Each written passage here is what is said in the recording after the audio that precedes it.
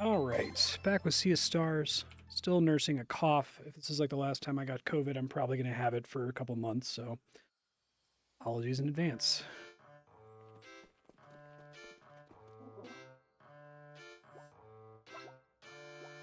Leaf Cape's an upgrade. Kind of expensive, though. I have Yomara. Oh, that sounds really helpful. Strictly better than the thing I have. I don't have anywhere near enough money to afford that, though. I guess I can get rid of my old shit and see if that gets me anywhere close.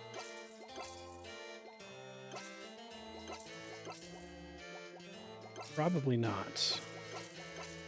Wait. Oh, we're almost there now, actually.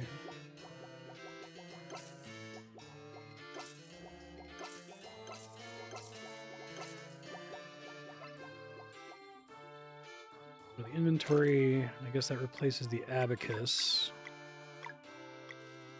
Great.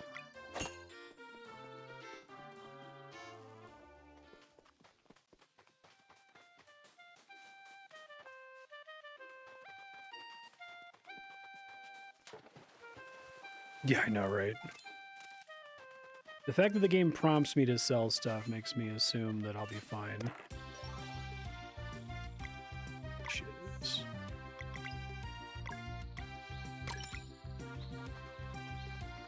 Dragon Quest VIII broke me.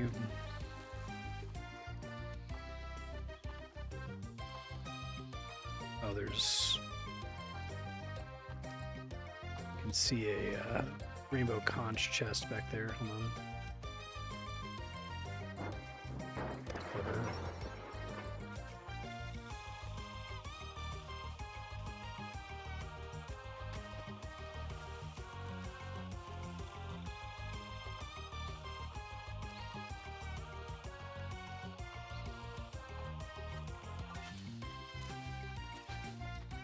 So these are obviously the same songs from The Messenger, but are they literally the same songs, or do they, like, remix them at all for like, the instruments they're using for this game?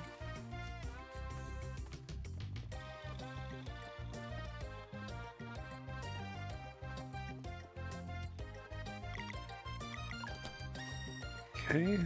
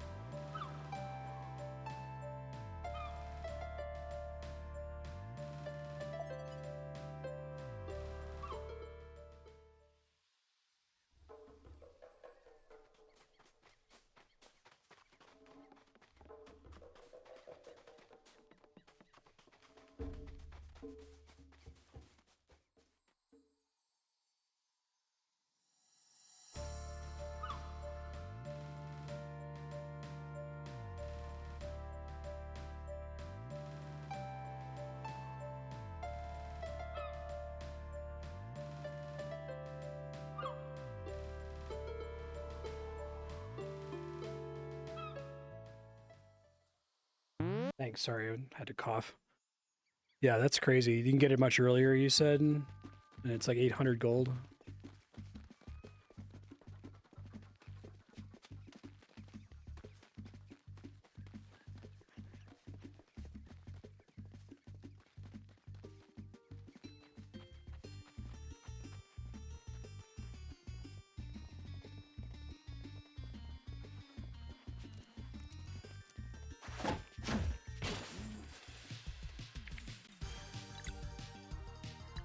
Moonring.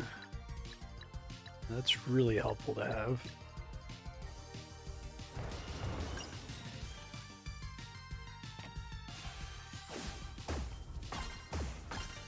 How early is the secret shop available?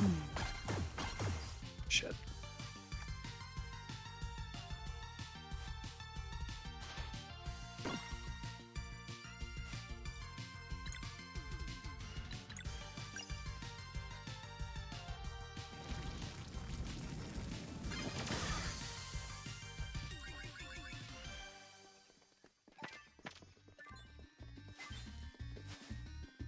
Boulder too was such a good enemy. They couldn't leave it to one enemy. Hey, Bucky. Oh, that's cool. Is that the main thing that it has early on?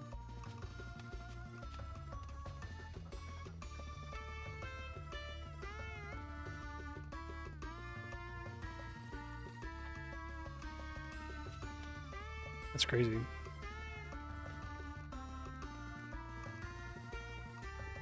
I think over here, but a chest.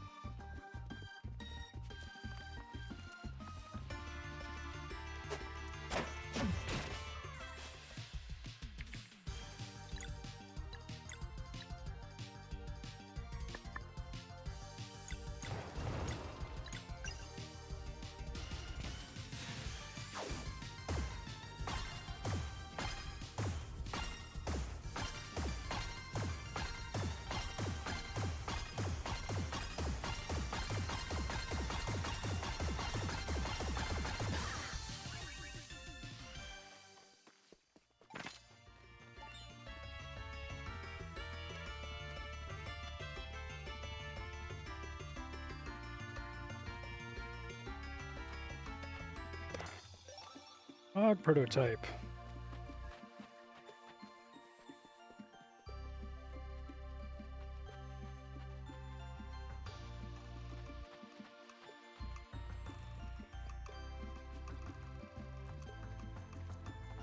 Okay, let's come back to this constantly.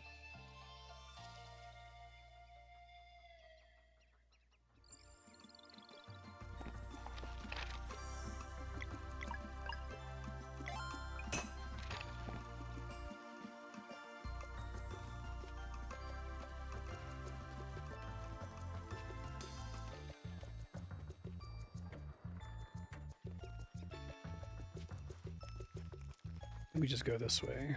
If there's anything else back that way.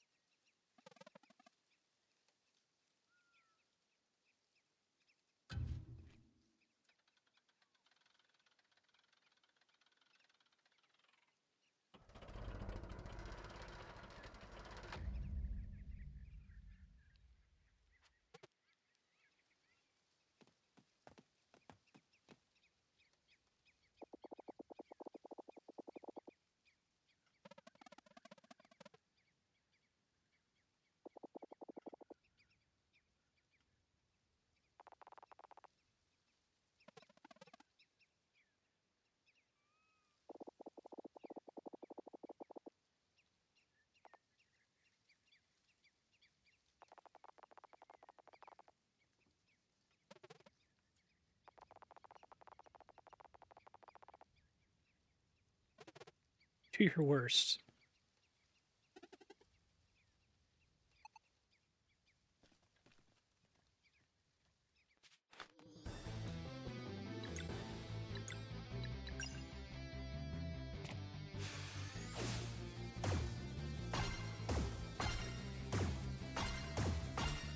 I probably want to do the combo, but I can do that with Sunboy. It's bad that I can't remember the main character's names in this. Yeah.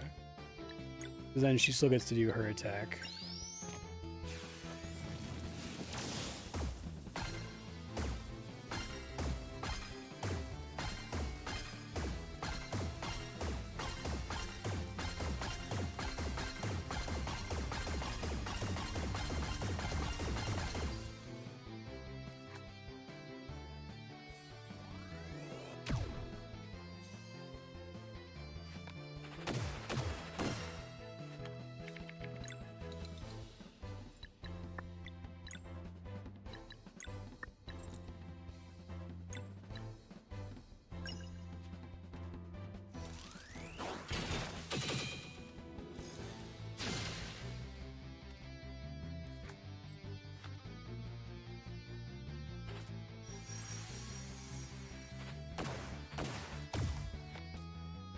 Remember that from when I got to use it.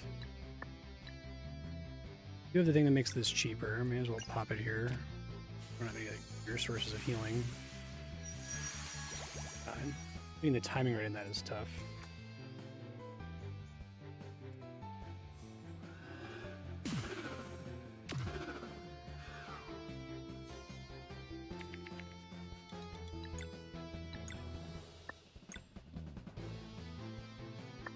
Heal her.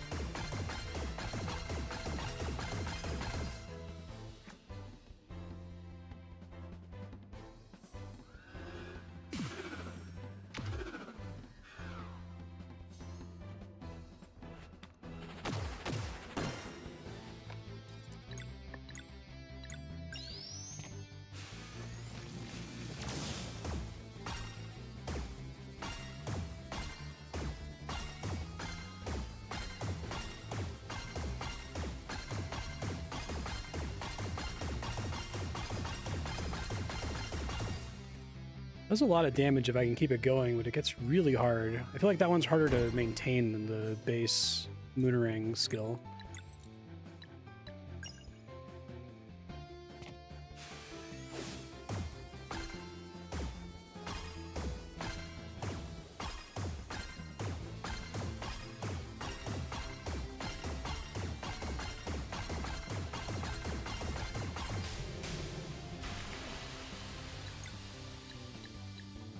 He's down.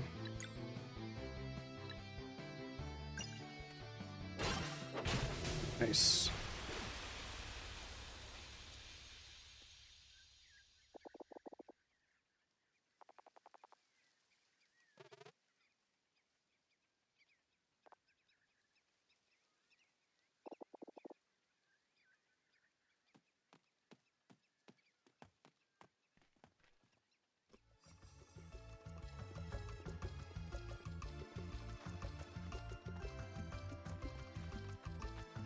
Shortcut over here? No, it's chest. Thought there'd be a ladder there.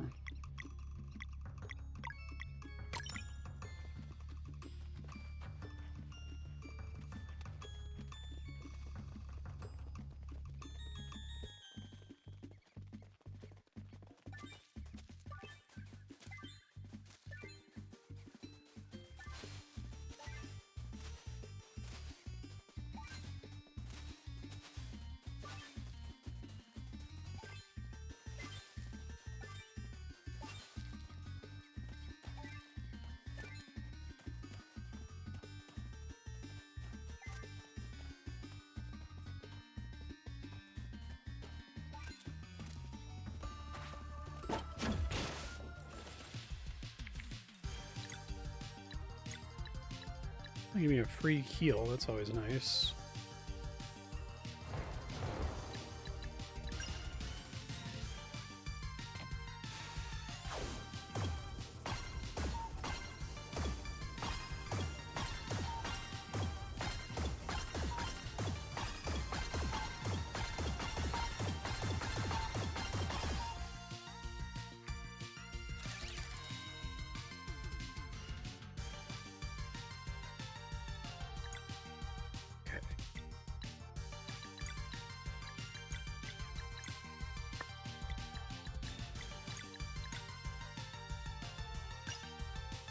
Song's been stuck in my head lately. It's pretty good. I'm not super blown away by this game's soundtrack, unfortunately. I think the combat song's relatively catchy after you hear it a lot.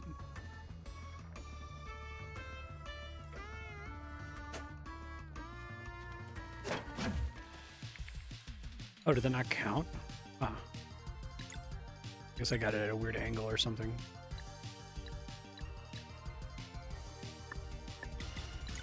Let's go ahead and reveal these locks. Okay.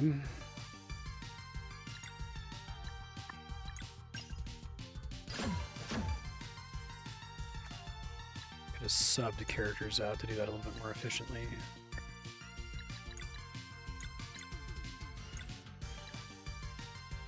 Feel compelled to hold on to him to do Petrichor out of combat. It's just really convenient to not have to worry about it otherwise.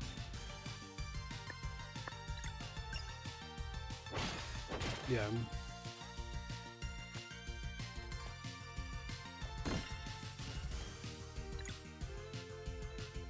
It's weird, I can only take it as like a deliberate choice on the part of the design team to not tell the composer to go like crazy, right?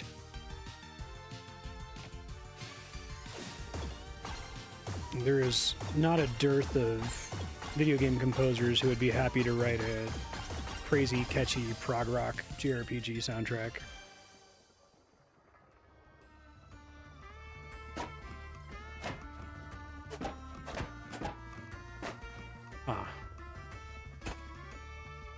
Get some other tool, I suppose.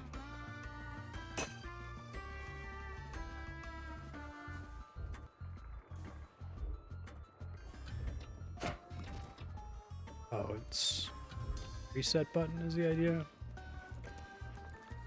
Okay.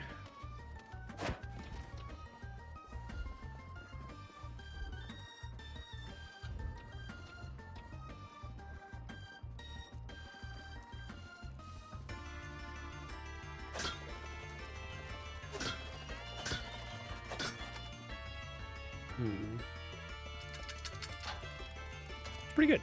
I like the Messenger. It's a pretty solid Ninja Gaiden-like. Great soundtrack. It's got some cool sequences. I do like the whole trick with 8-bit versus 16-bit.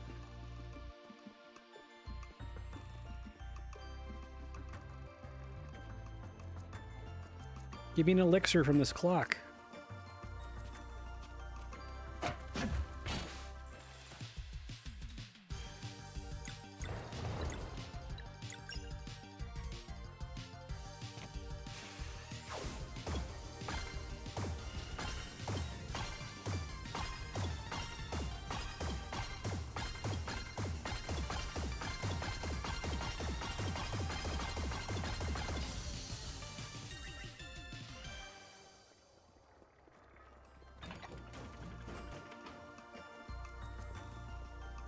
What's the catch?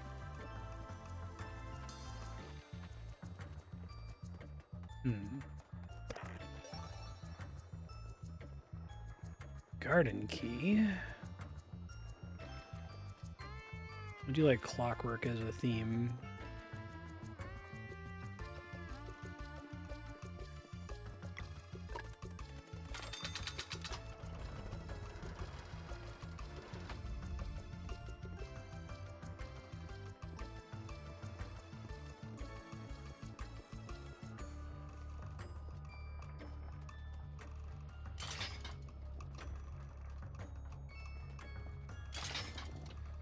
Okay. To reset again.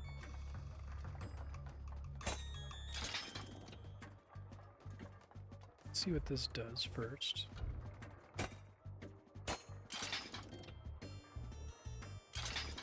Nothing.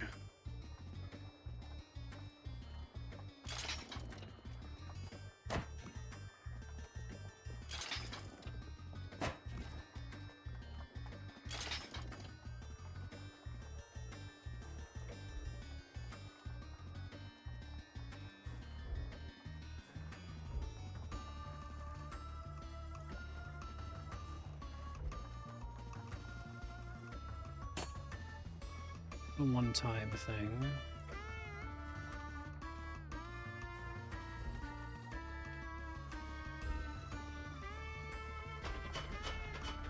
Okay.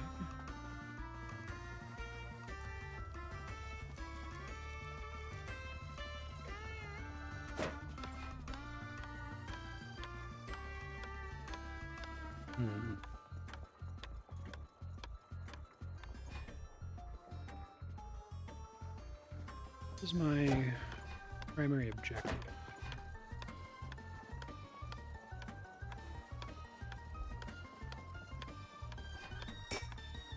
Oh, I see. Okay.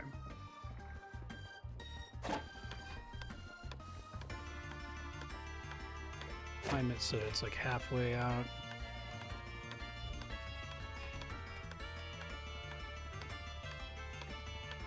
Just having another one of these do.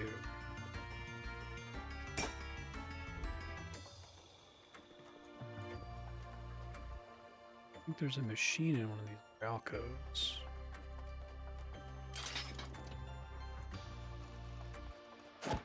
Shit.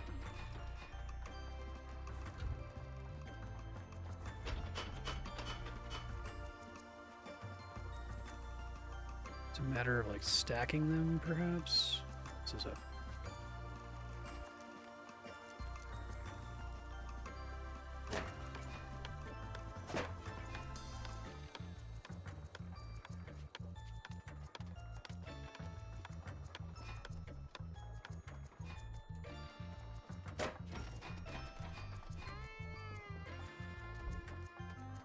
two outside ones do something if they're both populated. Okay. Clear on the why of that, but that's fine.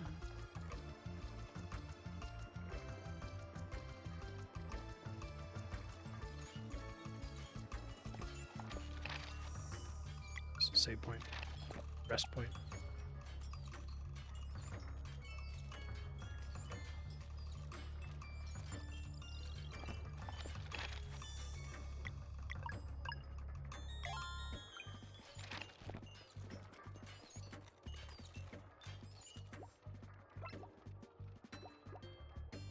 I am broke.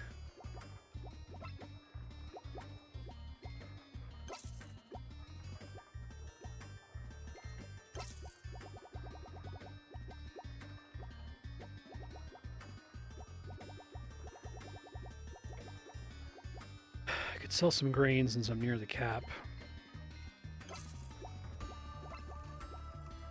Need 140. Maybe I'll just do the Dragon Quest thing and skip that upgrade for now. Get whatever the next one is and save the money.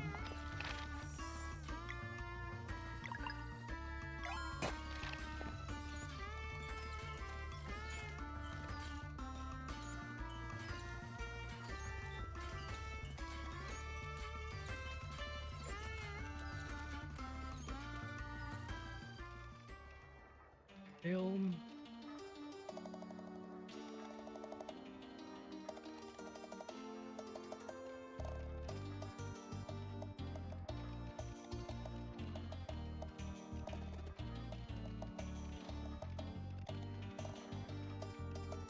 Wait, introduce yourself first, Carl.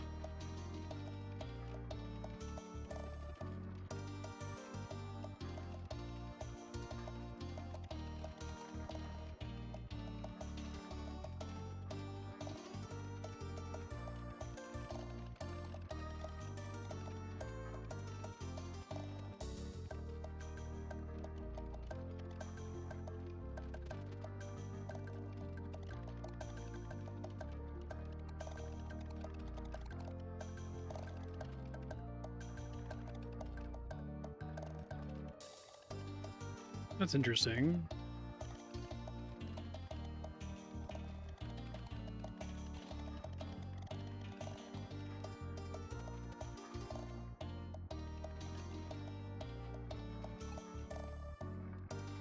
This Clockwork Castle was in the Messenger, right?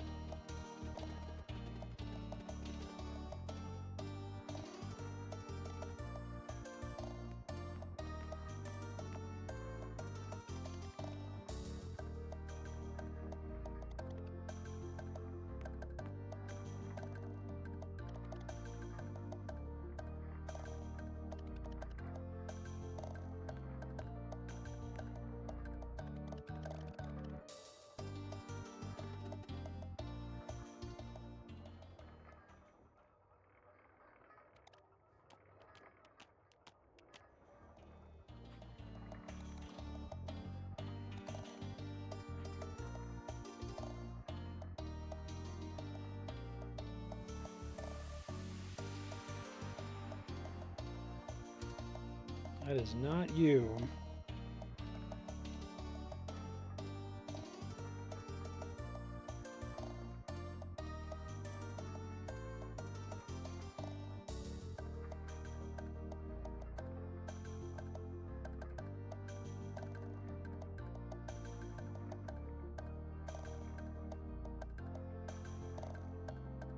having some kind of Twitch issue. I'm gonna try switching into servers. Okay, knock on wood, I think we've dodged the disruption there.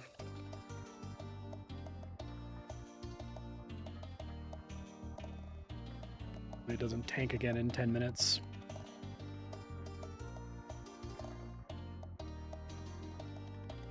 These are like permanent children in like a Santa's factory type situation where if they leave because time is frozen, they'll instantly age and die.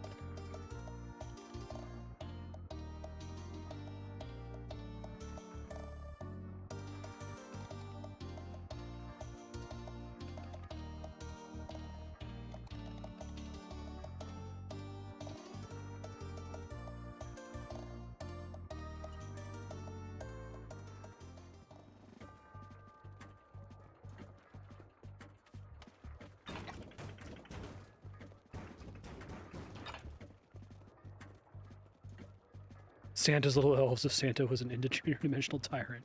Exactly. Who's to say he isn't? Can't watch that.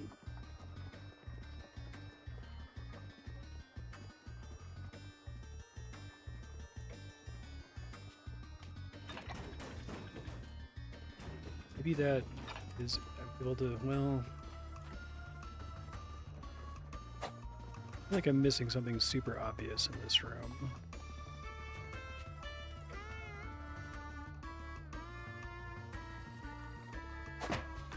Oh, I guess that was lower than it appeared to be. Fair enough.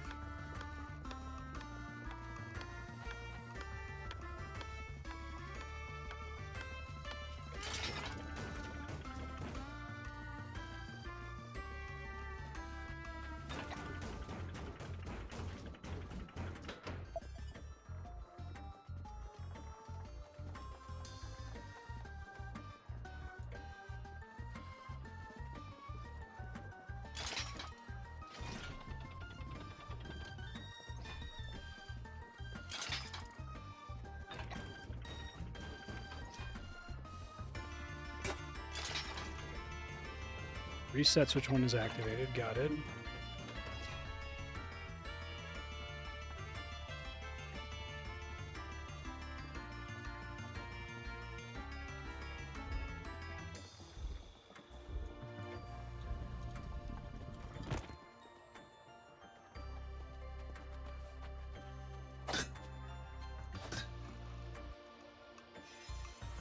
Do it on the other side.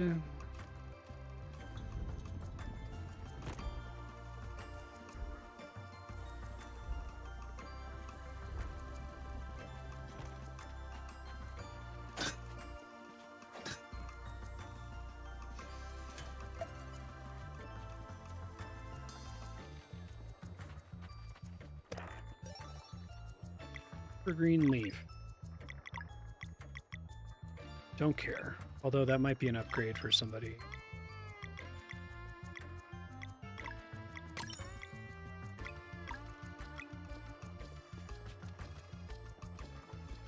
Glad I picked the optional path first. Always stressful to pick progress first by mistake.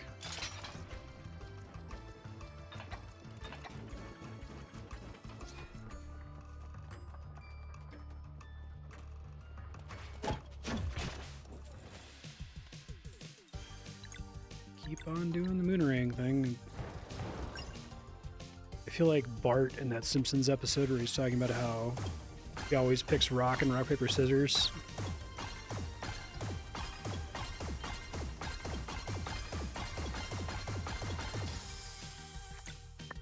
Hard to not use it.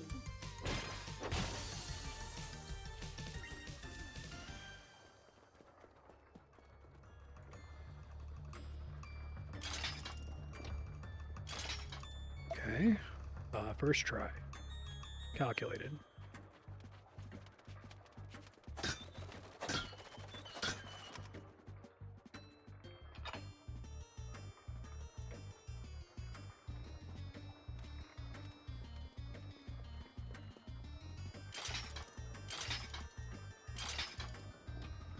Just happened to get the right combination when I first walked in here, and it's pretty funny.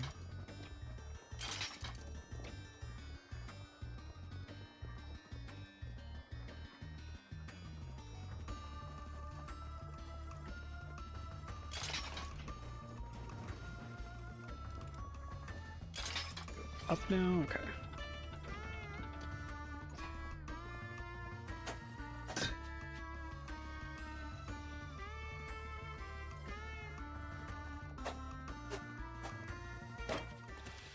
Sometimes I do that and it doesn't. I guess it has to also trigger the swing to count. Maybe that's the problem.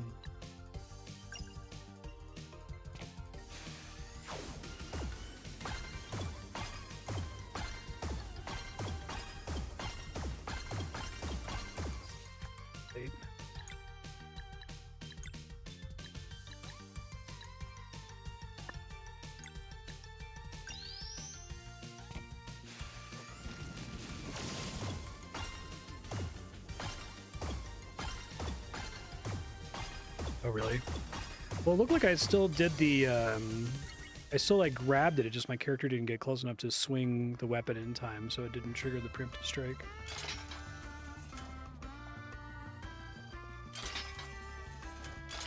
Okay. Did jump down first.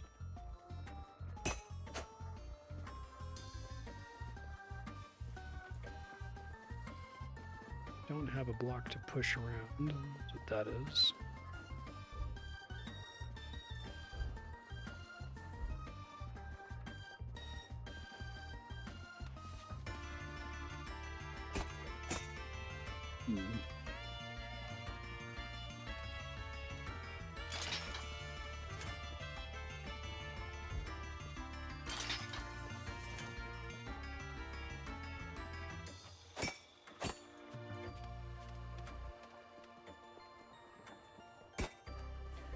Now I'm having the crosscode problems where it's a struggle to tell what the different elevations are.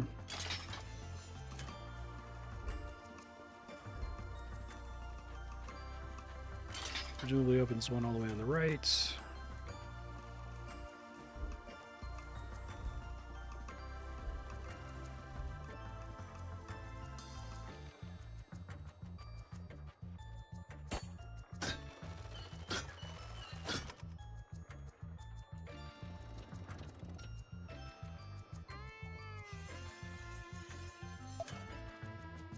Okay, take a rainbow conch. I forget how many I needed for the next upgrade. I think I have 34, it might have been 37.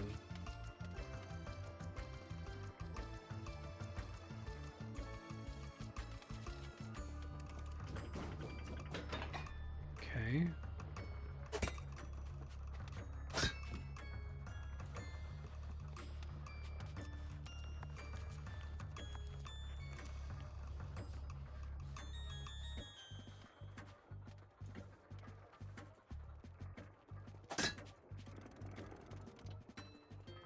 Out here.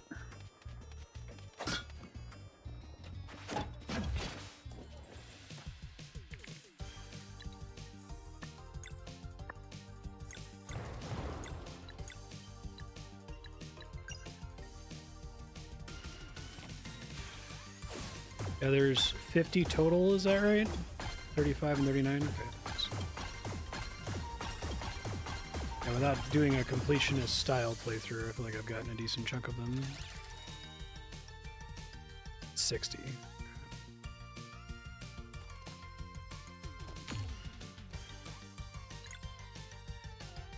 And the final reward's the big thing that's required for the true ending, I guess.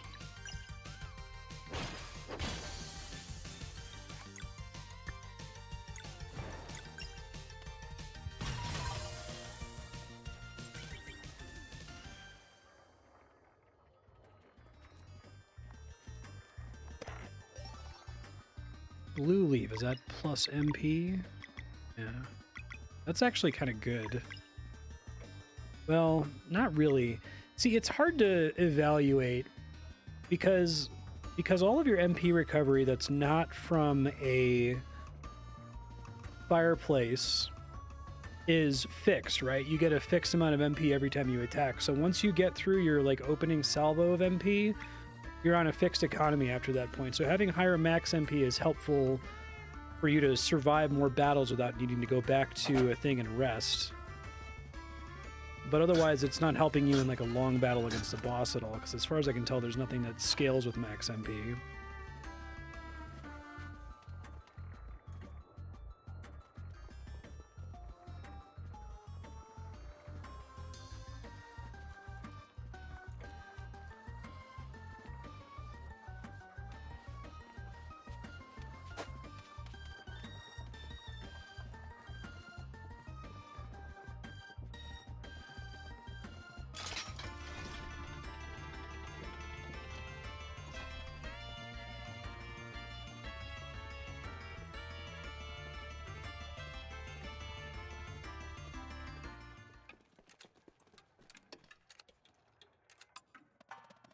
Watchmaker.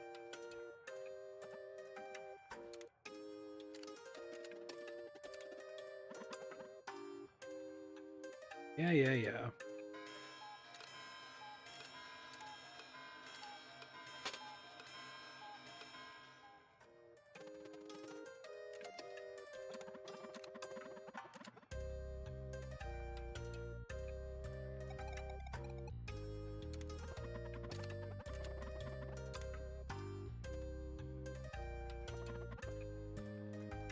He just drops it. It's kind of funny, actually. Last character I encountered who was a watchmaker was like monster. Oh, you have to beat all the champions first. And you actually do that to get the true ending as well, do all the wheels games.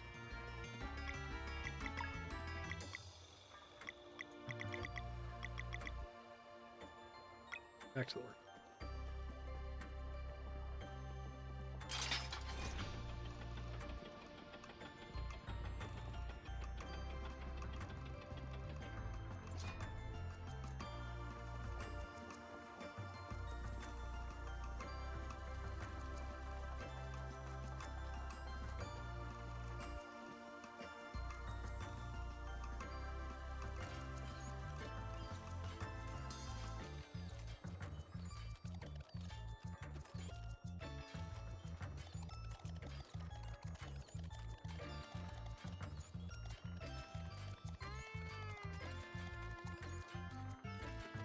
Got it.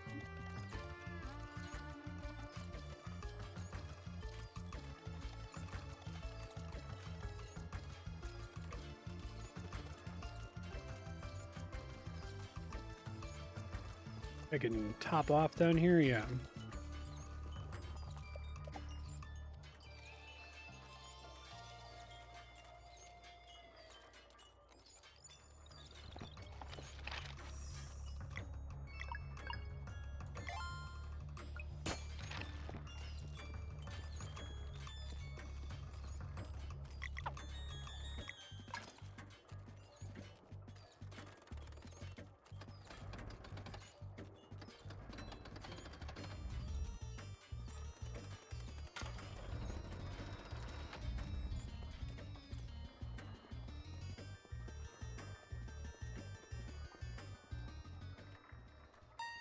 I really love the big sprites in this game.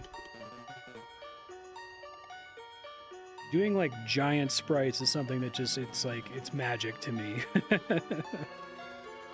I kind of understand the basics of pixel art and how to go about starting with an idea and making like a tiny character or like a box or some candles or something, but making the really huge boss just seems really hard to coordinate without making it look like ass, you know? They do a lot of like mild deformation and like pseudo 3D stuff that looks really good.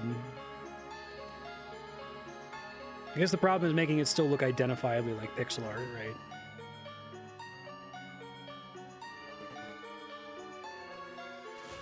Okay, all four of them now.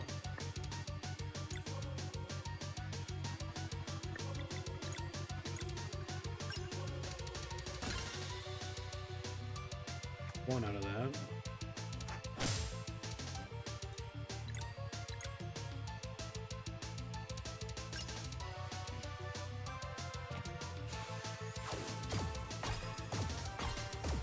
Shit, that's so annoying.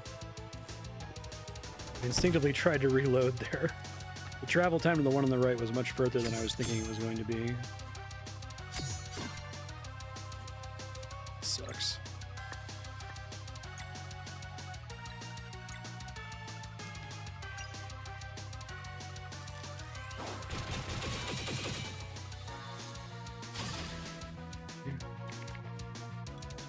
Could have gotten it if I hadn't have fucked up there. I guess I could disorient again to just delay him another step, because this does do one tick of poison.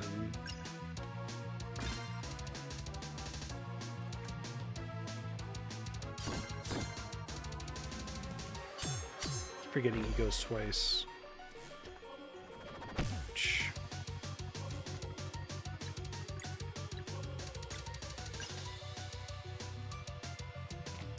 Fuck it up this time.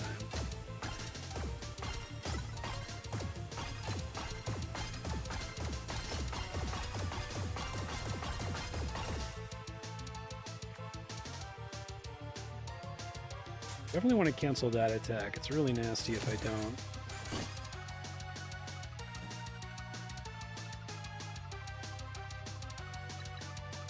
Don't think Mending Light works on the dead person? No.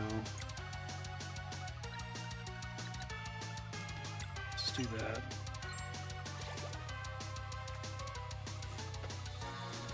Ouch. It's okay because I'm about to top off.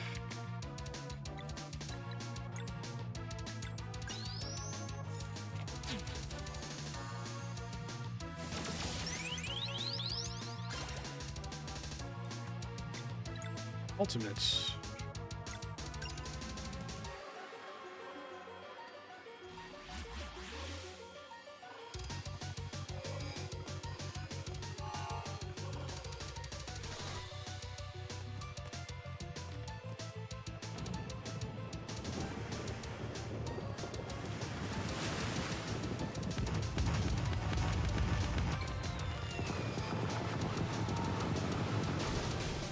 Well, that's pretty convenient. I could have disrupted that if I had the MP, but...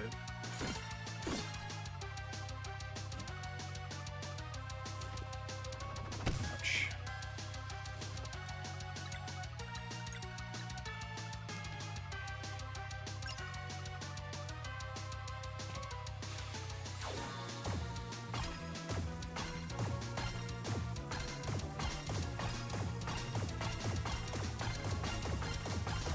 I feel like if I had limited inventory space, I could never justify taking the Phoenix down item. I don't know if that was a good decision to remove that limit. Well, I understand why they did it.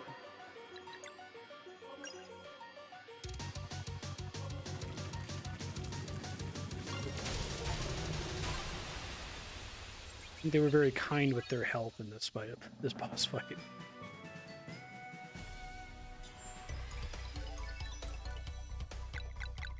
I don't really want any of this. Physical attack only affects the attack command, right? Or does it affect spells that have, like, sword or club in it?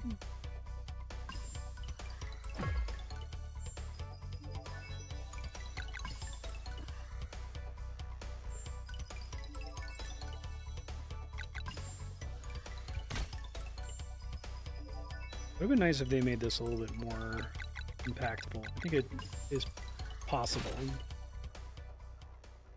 Mana feels impactful. I probably should have been taking it from the beginning. I didn't realize how stingy the game was with plus MP.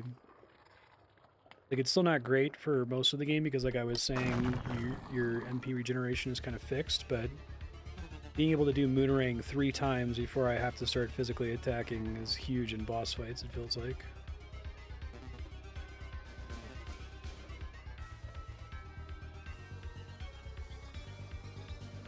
Because it's in Mario RPG, probably. Well, they didn't do the Mario RPG thing where one of the stats is clearly better than the other two. And it's reasonable to not do that because it's dumb in Mario RPG. It's like, oh, okay, well, this isn't really a choice then. Like, I can get double attack or not double on the other two stat choices, right? I think I'll take the one that's double.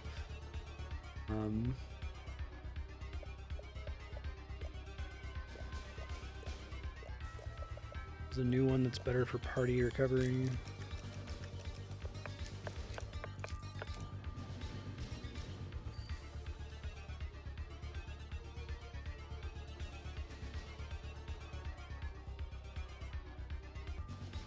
Trying to continue here. We'll see. Let me know. Just please continue to let me know when you see it go down. Don't always see it in my peripheral vision.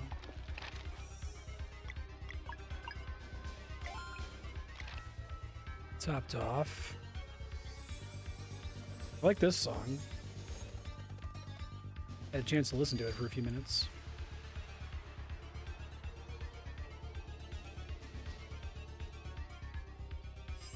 I need to see if I can rig up a tiny little monitor that's directly underneath my main monitor that only shows me my stream bitrate and whether or not I'm muted. So it's always like very clearly visible. I'm looking straight ahead at the game. Hey Jerry, how you doing?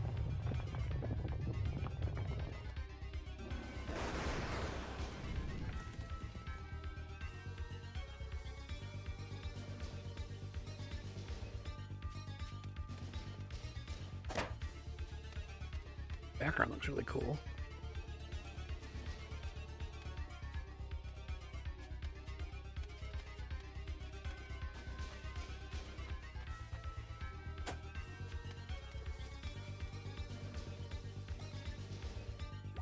Shopkeeper up here?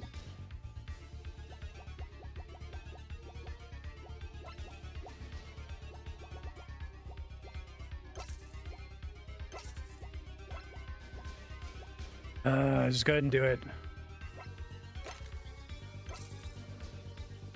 It's a little painful.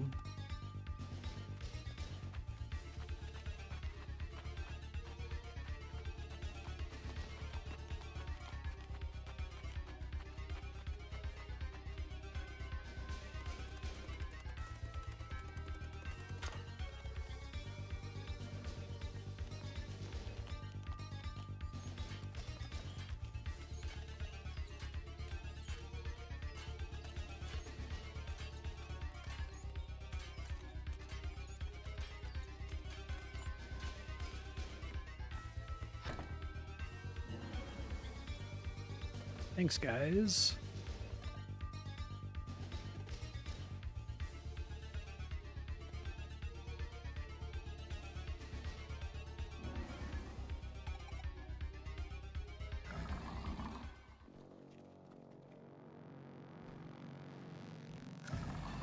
I really like the moonlight on his back. That's cool looking.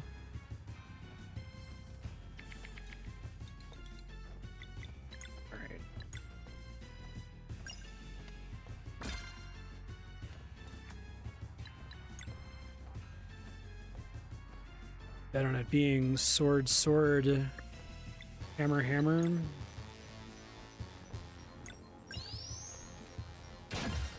Nope.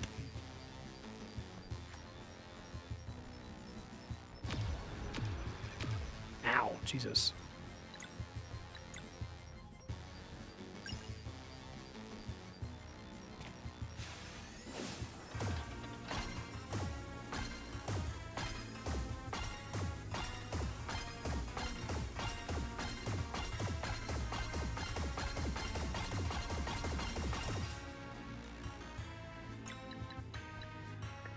This crystal charges when I do elemental spells, is that the idea?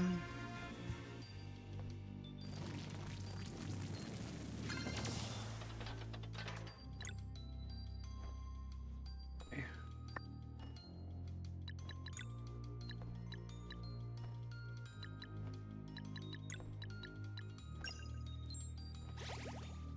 Oh, wrong character, shit. Dumbass.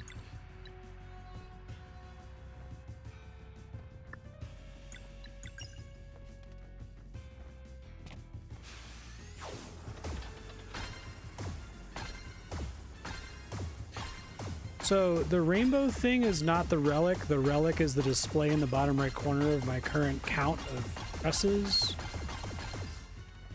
The rainbow displays regardless.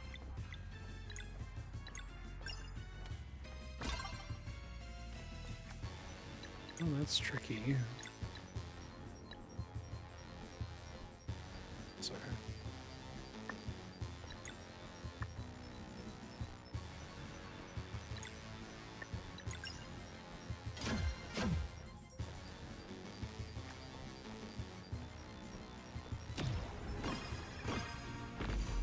Ow.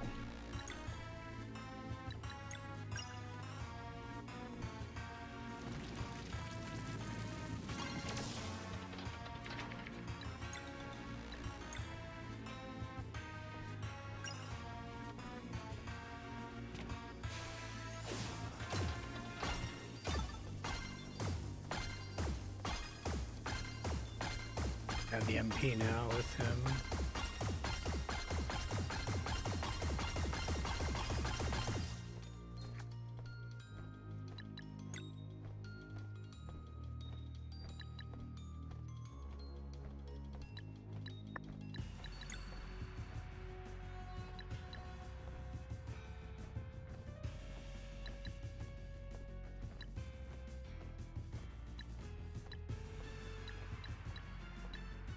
We have ally recovers, like a single ally recovers HP and MP. I guess I haven't really invested in that.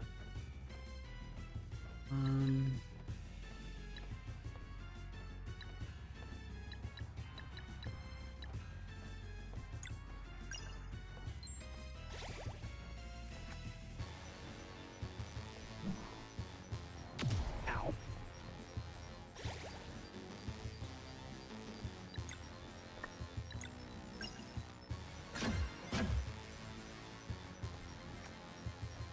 Counter is a separate thing in the settings. Okay.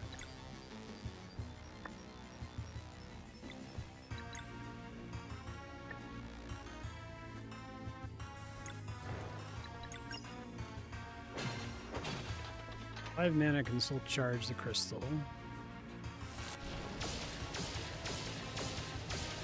That's the bulk of my damage. Okay. Just need to be casting my spells.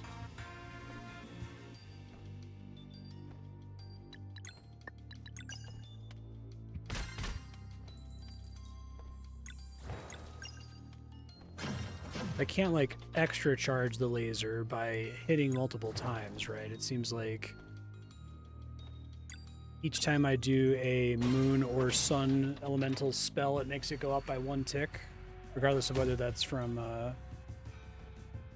just live mana or not.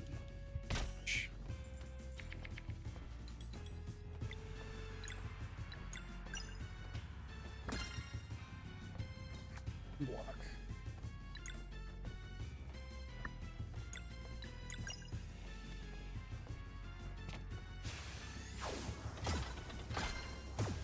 Only one of those, shit.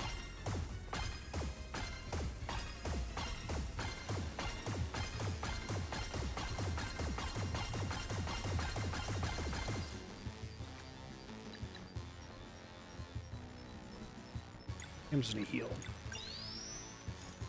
Combo can keep building here.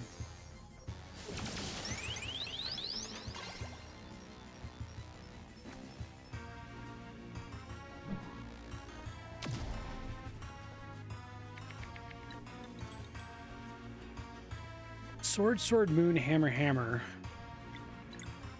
Literally impossible, I think. I don't know if this doesn't even do any damage. It might not. May as well pop it, though.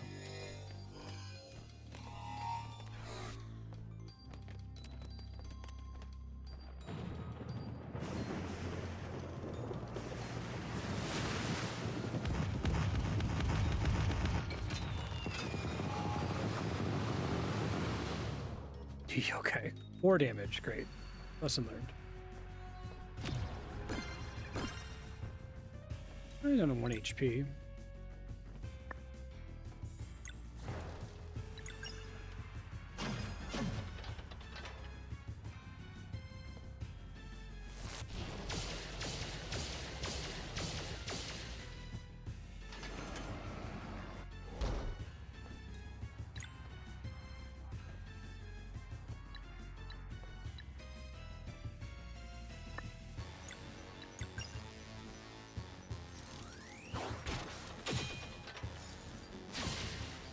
cheaper, it still counts.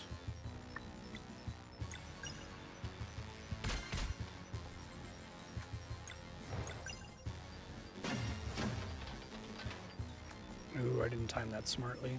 I'm gonna use another healing item here.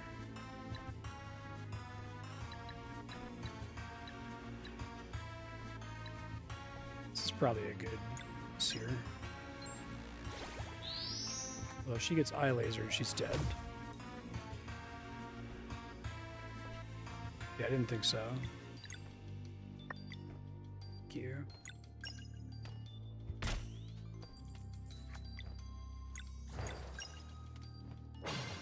Interesting gimmick for the fight.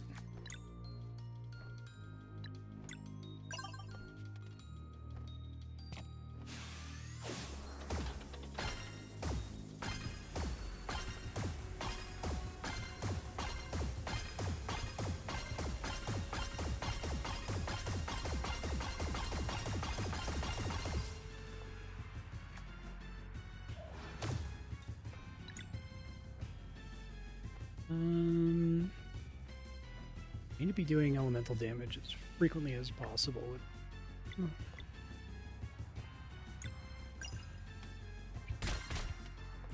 The laser is always an interrupt too.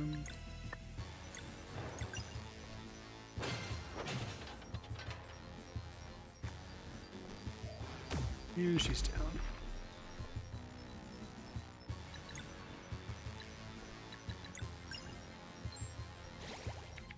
A pretty substantial time save there.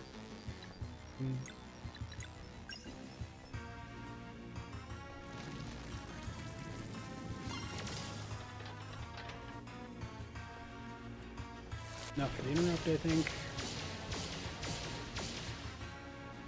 Doing less damage now, though.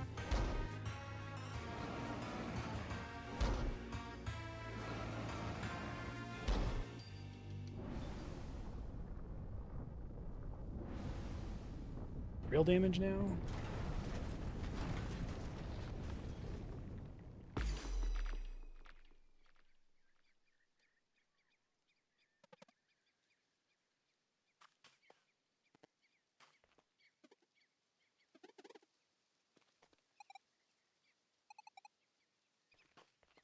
Seems pretty bad.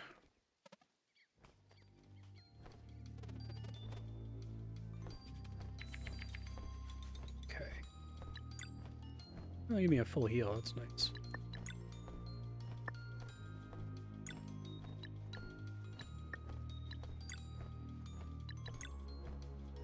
To do that, I'd like it to be actually heal a little bit, and I think his eye laser is 3 hits, so it's not that.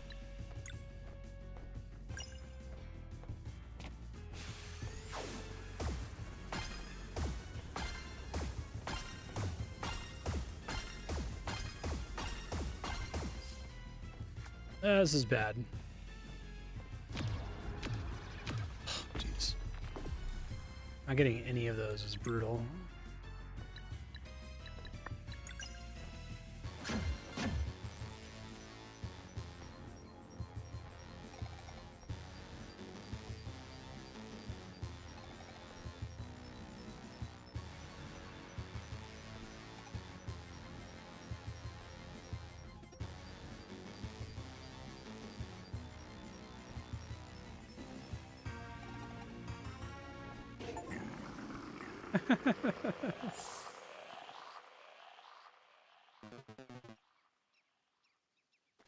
Interesting.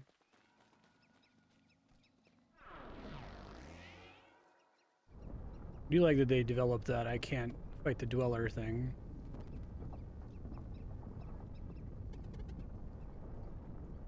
Whose attention? Graphics.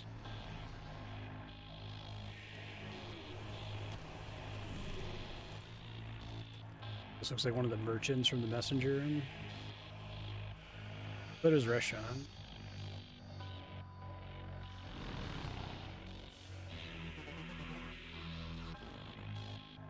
Fleshmancer.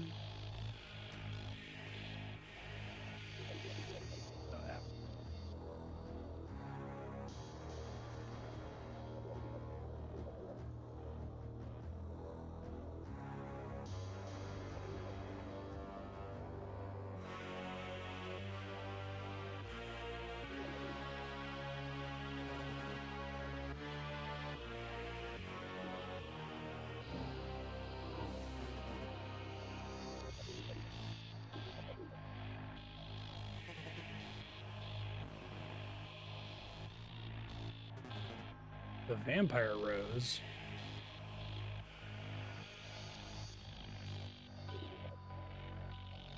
I like this guy's theme.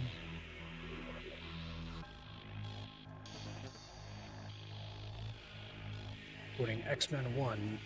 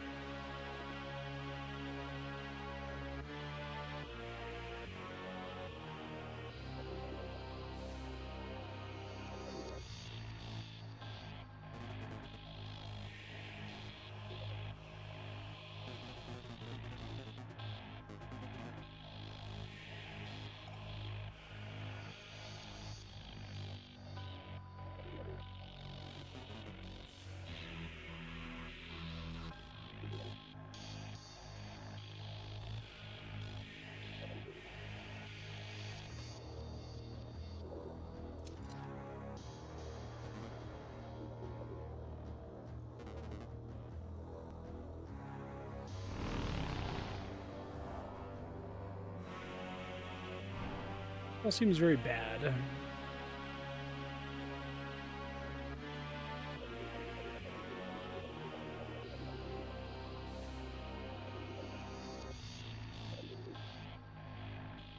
King of a new race.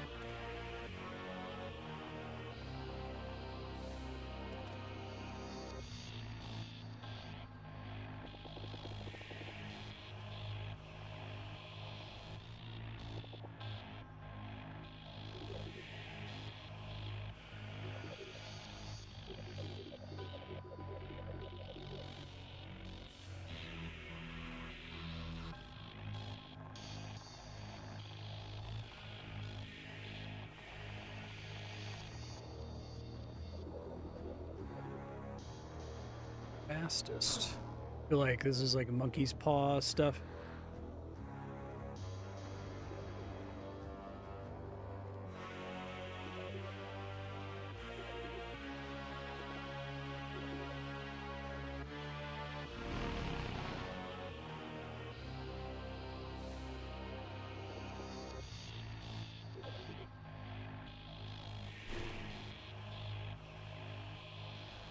I think her and Brugaves are way more interesting than our protagonists.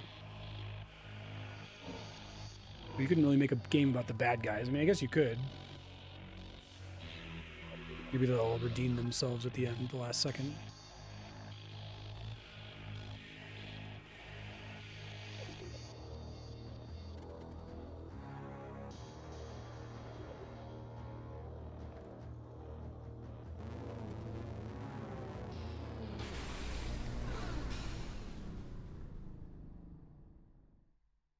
Oh, hey, it's like Chrono Trigger.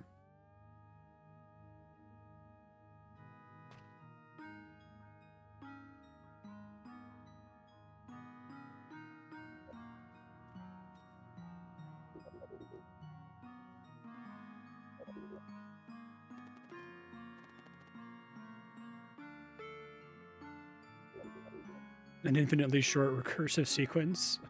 Okay. So Garl's gonna die, we're gonna have to resurrect him.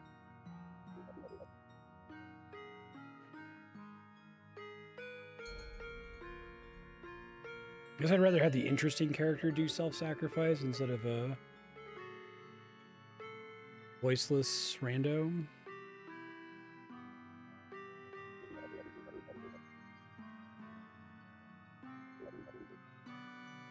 These are the time shards from the messenger, aren't they? They're all over the place in that game.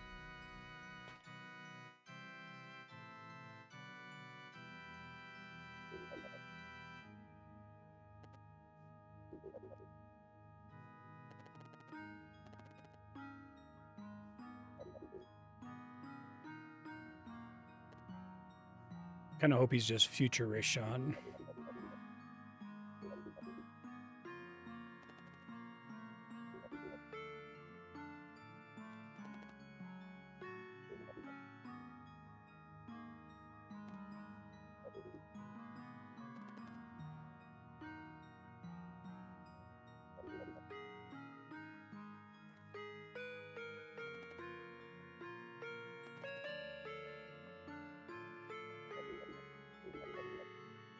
Hey, they said the thing.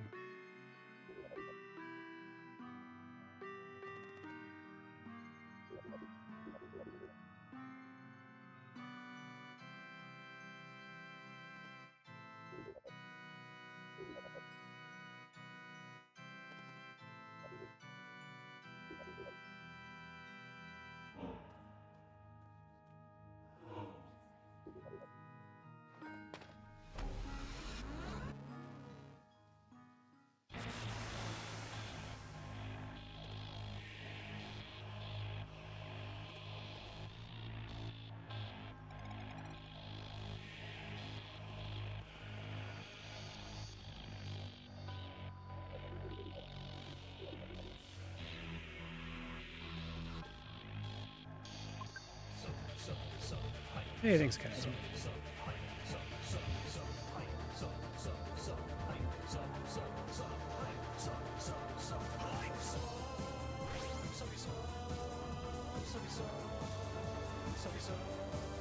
I see. You're super awesome.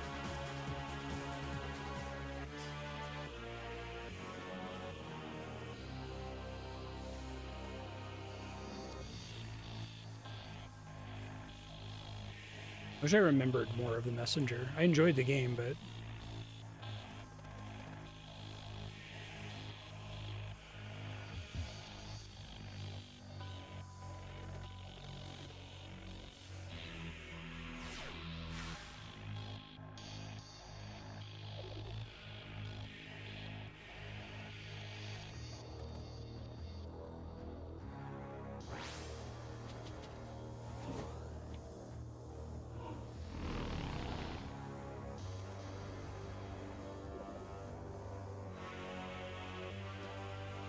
it was a pretty cool scene. I liked it.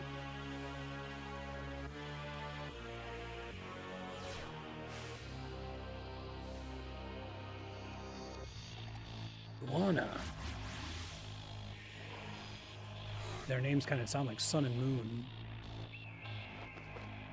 Oh. Didn't know he could turn into a bird. Right on. That's pretty useful.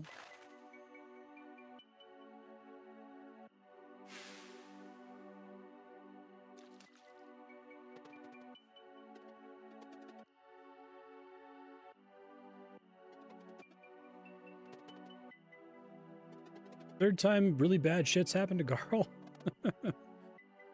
Lost his eye.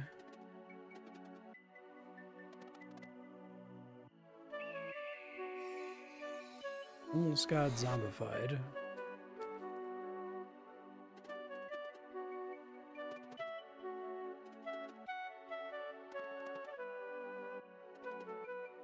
Do it. Kill Garl. He's a cool character, but why you should kill him.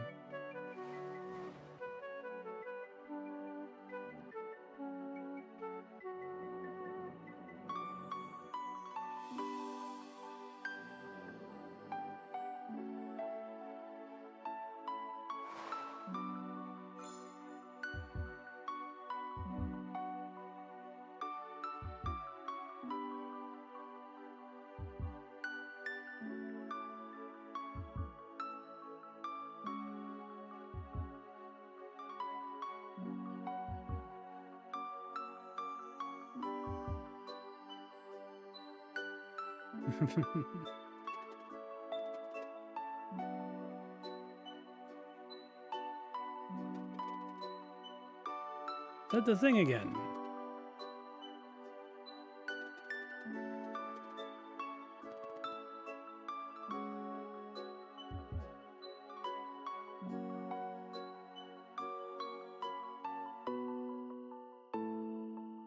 So he's like doomed to die, but he gets to stay alive a bit longer.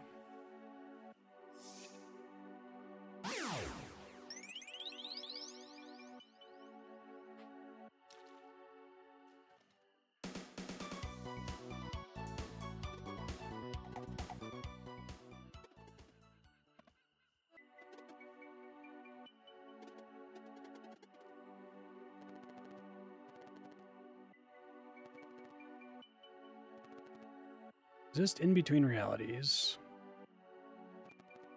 Good.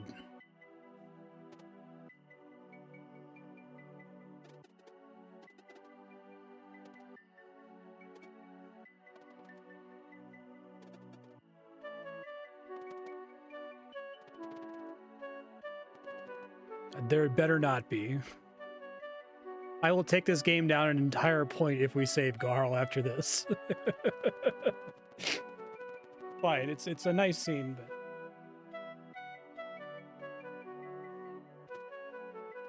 can't even go shopping.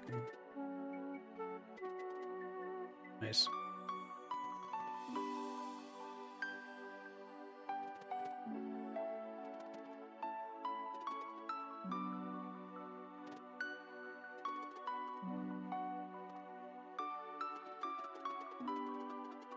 You only ever get one of those.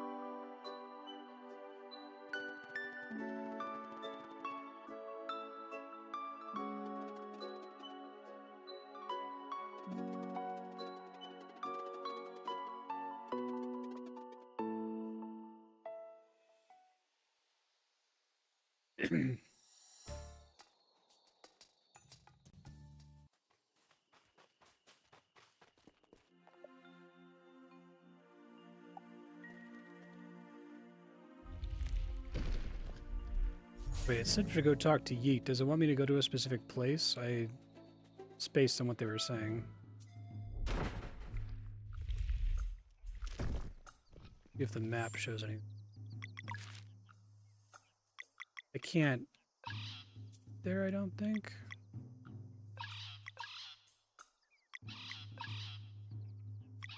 That's helpful. It'll tell me what I'm missing in a given area.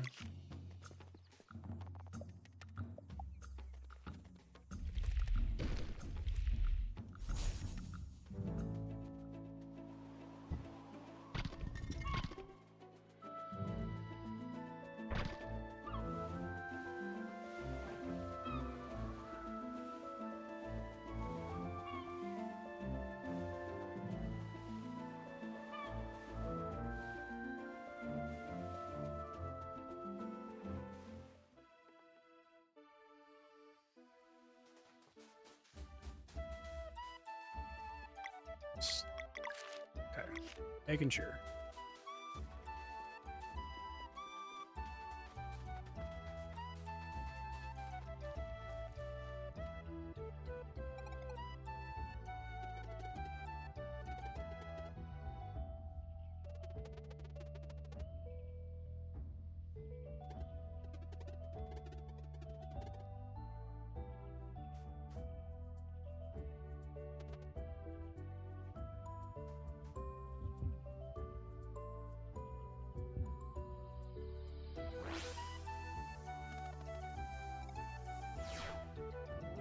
I just wasn't sure where it wanted me to go immediately until I checked the map.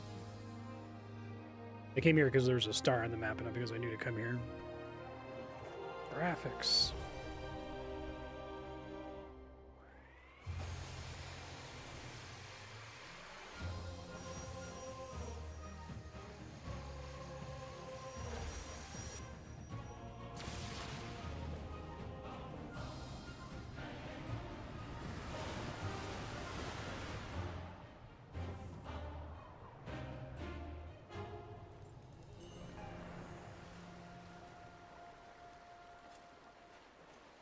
Get me closer. Okay.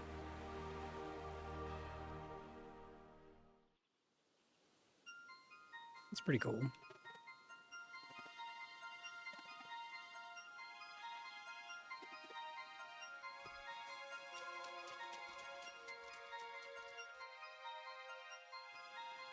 I go to Hassa.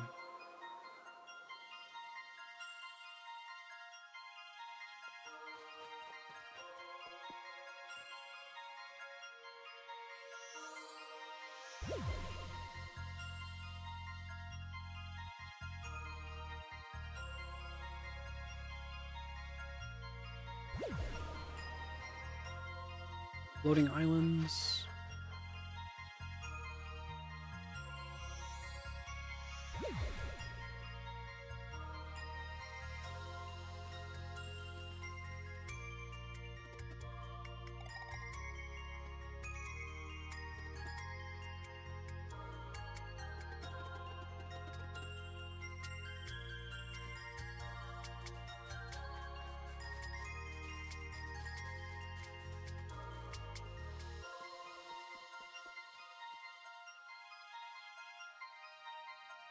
Eesh. Oh, really? That cutscene?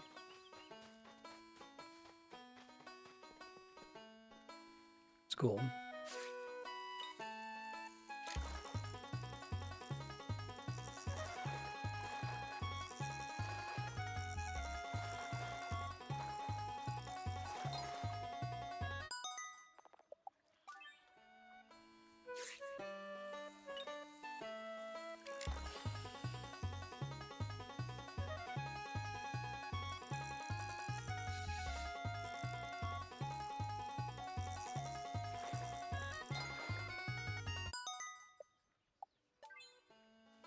Sign say. Urchins, maybe?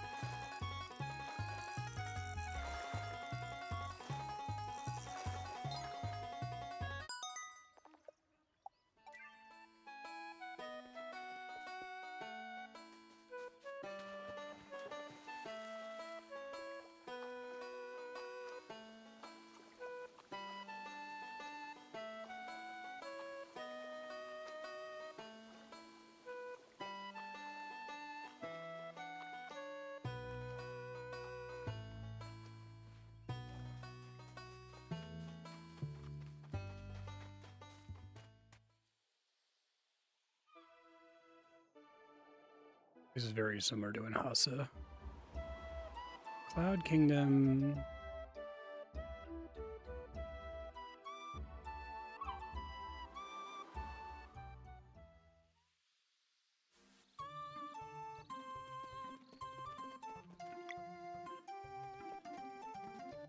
I'm shocked.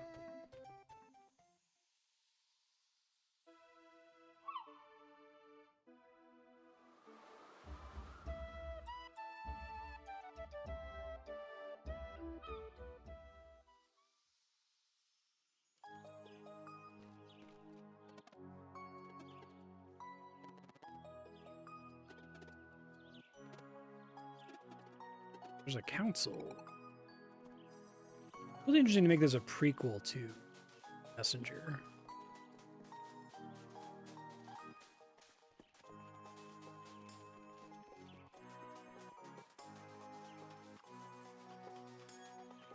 Guess they've got some timey-wimey stuff going on, so.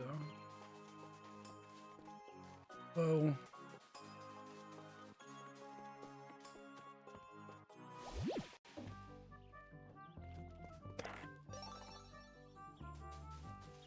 Repine question pack number 1.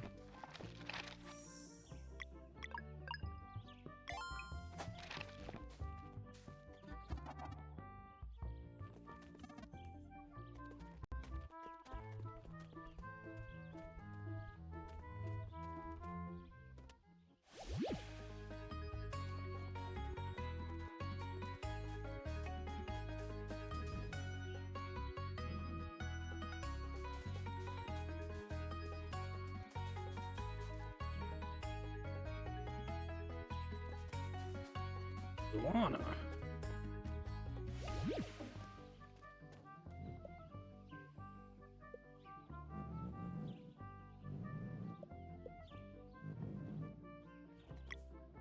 Yeah, we are topped off. I want to make sure.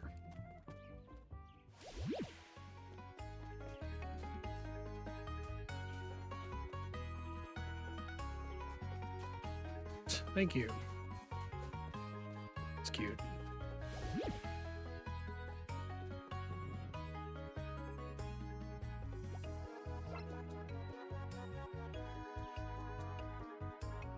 Screaming and crying and shitting and vomiting.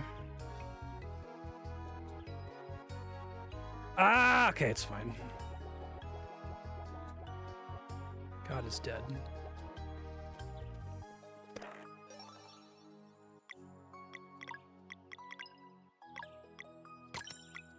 So mad. It's literally the next town.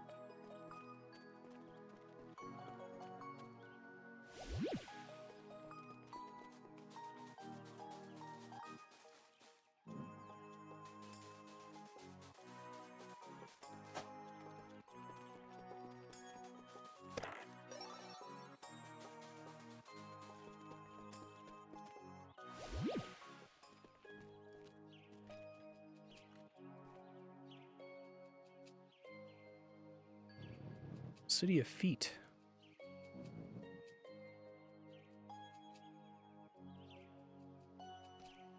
Yeah.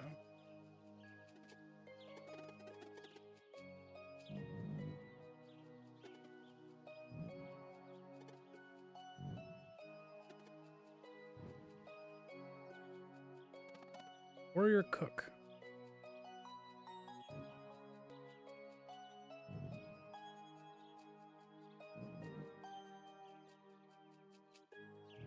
I'm going from like a Wilson from Home Improvement here.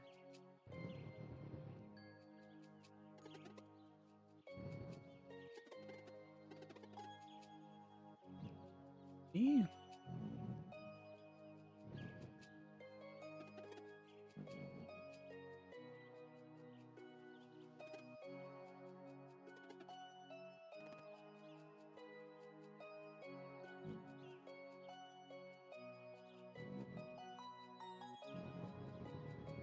Great Eagle, you honor us with your presence.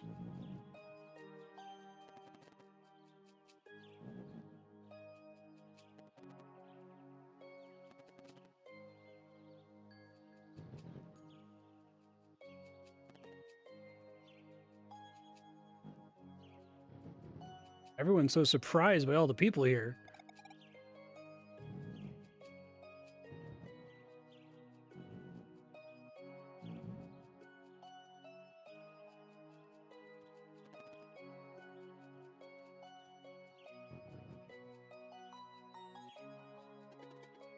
Wake the sleeper.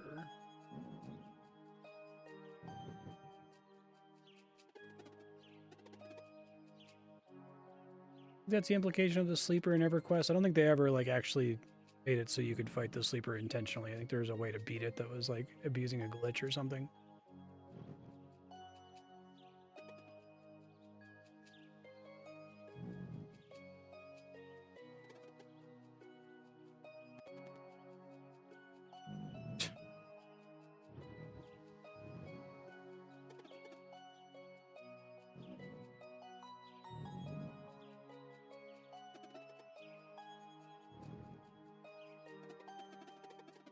So like Garl has like a divine premonition that informs him about all the stuff that he needs to know to do this stuff, right?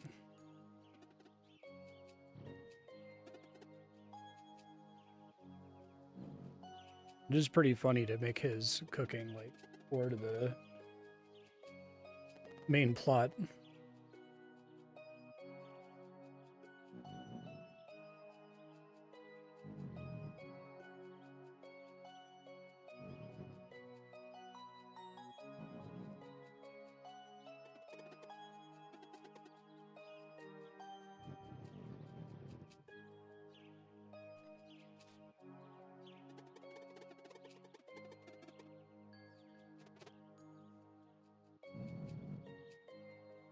Oh, shit.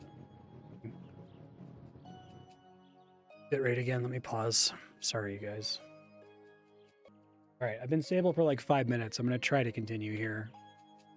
We get another big bout. We'll see. Cross the bridge when we get to it.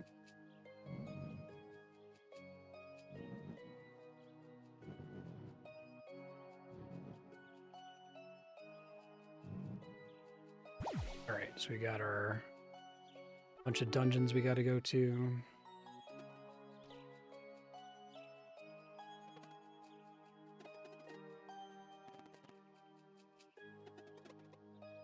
Carl's really charismatic. A bunch of points into Persuade.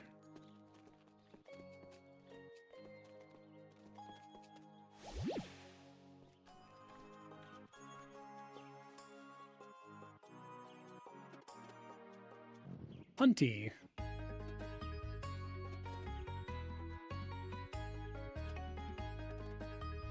Split up.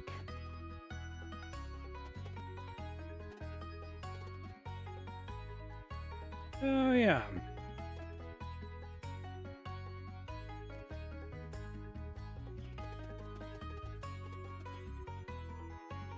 Reminds me of the section in Final Fantasy IX. It's a cool section, but I'm almost certain that that section is, like, cut content. The part where you have to go to the 4 temples at the same time, but you only actually do one of them, and it's, like, super abbreviated. The other ones just play out in cutscene.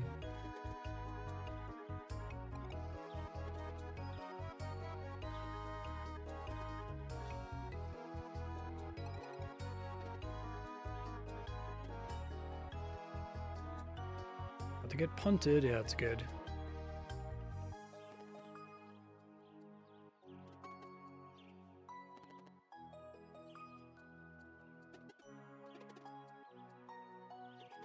I feel like you should just like do a really weird logic to say why he's allowed to help with a dweller. Nope. That's pretty useful.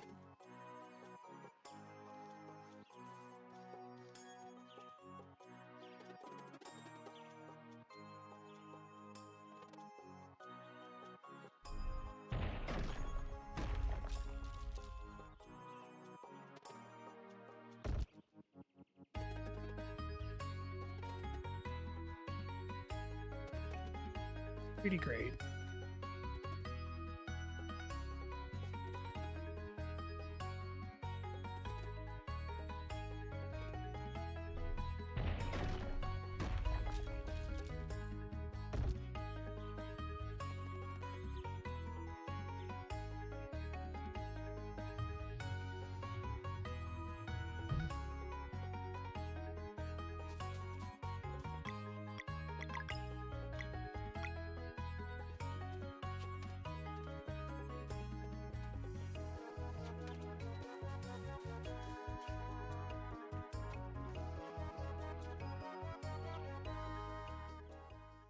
Pretty convenient shortcut.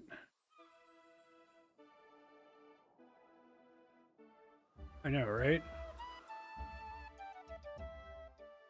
The idea of tripling the archivist is pretty clever.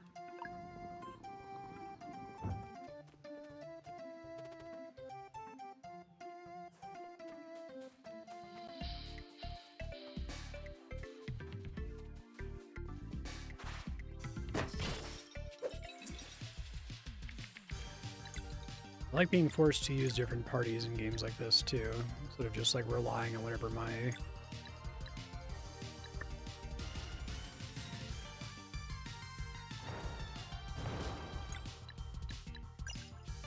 go-to party is. Something I really like about Final Fantasy VI.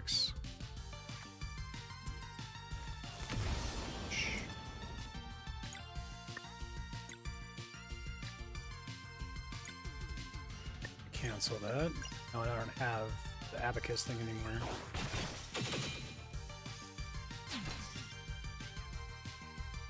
Late Torblado? Man, I'm not succeeding at that.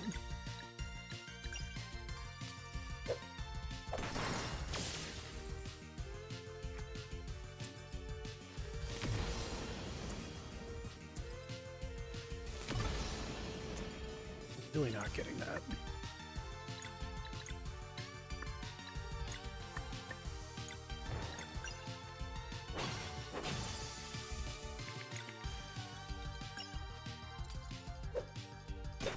What's the timing on that? Is it when he throws it or when it hits them?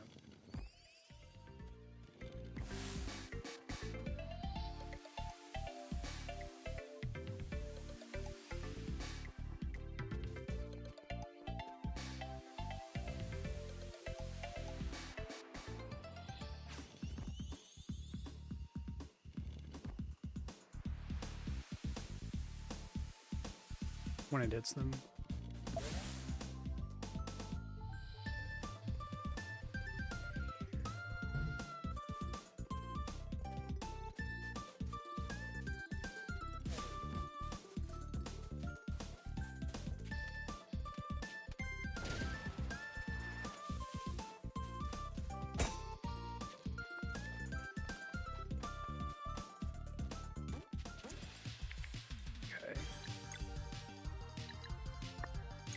I don't have any combo ability with this guy. I don't think I realized that.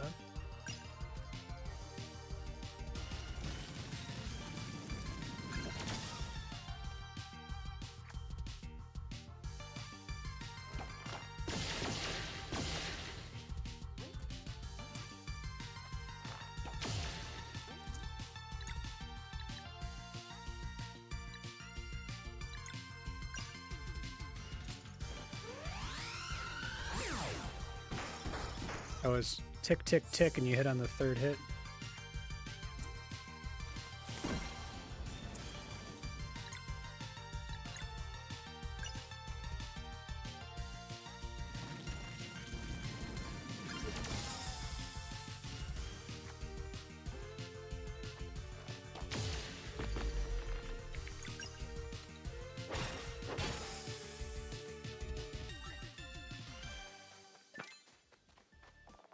Oh, really? Okay.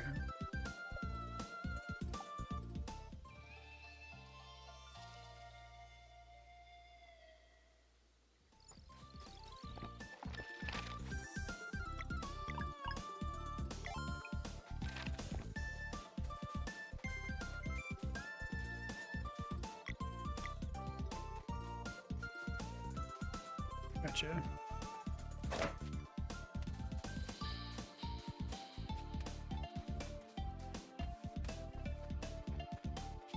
I'm not in practice for either of these characters.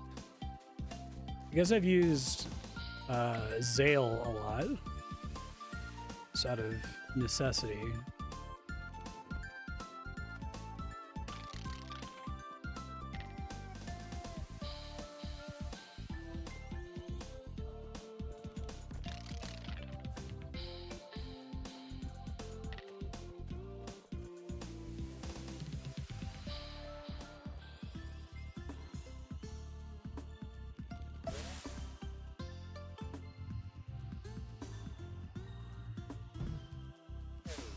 Okay, what's the last one?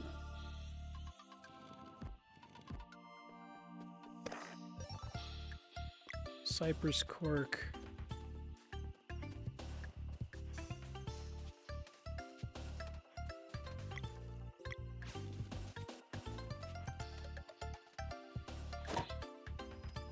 Oh, it's going to be a combo move for us too. Nice. Conflict.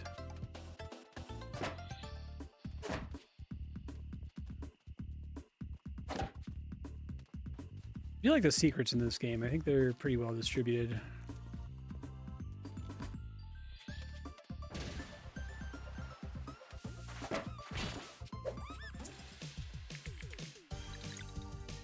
Toss 3.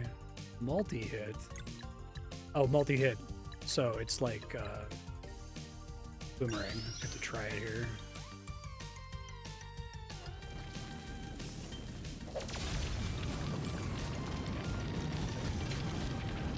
But where you want multi-hits to go, I guess. I see.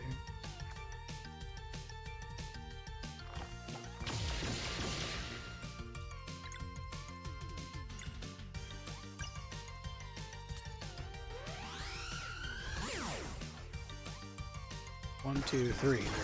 Got it then.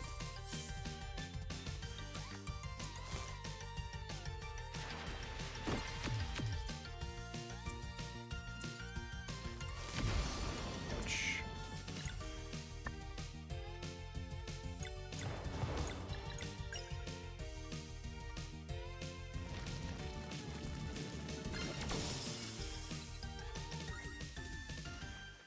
Hard to not go back and rest.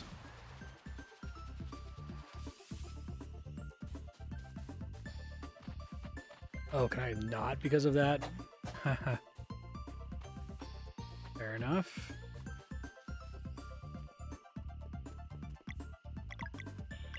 Well then.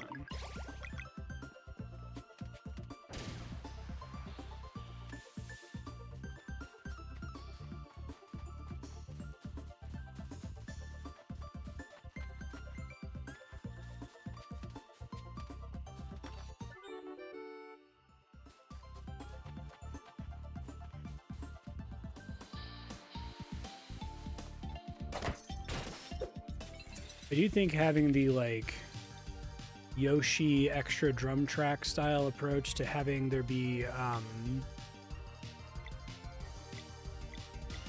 different music for day and night is, like, really aggressive for the soundtrack.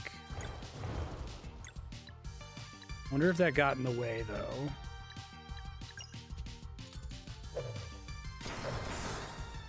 I guess I keep missing that. I don't know.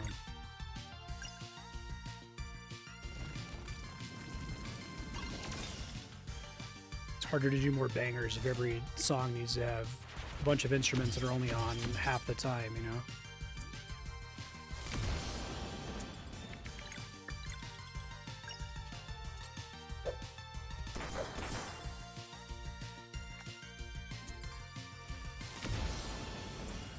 As the first thing hits, you're saying?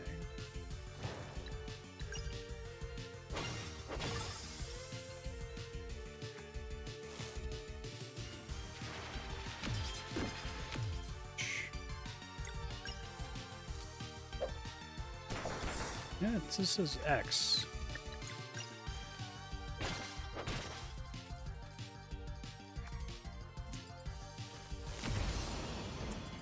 Try again.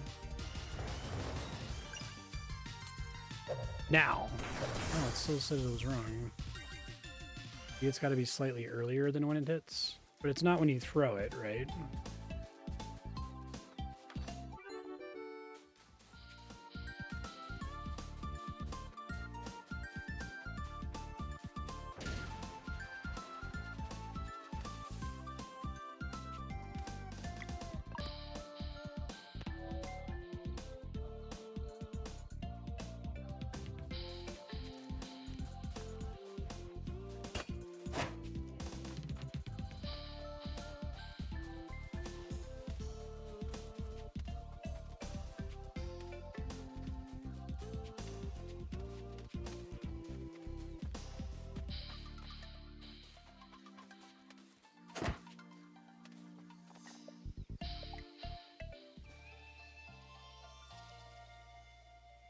Oh, so you press it when both potions land?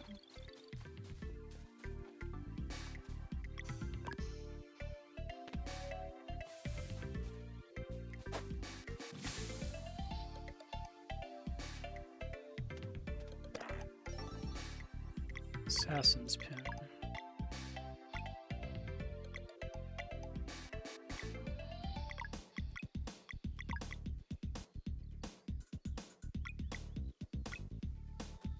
Probably good.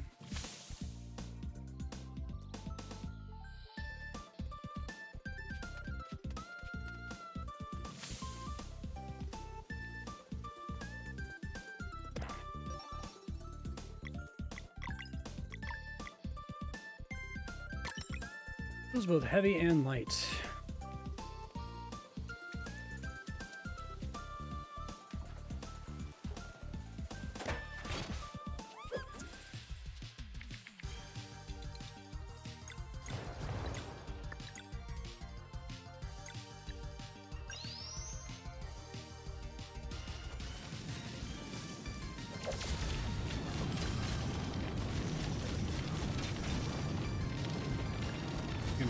Shoot here, wow.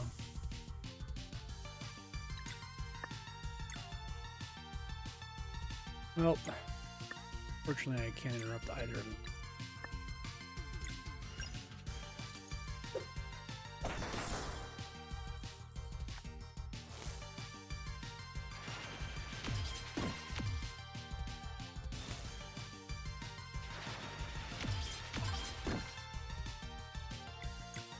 Try this again.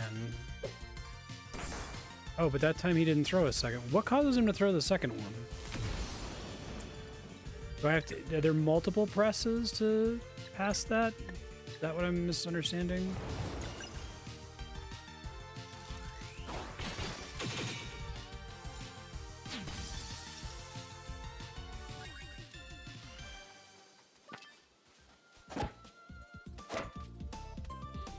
In the corner doesn't make it look like there's. It looks like there's only one check marker X.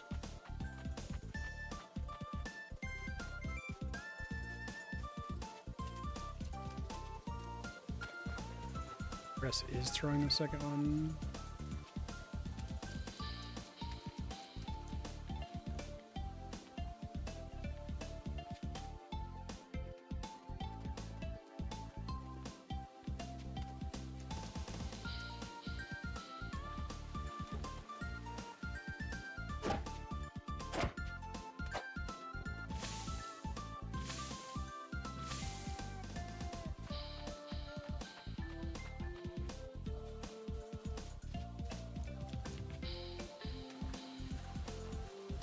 I'd kill for an attack practice mode in this game.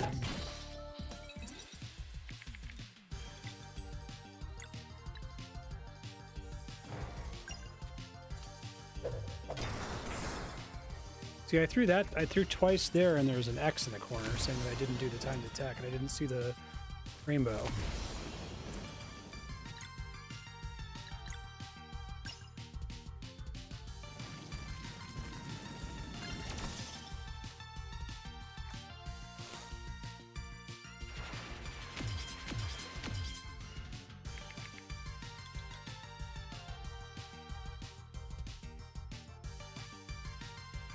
So there's two?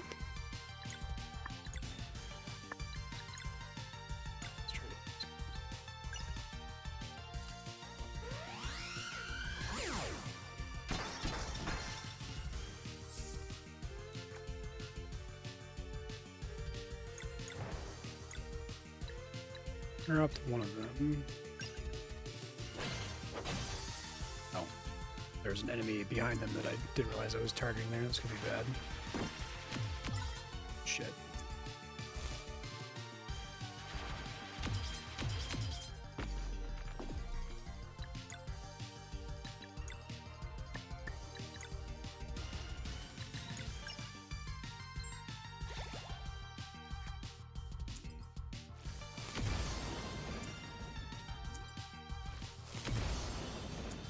Okay, so pressing a button with no timing results in the second hit, and that's the thing that's unique to this character. No other character has something happen if you press a button that's not in time, and then also if you press it at the right time, it's a timed hit and hits everyone. And he's the only character who works that way, right?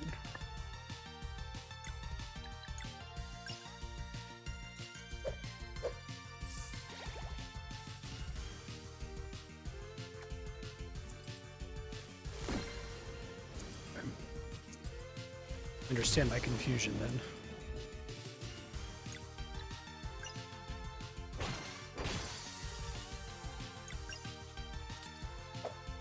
I think I got it that time by pressing it slightly early. Okay.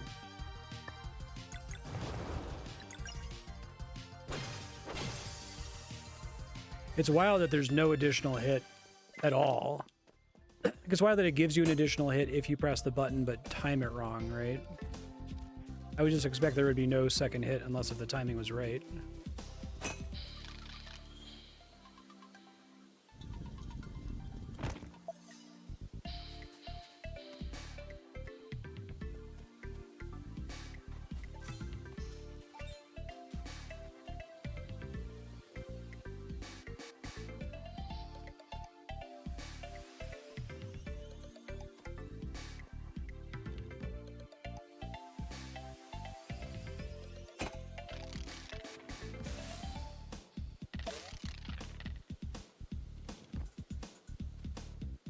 Laser makes more sense now that I can actually see the effect of the laser immediately after raising it. I think this area is meant to tutorialize that, and then you're meant to go back to that other area with the lasers and the mirrors later.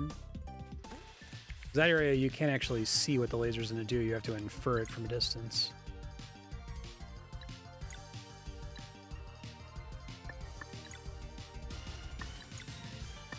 I can cancel one of them if I do this.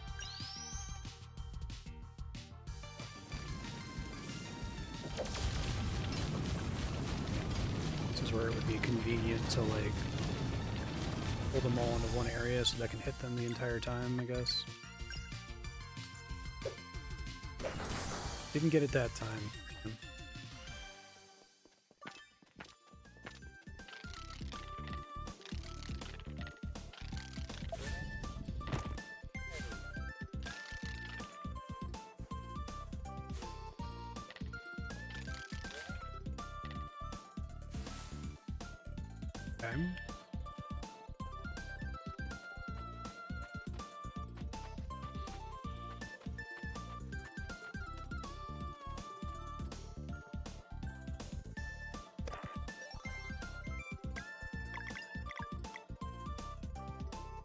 Nice. Reshon is very, very, very, very weird to me, and in a way that's difficult for me to articulate compared to any other weird JRPG character. I think the idea that they're doing this thing where you have this like narrator character who joins your party and like kind of exists outside of the game is a cool idea, but the way it's done feels very strange to me. It feels very abrupt, like I missed this, like there was a scene that was cut the moment you enter the door and he joins you. I'm trying to think of a similar game that did a similar twist, and if it made any more sense in that case.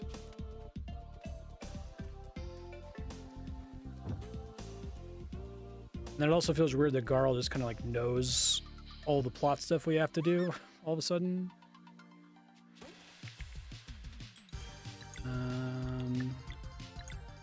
Can't get both of those.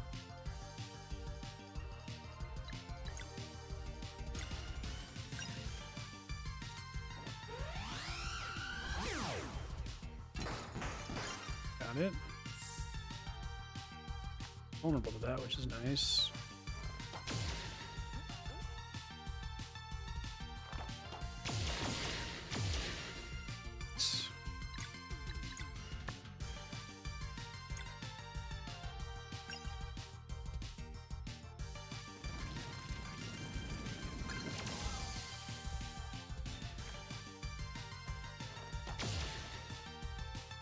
Wanted to kill there. Now? Okay, yes. No, it didn't give it to me. Oh, God. Like, I am not feeling that for whatever reason.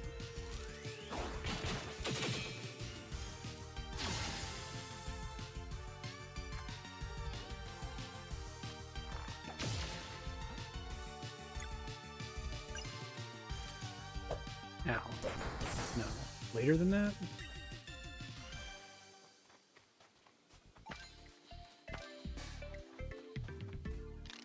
Just prophecies in a lot of different ways to move things along.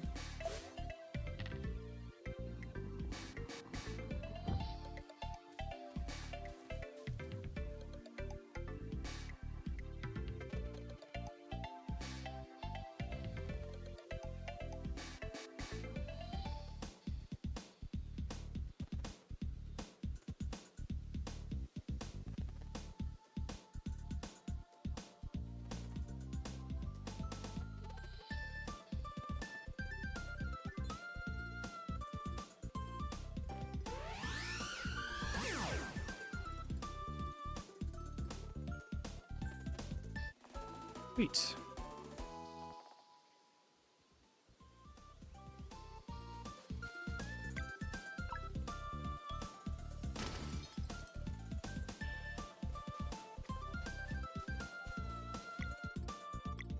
Pressing it too late, as the first toss is hitting before the second.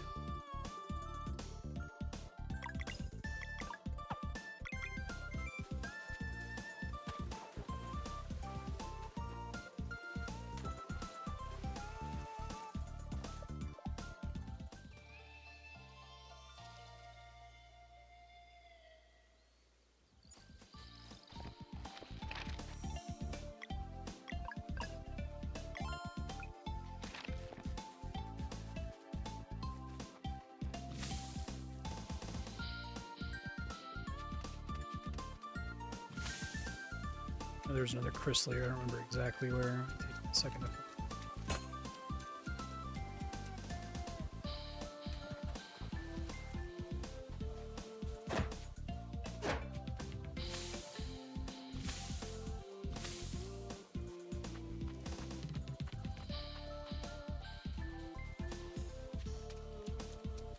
Looking at Twitch Inspector, I haven't seen anything shit the bed since last time. Knock on wood.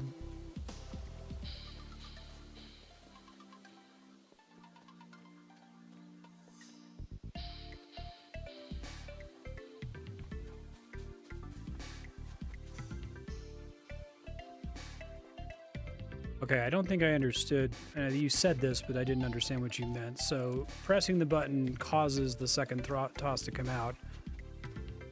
And it will come out whether it lines up or not. And only them hitting simultaneously triggers whatever the timed hit effect is. I didn't realize it was variable when the second hit was going to come out, regardless of when I pressed the button.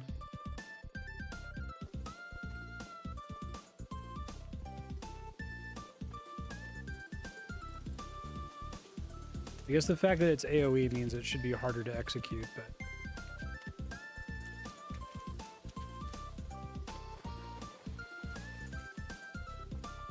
Wait a way to get back.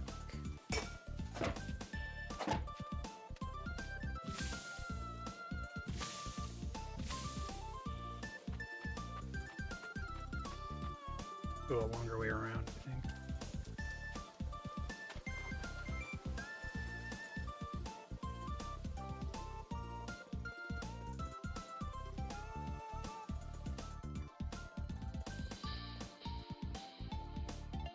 Yeah, it would be nice, I think, if the timed hits had like a one frame flash or something at the moment you're supposed to trigger it. A lot of them, I think it's like you're going to use this ability infrequently enough that you might not ever actually learn what the timing is. I think that the defense timing is perfect because your character makes a little defense animation when you go to block, and you can tell whether you missed it or not and tell by how much you missed it. That's perfect in my opinion.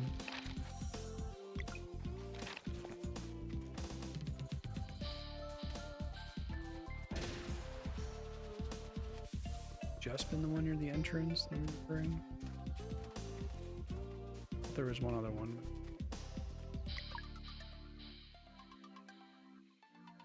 Yeah.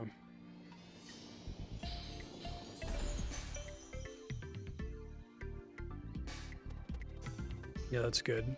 That's really, really helpful when an enemy has like a multi-hit attack and you hear thunk, thunk, thunk. You're like, oh, okay. That's supposed to be 3 presses.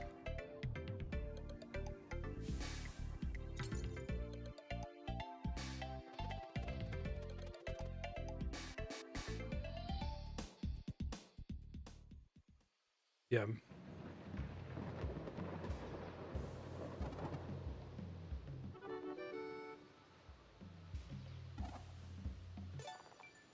Oh, thanks.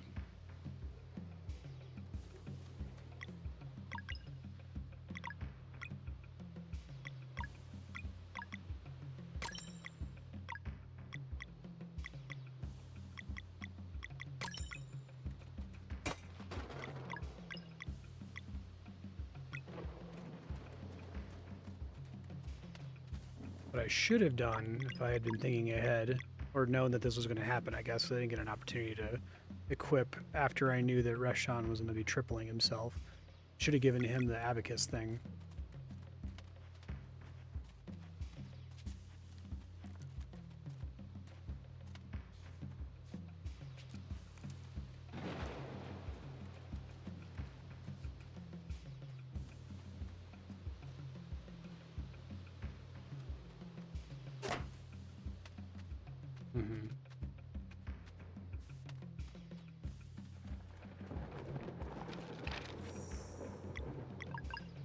I like splitting the party in games like this. Justifies having a big party more.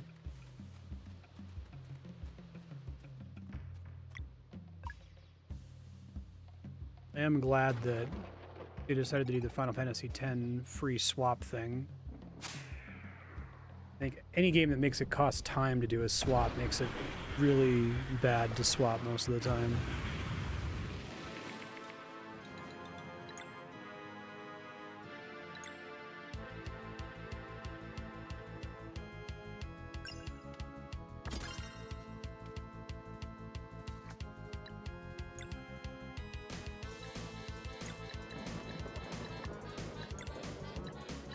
Together even if I wanted to.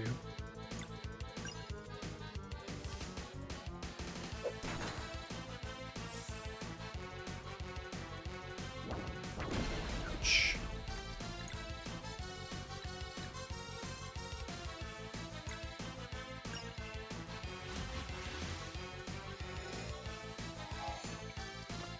Another timing on that one. Maybe it's when she catches the dagger.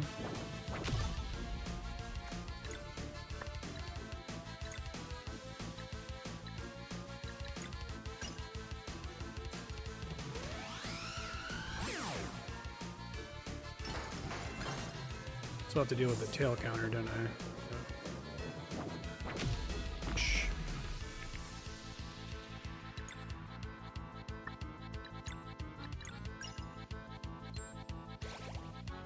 More value out of this cool song.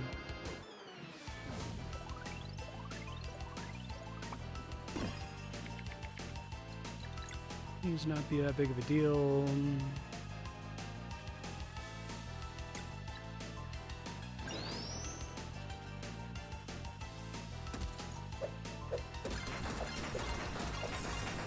That was fun.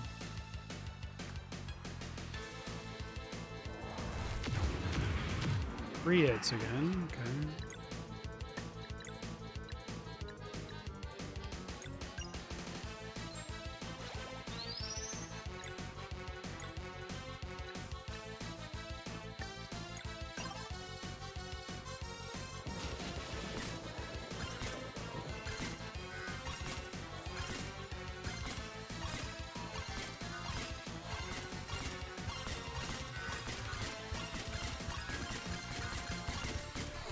Nice. That helps a lot.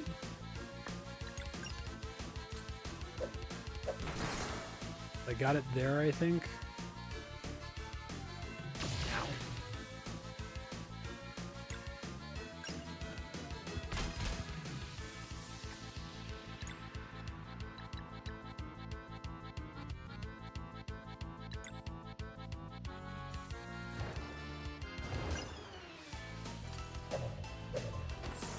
That's supposed to be when both of them touch.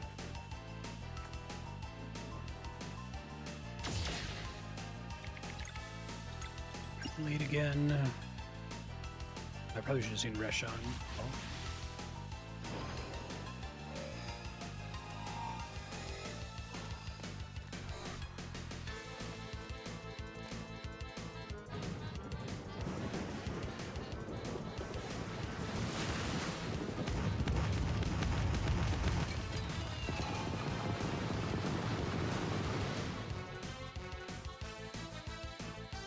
Still applies, I would say, AoE. Okay.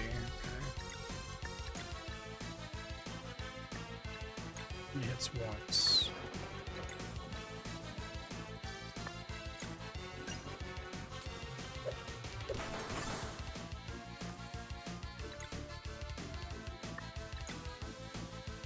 Doesn't have poison on it.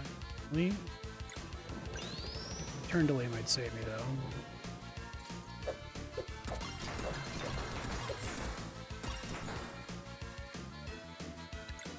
poison. Doesn't delay.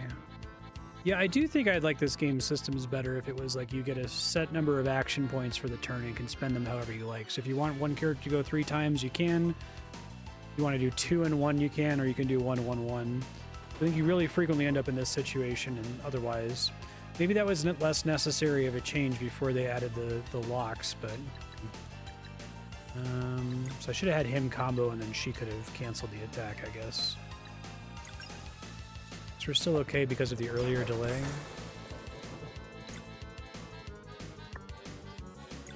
Wait, is Reshawn's basic attack Venom, and then it becomes Arcane? I thought it was Bludgeon, and then Arcane plus Bludgeon. I guess I didn't understand that.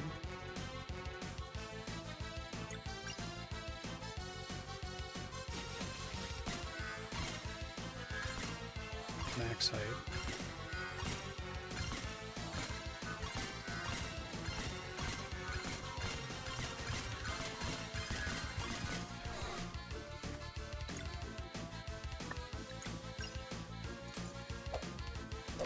No.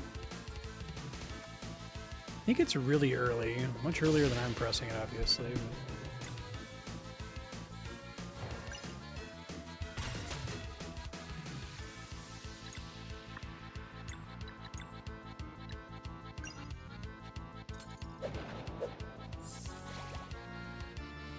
First one's at max height.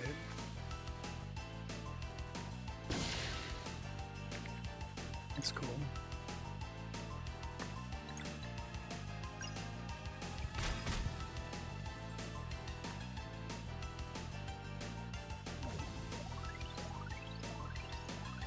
Preview when he does that.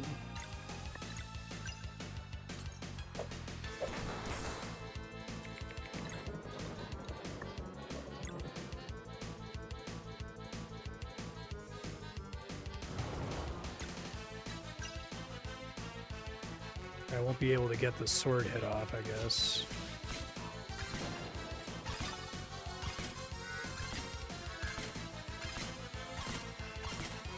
Combo does a delay, actually, so that might save my bacon. Or we can just win, that works too.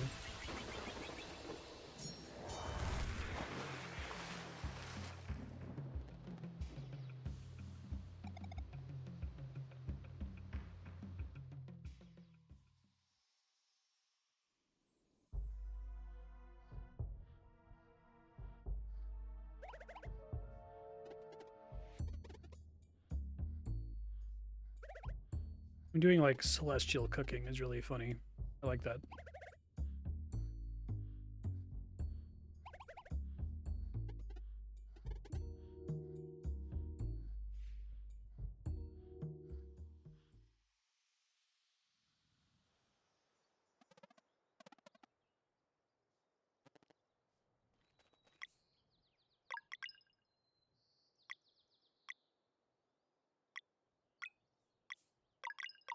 Forgot I got that. For some reason I thought that was a pot lid. Whoops.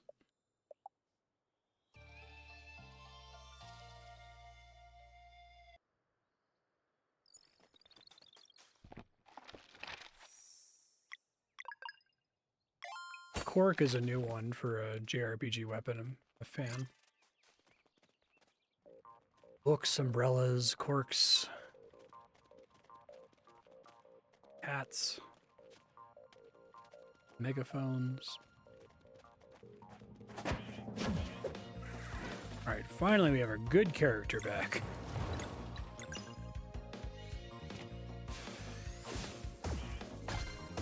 Nothing beats rock.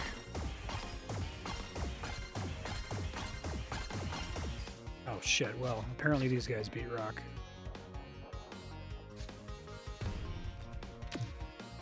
And I assume.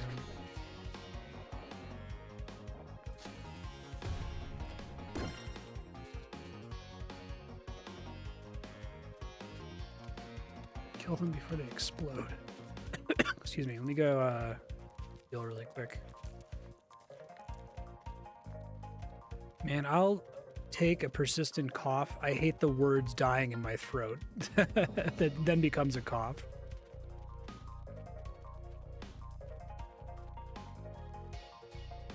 become extremely difficult to edit RuneScape videos now because it's like half the time I'm talking and I just lose what I'm saying.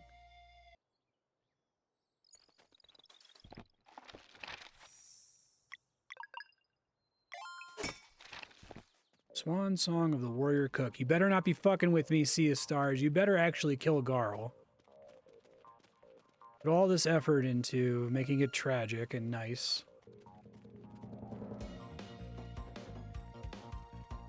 I like this music. Just play through battles. You know they know they've got a banger when it plays through battles. So painful.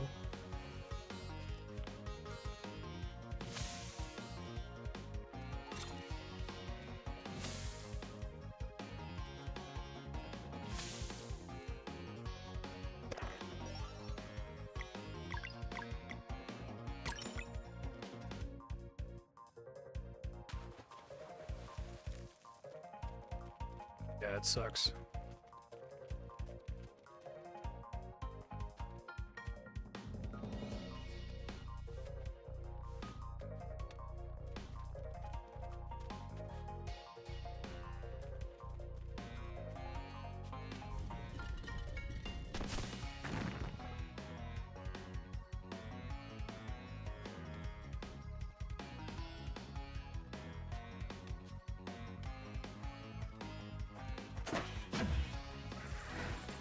Does play through.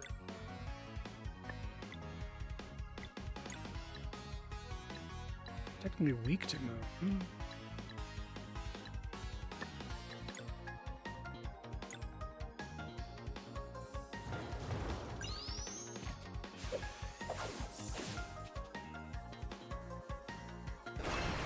Got it.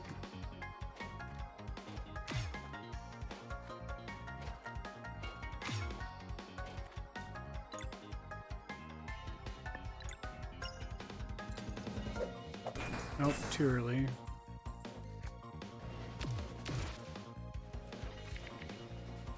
So, like, you don't throw it when it's at the zenith. You don't throw it right before it hits the enemy. You hit it somewhere between the zenith and it hitting the enemy. I feel crazy for not getting that right even once.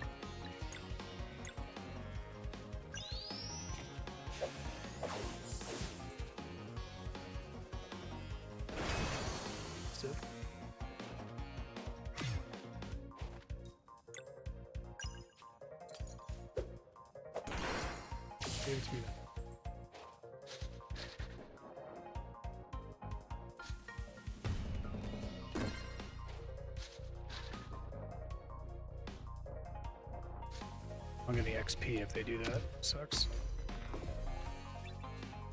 From them, at least.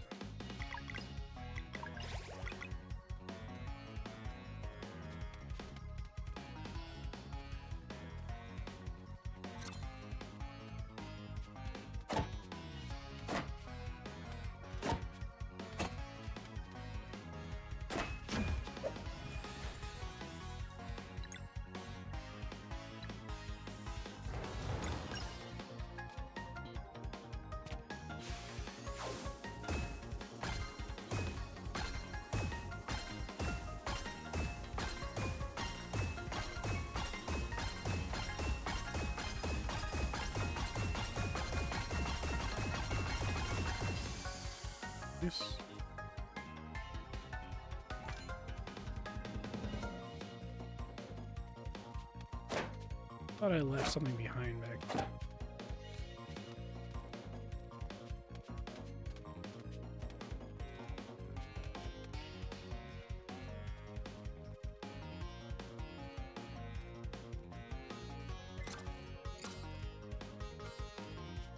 This is just the thing that wants. Miss the mushrooms.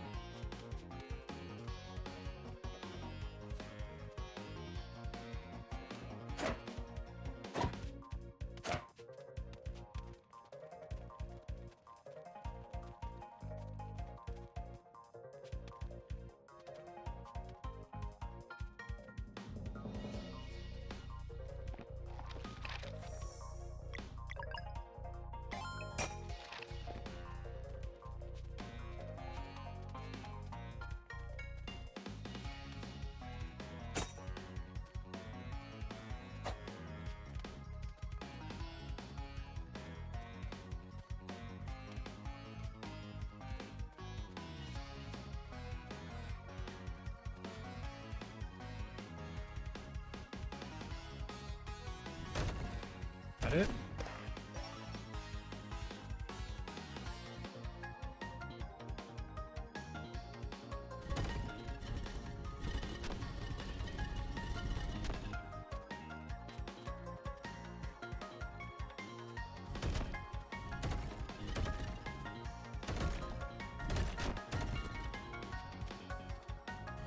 Make sure you know that that breaks those little stalagmites. Appreciate that.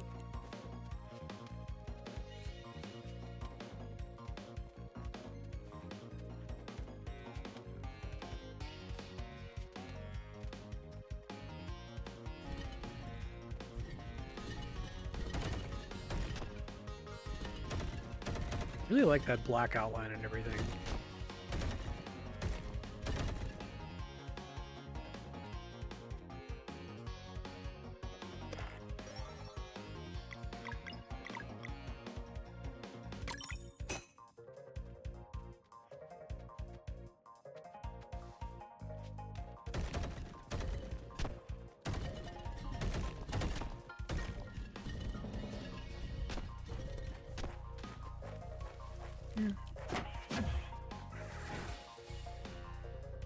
I managed to kill these guys. 104 HP. Must be something that I can do that to them in doing.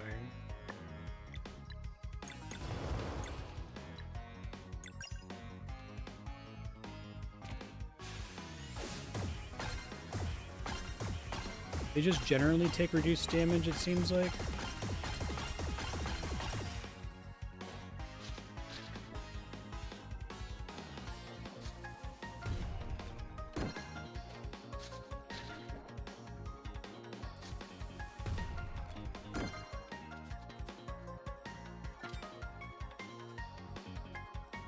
Or does the scan that tells me elemental weaknesses tell me weaknesses or resist, but not both? Check that next time I fight them. Okay, so these guys take extra damage from Moon and Arcane. This guy takes less damage from Moon and Arcane. I was like, why is it not taking extra damage if it's weak against it?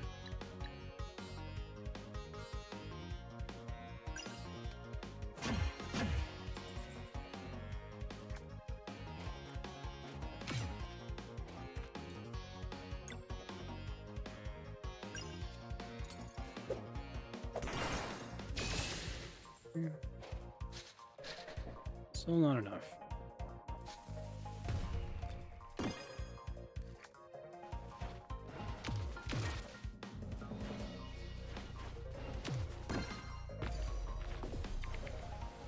Anyway.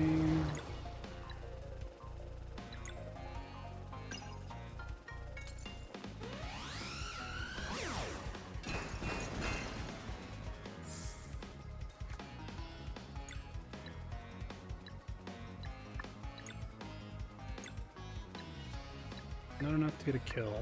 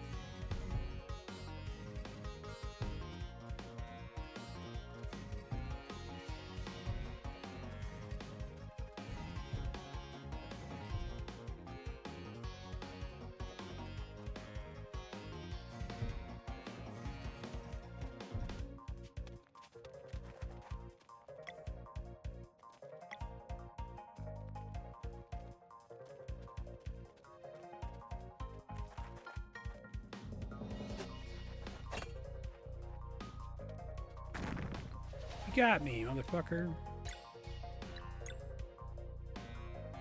I'm gonna do a ton of damage to that guy if possible.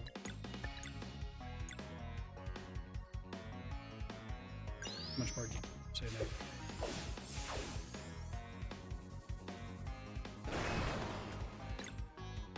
That one seems really abrupt when it actually fires.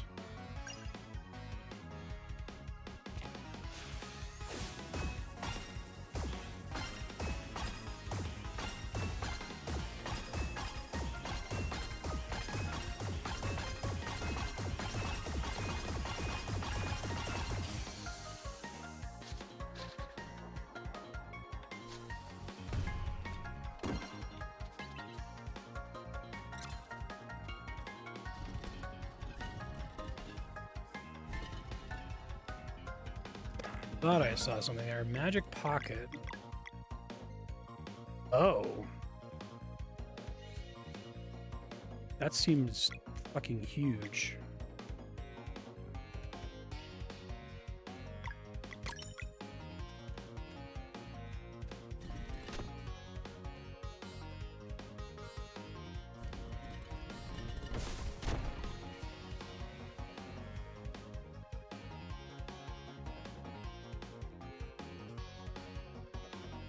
Yeah.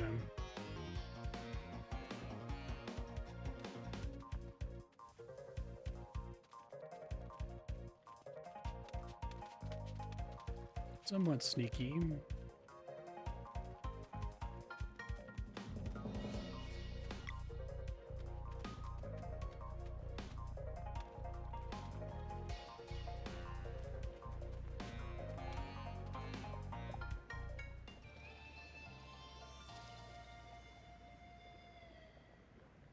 So it's like after 3 rounds, I can just do it at any time with any character, and then it takes another 3 rounds for it to charge back up. I don't have to do it specifically on the 3rd round, I assume.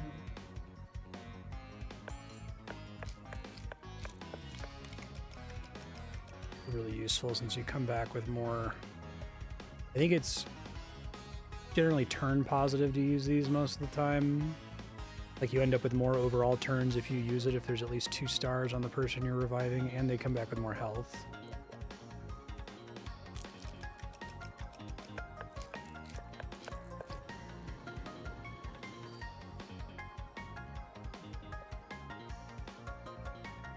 I think a couple of these compete sources with this guy.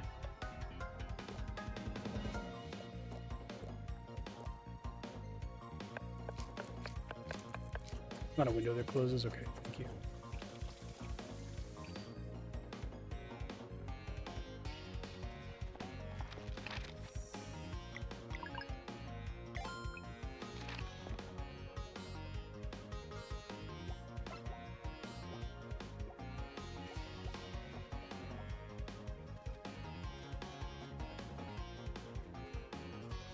You sure there's nothing up there that I missed? Oops.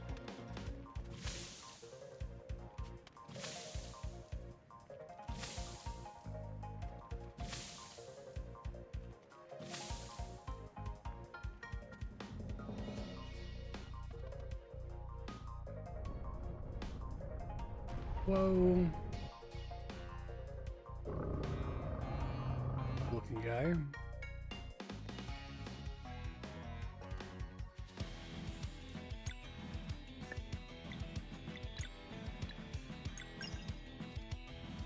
Lava frog.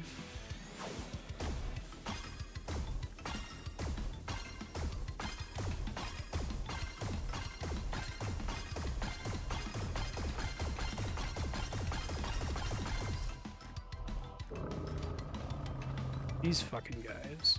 Eat these guys.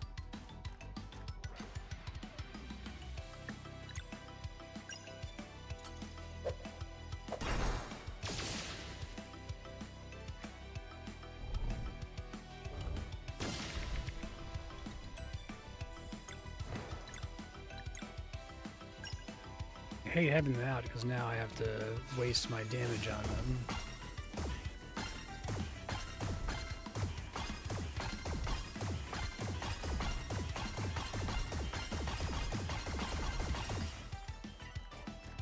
No moon, huh?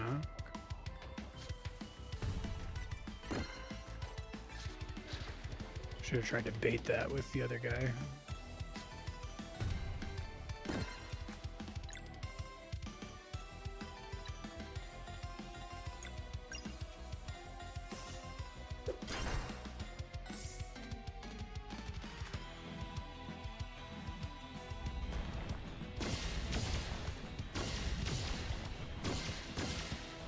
I do think they have a problem there where, like, the likelihood that because if he's got two variants on that attack, the likelihood that I learn both of them at the time the fight's over, I guess it requires me to spend resources to actively learn it, which probably isn't worth it a lot of the time.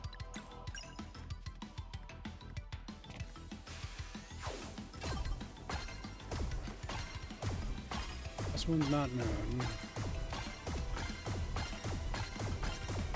What are my options for doing double arcane with a single attack?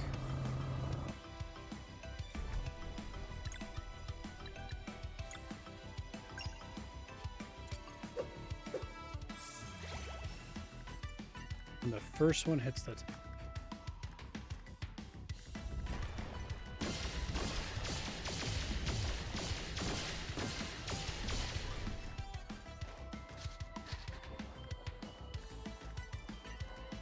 But does that hit multiple times? I kind of wish multi-hit attacks gave you damage numbers for every hit. Help me a lot. See, items is highlighted here.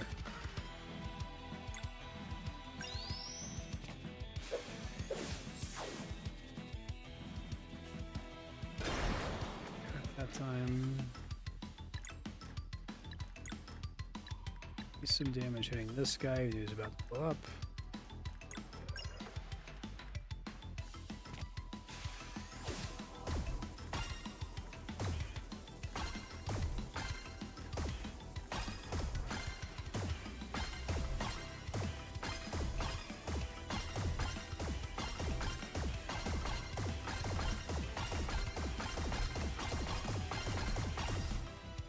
You kind of like resist or making summons only work in boss fights essentially by having that reset between every battle.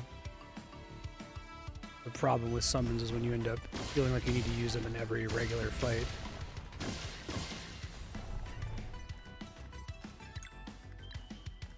Not quite full. Now it's full.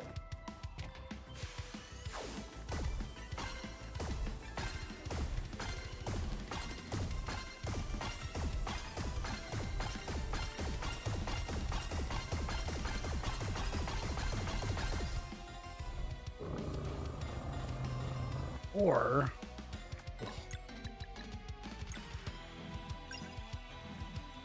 Great Eagle.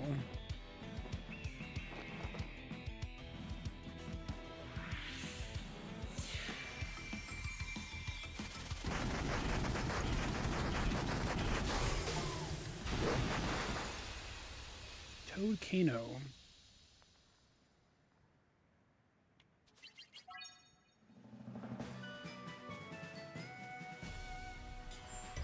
So I hope everyone gets to level up here, not just the people in my current party, and then everyone else just gets a stat without me getting to assign it. Okay, good.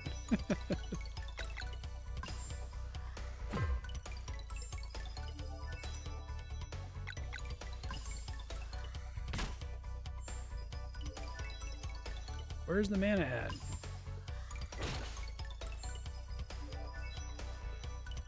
Oh, really? No plus MP.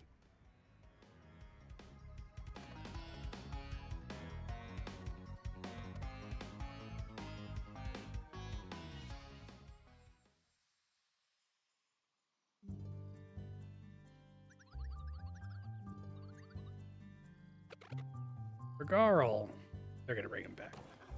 I hope not, but they need to come to terms with it.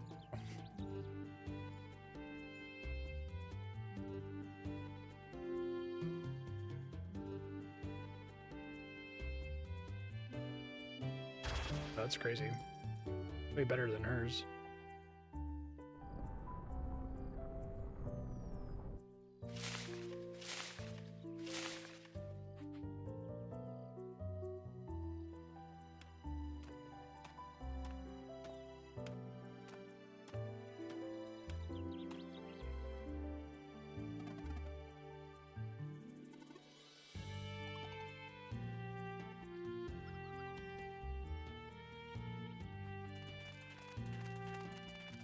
Just wanted to have a party member who is both a pirate and a ninja.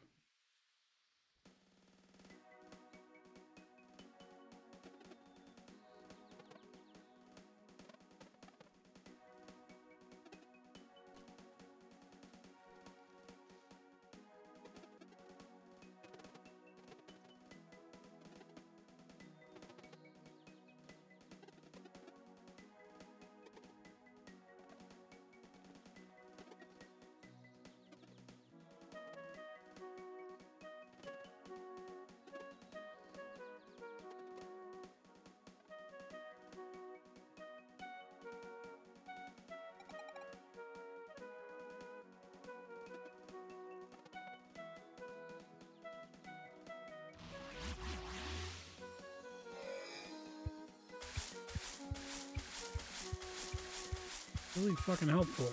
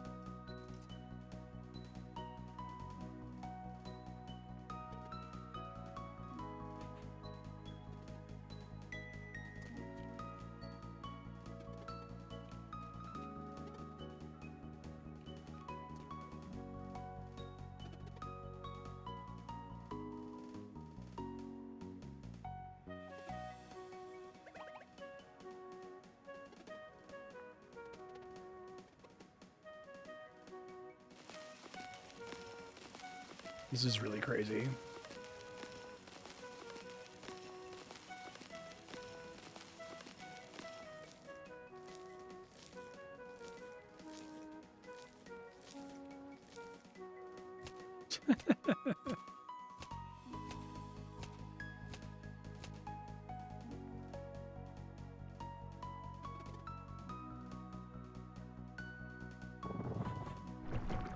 Kind of hoping Malcolm would be a party member.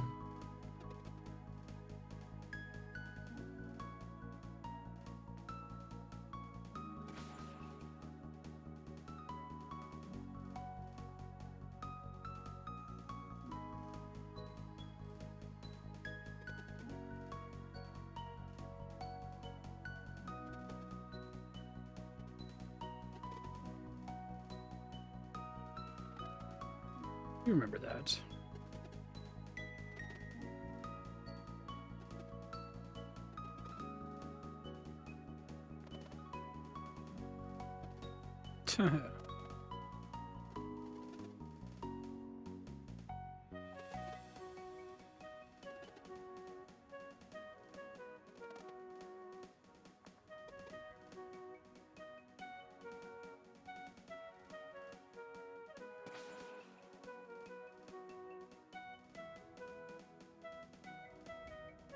Big ol' loaf of bread.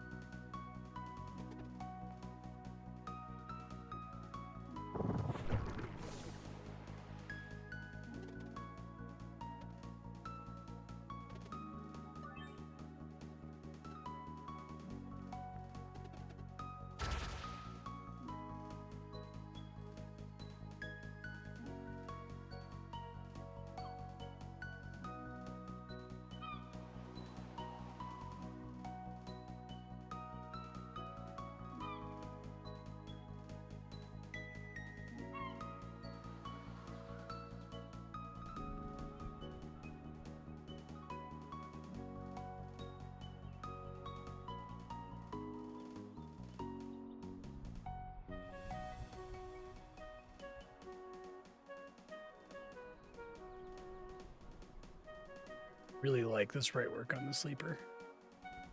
It's way better than the EverQuest sleeper.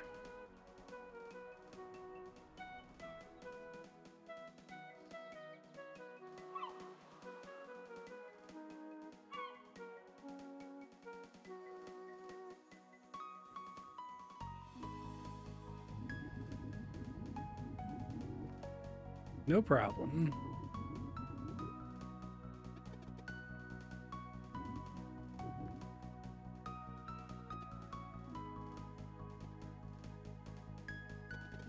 Garl's always naming everything. Garl's the real main character of this game. I don't know how to put this without coming across as mean. I don't mean this to be mean. I like Garl as a character. I get what they're trying to do with the character. I think that it's cool that they're trying to make a kind-hearted, you know, rando, like the most exciting character in the game. But I still kind of feel like the game is trying to force him a little bit. I don't know if anyone knows what I mean by that emotionally, but I don't know. There's just a lot of scenes where it's like, is it like the creators are like they've got the hots for Garl or something? It feels weird. It doesn't feel as organic. It might feel in another game where there's a character like Garl who just kind of naturally rises up. It feels like they're constantly looking for narrative excuses to like let Garl one up all the other characters, which is pretty easy because two of them are useless. Nobodies. It's a weird problem to notice in like a AA indie game like this, because I see that a lot more frequently in like, you know, one-man dev, tiny indie games.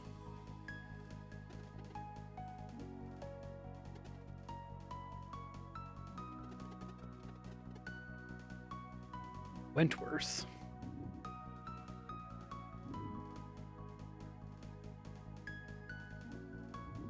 It's not a problem.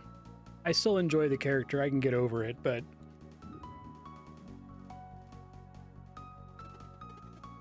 it feels like there's like, we want Garl to be the most exciting, interesting character in every possible scene.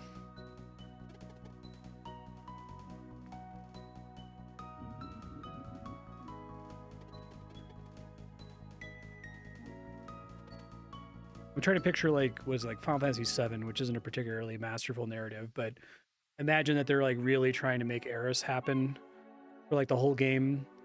And so like every scene, it's like the scene with Barrett in the desert prison, and Eris just like interrupts the scene to be cool. It's like, this is kind of Barrett's thing, man. Get that you're cool. Like, Eris dying is still tragic, even though she doesn't really get to do a ton in Disc 1. Not a lot of scenes where she's important.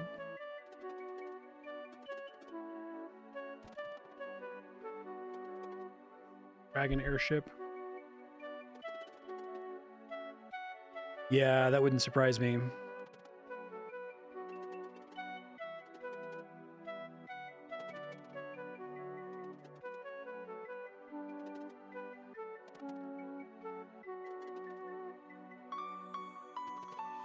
Aw.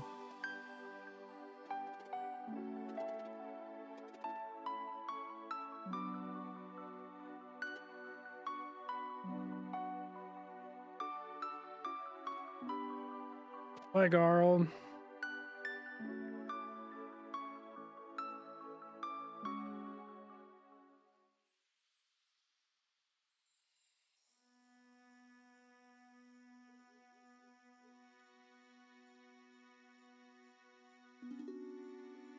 That's nice. I prefer this kind of cutscene, by the way, because I think the sprite art is beautiful. And the animated cutscenes are only okay.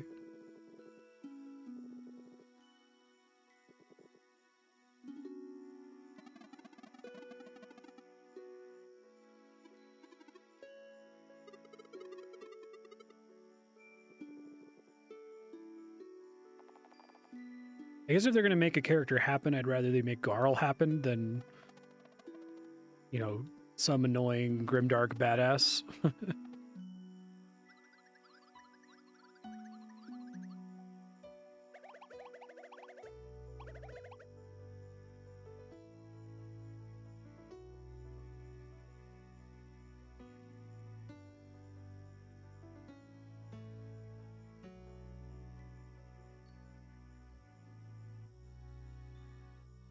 Technically, it's Sarai's fault, right? Because she's the one who threw the hourglass at the Dweller. Because it's a series of events.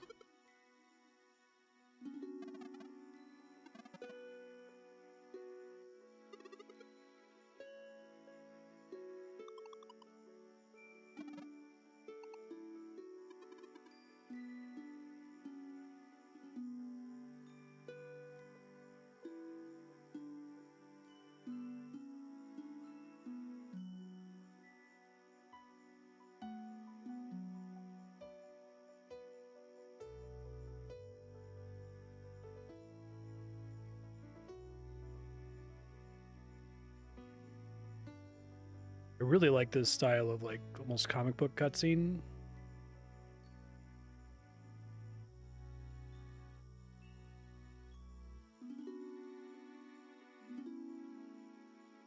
This is a nice scene.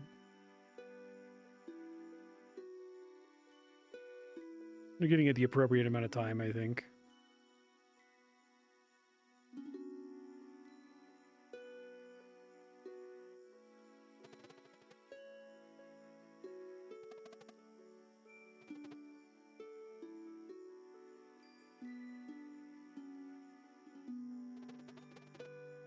Yeah, I think so. I agree. It's fun to have that as like a narrative challenge. Like, well, he's like a warrior cook, so what's like the most, you know, perfect thing that he could do? I wonder if they had already conceived of the sleeper. Like, what was the order in which they came up with the idea of baking the big bread? It's cool, though. I like it.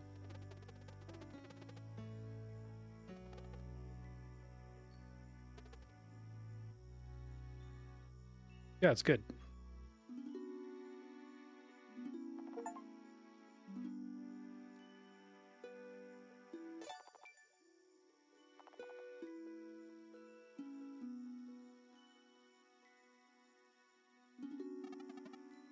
Y'all ready to avenge your friend?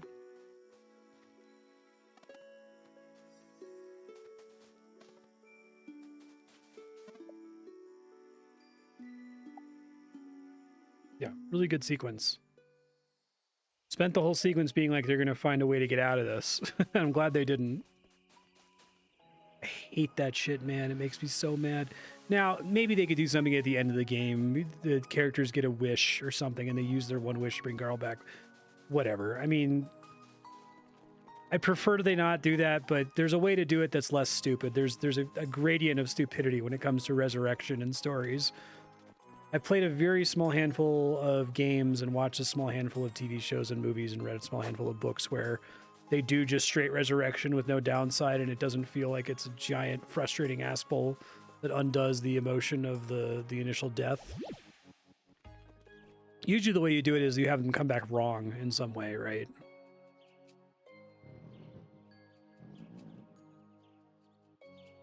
I guess an example is like I like the Omega 13 thing in Galaxy Quest, for example, because it's like they put in the work to set it up, and like the movie's not a movie if that doesn't happen, so it's fine.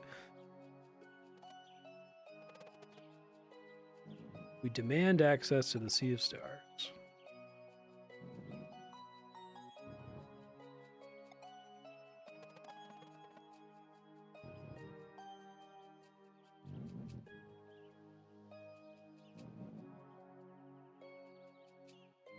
I think Gandalf should have stayed dead. He does come back kind of wrong, but not really.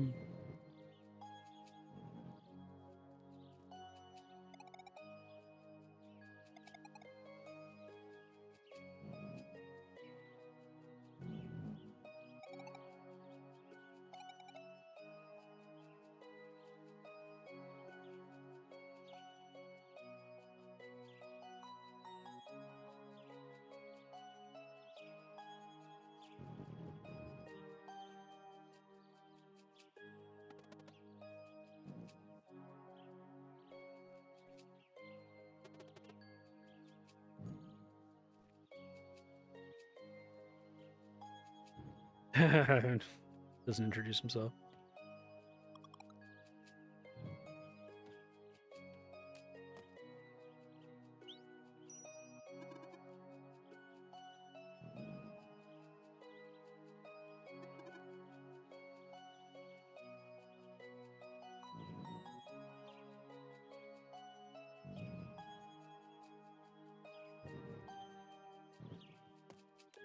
Interesting.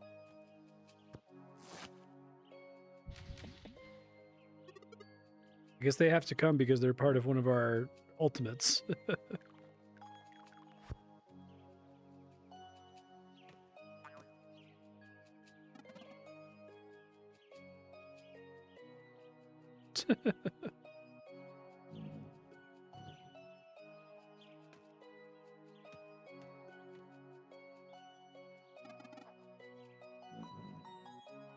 Already cleared from a previous trip.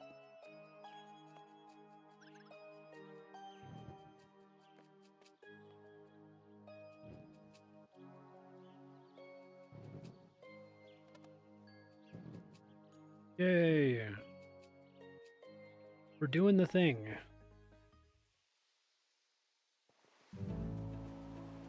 Hesitate to say things are looking better, but I'm looking at Twitch Inspector and it looks like it's been clear for a while now, so kind of what.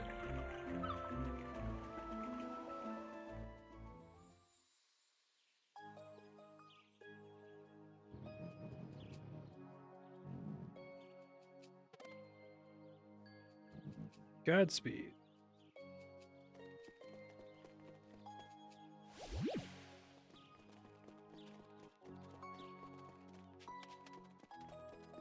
Chrono Trigger making it not even required, I thought was a good idea.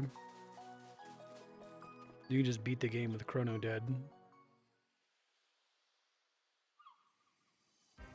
And the idea for solving it is like so weird and kind of cool. You're gonna go back in time and replace him with a doll.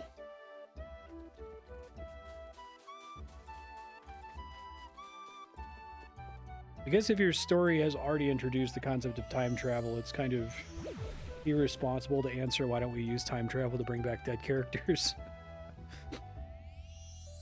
You have to have some kind of reason for it, right?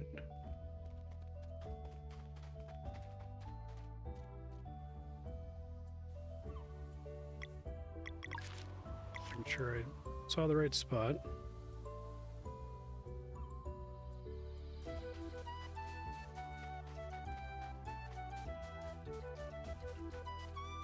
Buffy the Vampire Slayer does resurrection better than I think just about anything else I've ever seen. It's really good. Benedict. He just let out a big yawn that had a little cute little meow at the end.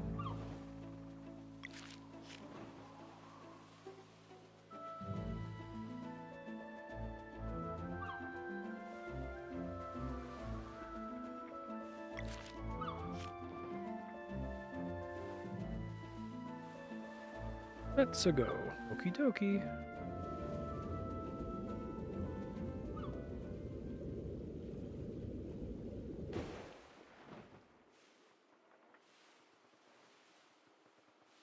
They're just gonna call the game Sea of Stars and never have a Sea of Stars.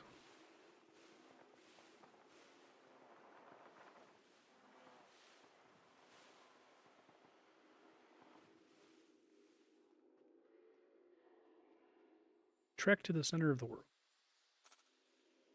Oh, this area is pretty. Do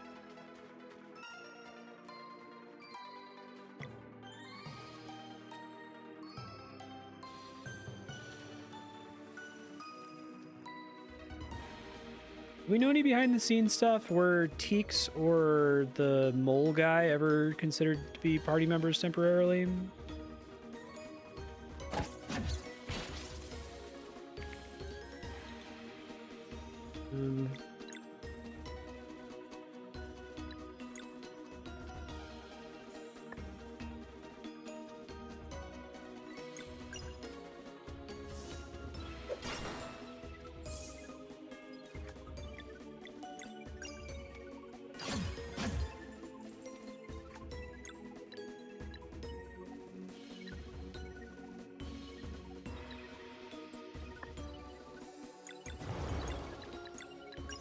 Oh shit. I meant to do multi-target there. Not close enough to him, I guess.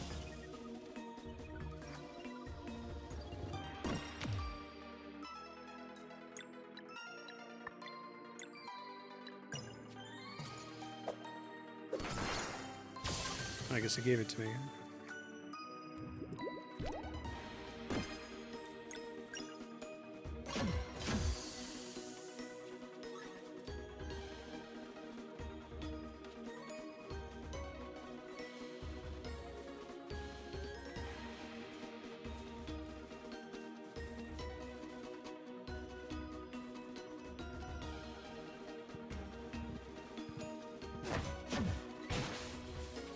Enemies we fought, but now they're like sparkly celestial versions.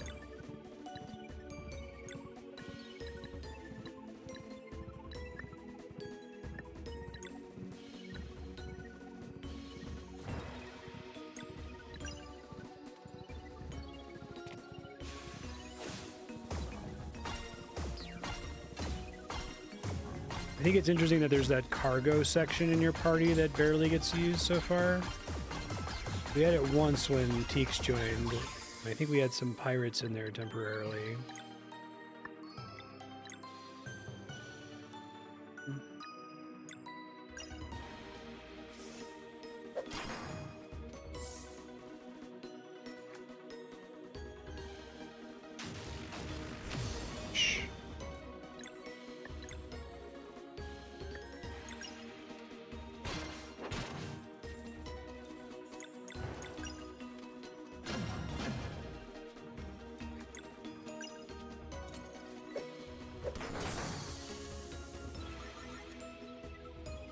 I don't quite have that down.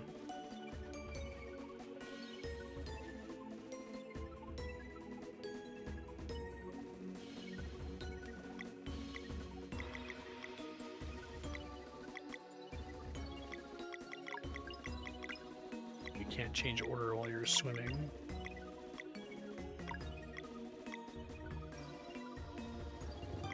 This doesn't help me with boss fights. I don't know.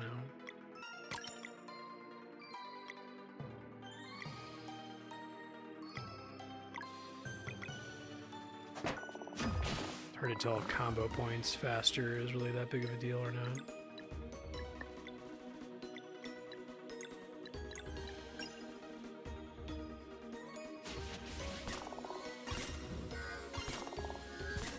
Really?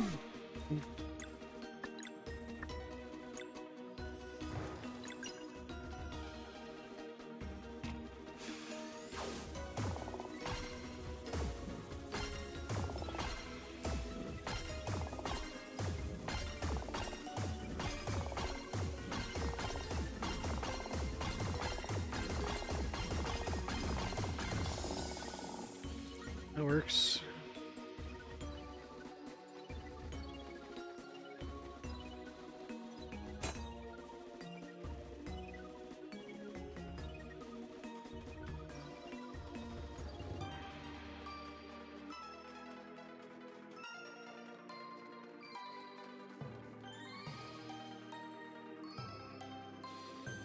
Hey.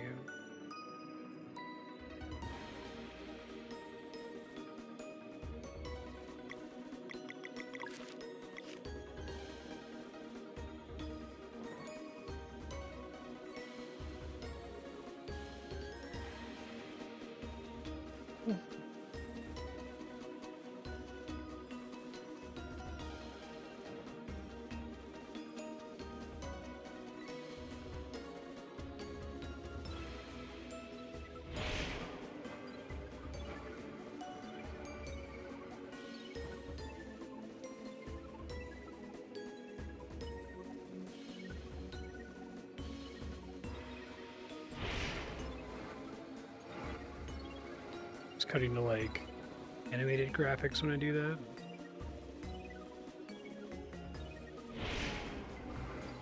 It's like 3D.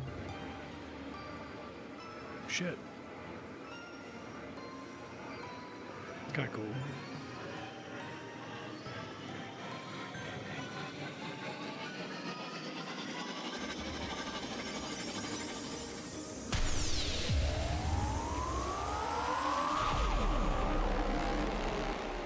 Right on, okay.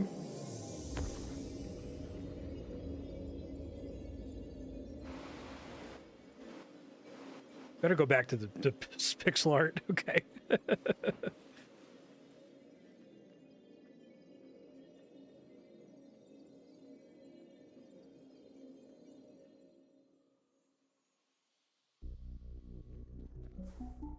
Would be the natural next step after the messengers. 8-bit to 16-bit stuff. Enough forced walking.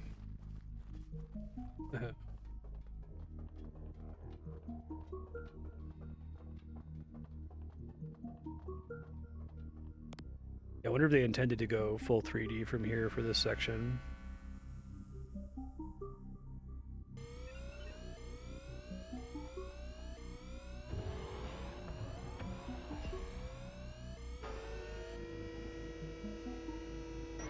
Technology area. Very Chrono Trigger. Blue Lock. Change the music too. That's cool. Didn't get an opportunity to heal up.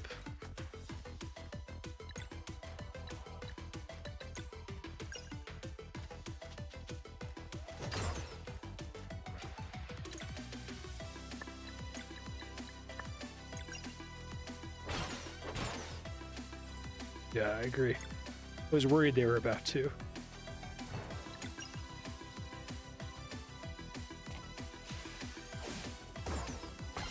It's cool in the Messenger because it goes from 8-bit to 16-bit. It's already fairly pretty pixel art to much prettier pixel art.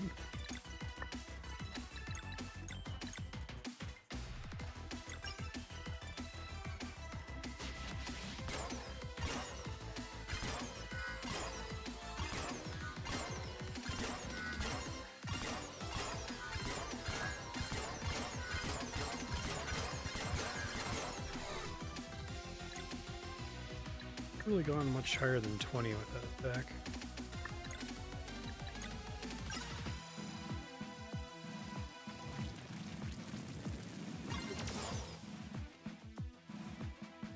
Fun fake out, yeah.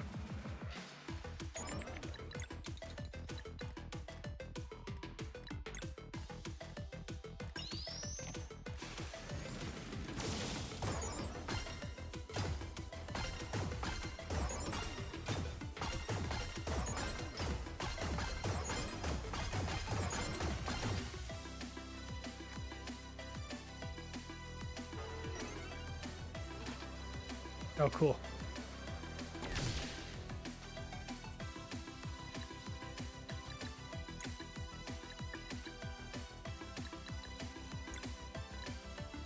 That item thing, is it that specific character, or is it the whole party has access to it?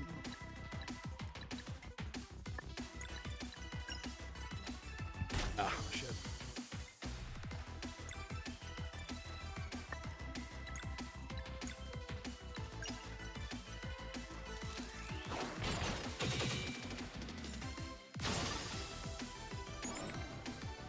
Okay, there it is. Never mind. I see it now.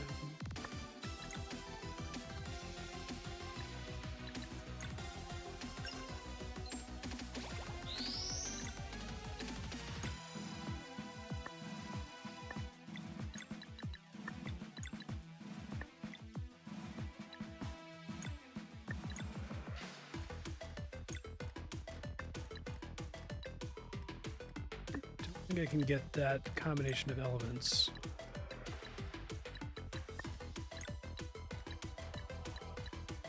Not in one turn, anyway.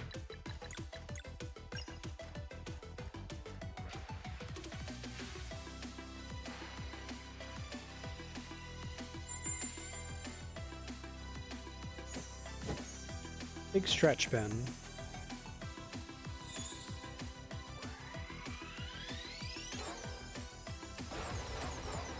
Cool looking attack. Should have waited until I had the ads out. Whoops.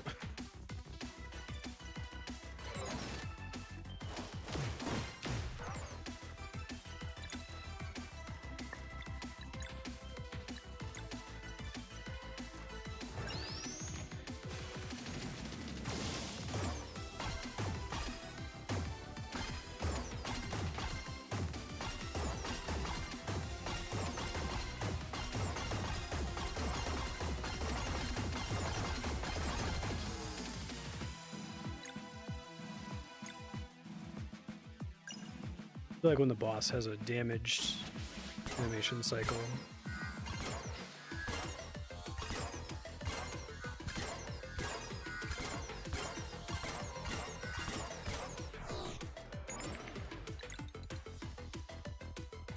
Slowed down a little bit too much there.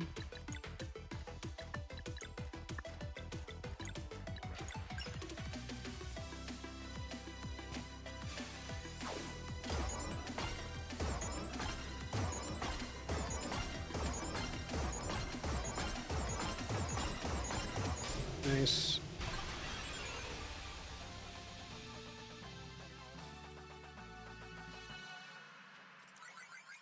Oh, if I had living mana. Right, because the first hit does 2 locks, and the second hit does 1 physical lock.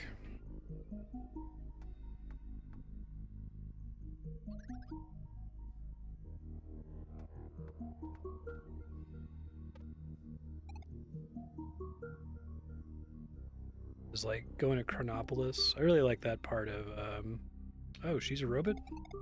Oh, shit. She's a robot pirate ninja? I need to find out that she's a zombie, too. They have been implying that something crazy has been going on with her the whole game.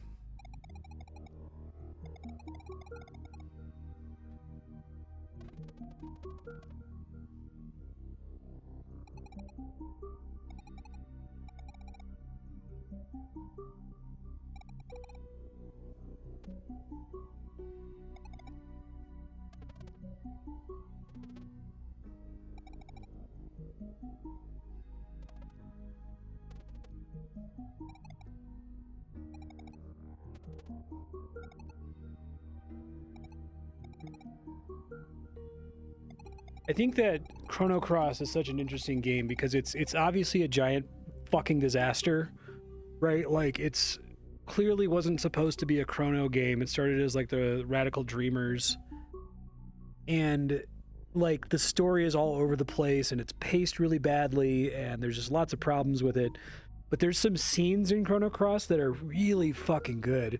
Part of it is the Mitsuda soundtrack really like elevates all of this stuff. Like when you have to collect the melody from the dragons and you play it against the World Devourer or whatever at the end, the Time Devourer.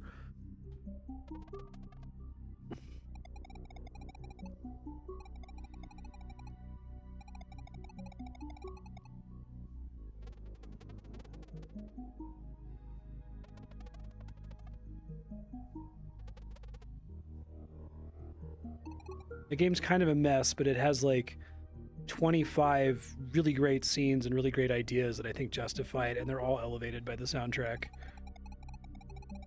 Yeah, Robot Pirate Ninja.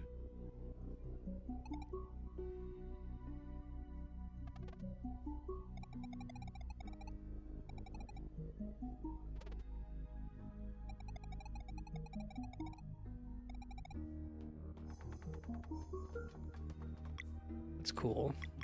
Portrait and everything for her. What's the deal with her portal technology? Like, why does she have that? So now we see.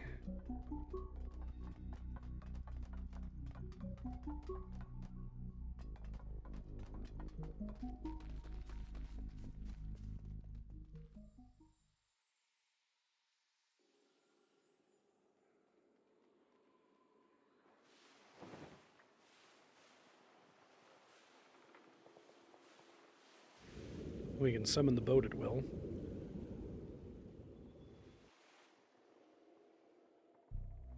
This reminds me of the Chronopolis stuff from Chrono Cross.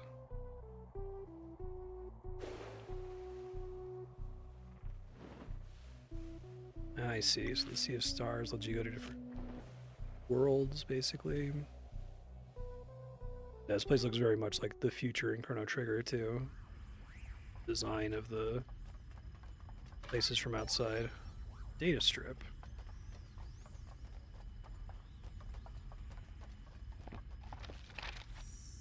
This part's really cool. I like this.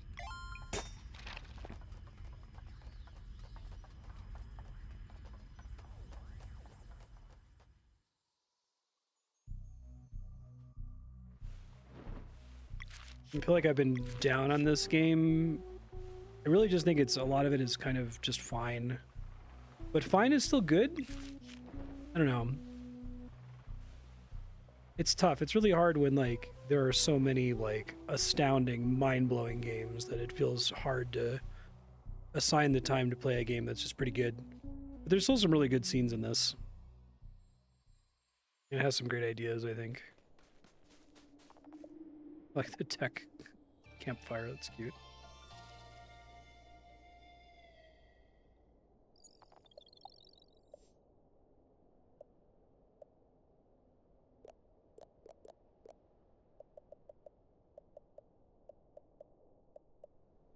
Lots of apples.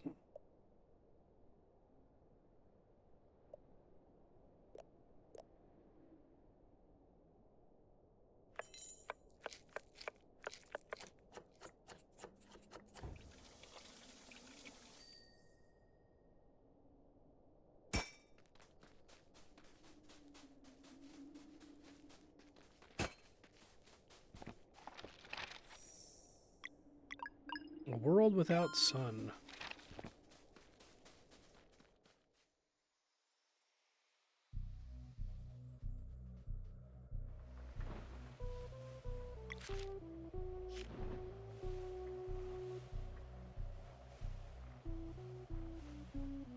There's definitely a lot of stuff here that is definitely intentionally reminiscent of 2300 AD and Chrono Trigger, but I like that they made it its own thing. It's not like just that. Yeah, for sure. I kickstarted it, right? Like, I don't get hyped about games ever. I like kind of make it a policy to not get hyped about games because I feel like hype is borrowing joy from your future self, so you can be excited right now. That joy is zero sum. At least my experience streaming for the last 10 years, I tend to enjoy games more going and knowing absolutely fuck all and having no expectations. But hearing the devs of The Messenger say, we're going to make a Chrono Trigger game and look at our art, I'm like, oh my god, that looks amazing. So I might be a victim of high expectations as well.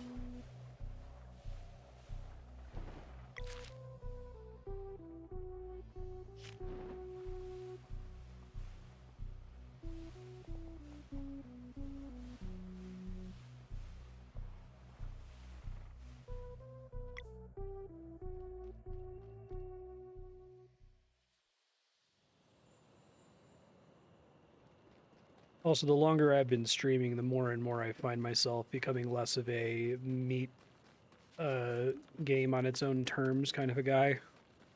Very much expect games to meet me more than halfway to get me on board with them.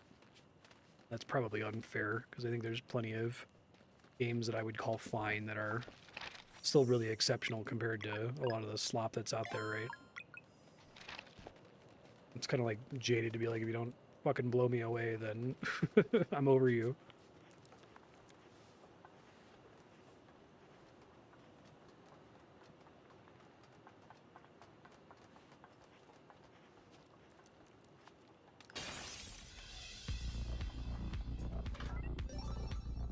Sashimi recipe.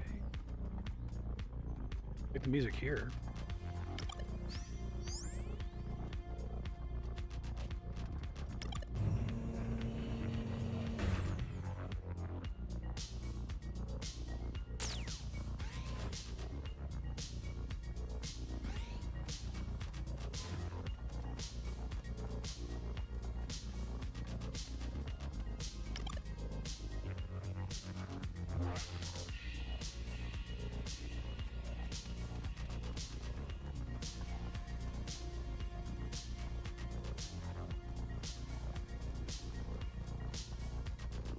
Yeah, I am Setsuna, so I never played that. I remember hearing about it.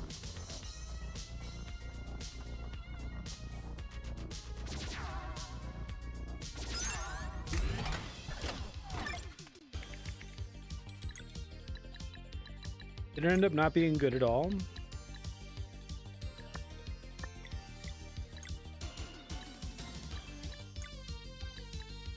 It was a team with a lot of experience, wasn't it?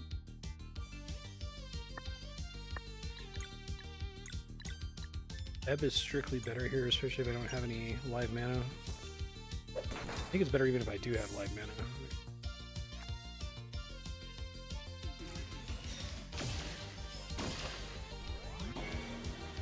I feel like the variants on the battle themes here, it's really cool.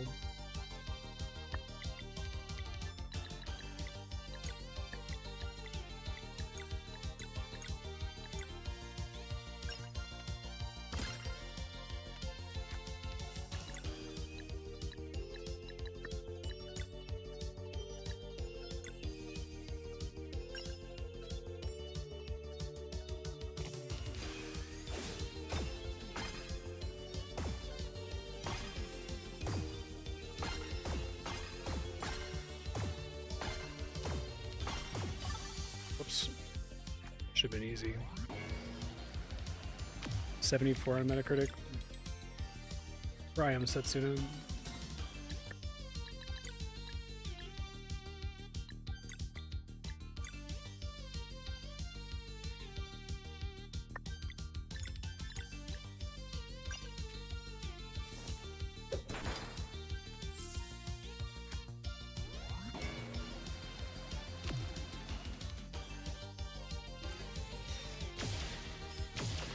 Yeah.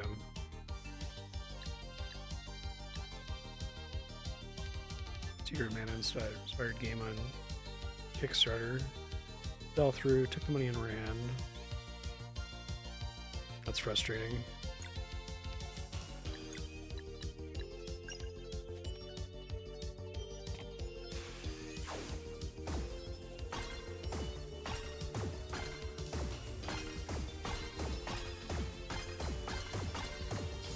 Man, I keep screwing that. Maybe it's like unusually far. It should make it easier.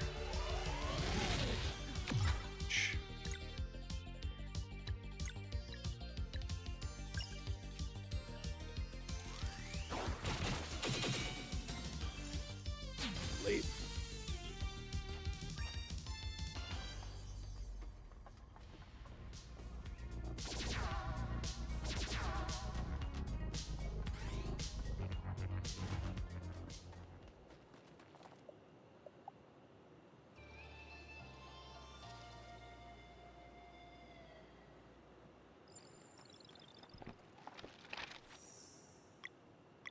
I don't like having that kind of standard for games, though. Like, I've always found award ceremonies to be really irritating. Like, it really bothers me that we sit down and say which of these movies is the best movie when it's like so arbitrary as to what year the movie came out and what movies it was up against at the time. It's like such a weird like die roll to involve. Like, I would rather we just got together and celebrate, hey, here's a bunch of movies that we like this year, you know? So I hold that opinion, but then I hold games that are just fine or mid to a much higher standard than I deserve because they're coming out at the same time as all of these like mind-blowing, life-changing experiences like Disco Elysium, right? It's not fair that Disco Elysium exists, right? I don't want to do the annoying capital G gamer thing that they do where they're like, well, you know, horse testicles shrink and get bigger in Red Dead Redemption 2, so any game that doesn't have horse testicles shrinking it's horrible now because the standard has been set. And it's like, shut the fuck up. Like, what are you talking about? That game is lacking a lot because of all the time they spent on the simulation aspect, right? Like, you can't expect every developer to just go into a horse testicle library and import that into their games from now on. It's completely insane. Yeah. I feel bad because I am such a hardcore JRPG guy growing up. Like, this was my genre. This was all of the games I played. If you go back and you look at the first, like, 50 games I played on stream, like, at least half of them are JRPGs. It was Final Fantasy, Chrono Trigger, Mario RPG.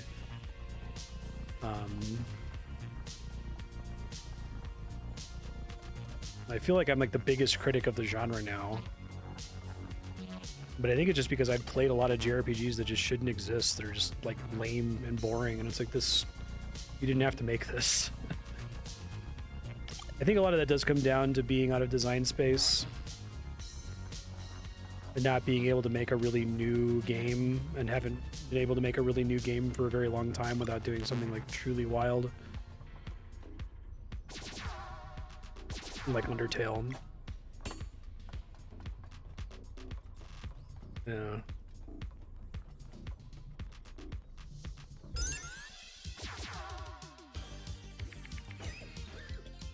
It's got a lot of shit going on, jeez.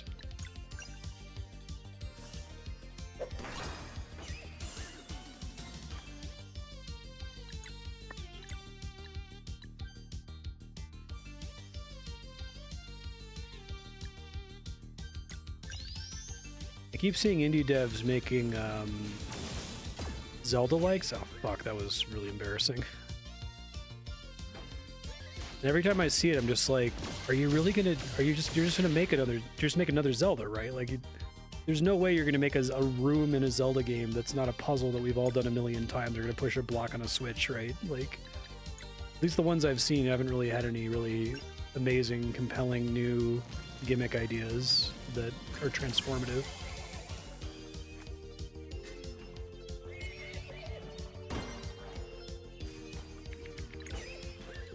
There's a dev I followed on social media for a while making a game called Benji, I think. The main character kind of looks like old school Prince of Persia, but it's like a Ocarina of Time like. And it's been interesting seeing all of his posts about working on the game because like he's talking about how, did you ever notice that all of the rooms in Ocarina of Time are just like squares and simple rectangles, right? And it's actually kind of an interesting challenge to make a level that's made up entirely of squares and rectangles. I'm probably going to want to play that game when it finishes. I'm sure it'll be interesting. It'll be neat to be like, okay, what happens if you try to make a game that's specifically Ocarina of Time? Is it 25 years later? Jesus. 20 years later? 25. It's more than 25, isn't it? The 90s. Jesus. Ooh. Disrupt this.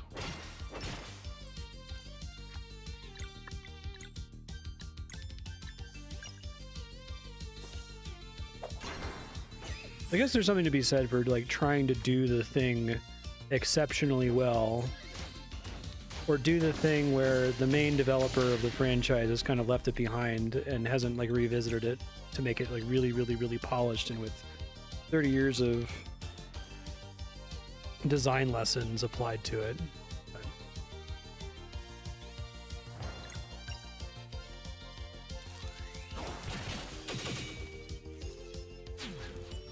It's like how you're a racing game guy, and I want to die every time modern AAA racing games get acclaimed. Yeah, that's a good comparison, absolutely.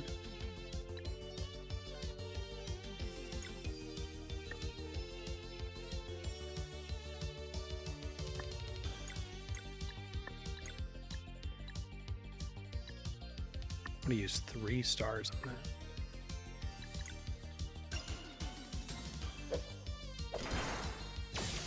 Nice.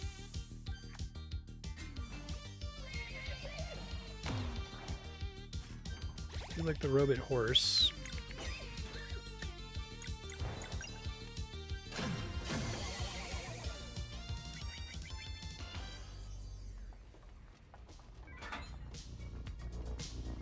So few JRPGs grab your attention. Yeah, I'm super over open world games. I think I saw through the Matrix on open world games like immediately, and I've been really sour on them for a long time.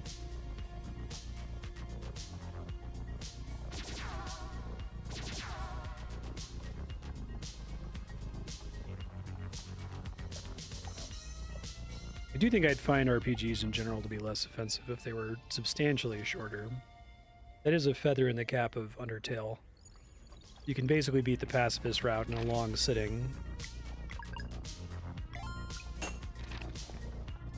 But it feels like it's a substantial game, like there's a lot going on there. I think one of the hardest things to do is to really truly make it feel like each encounter is a unique thing. You're not just pressing the same buttons over and over and over for, you know, different... I mean, you sometimes literally have palette swapped enemies, but you have... Every enemy is kind of just a palette swapped enemy, right? I think Final Fantasy X tries a little bit with especially the the post-game arena monsters where like, okay, this boss you have to use this weird spell that you'd never use in any other fight because we designed this fight specifically around you needing to use that spell. That can feel good, I guess, but let's do this and try to not fuck it up this time.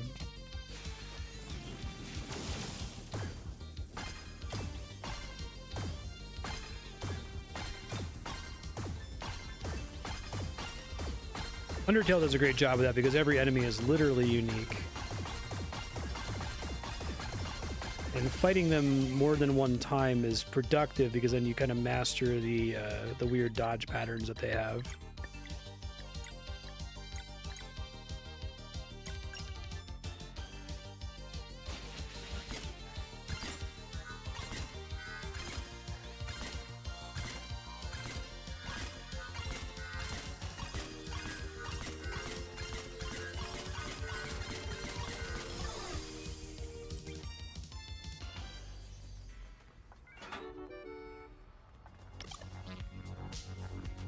Kyber ore.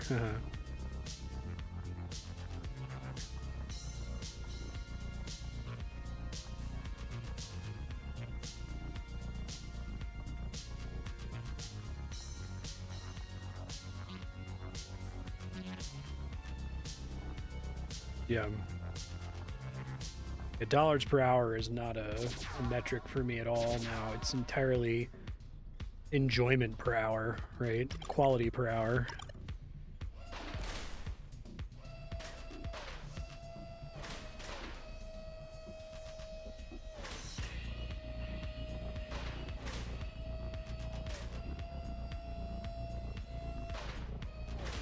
Oh, I'm supposed to like grab the.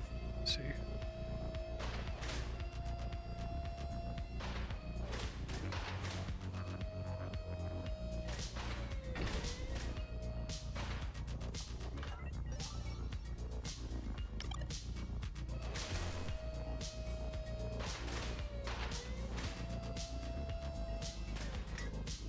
And I'll put it back.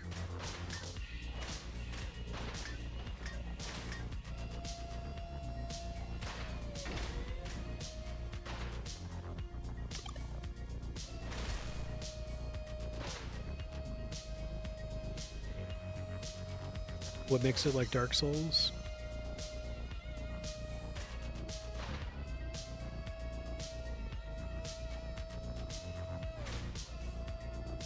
There's something else I'm supposed to be able to get with the crane, or is it just... Oh wait, here we go. Let's see. Ah, that's clever. Confused that it moved it away.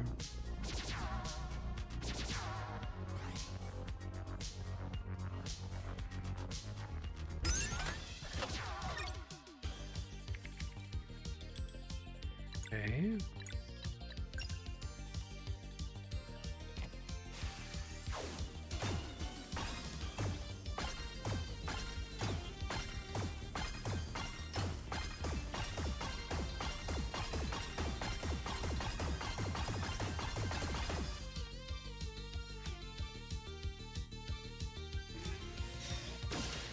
No, it's more like Toho. It's a bullet hell game.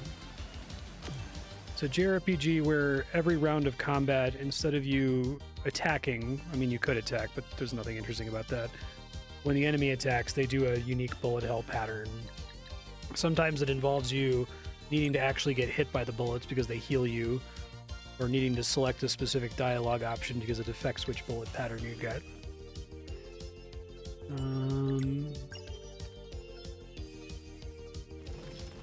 But on the pacifist route, you encounter each unique enemy like maybe 3 times, maybe 4 times if it's a lot. And by that number of times, you've now seen it enough times that you know how to deal with it. But it's like a really mild amount of repetition. Sometimes you might only see an enemy once, and that's enough to kind of get the idea.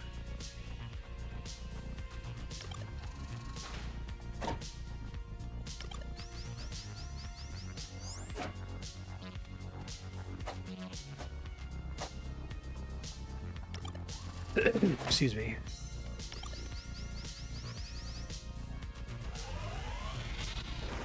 Mining laser. I really like the look of this place. This part's really cool. It reminds me of Chronopolis from Chrono Cross.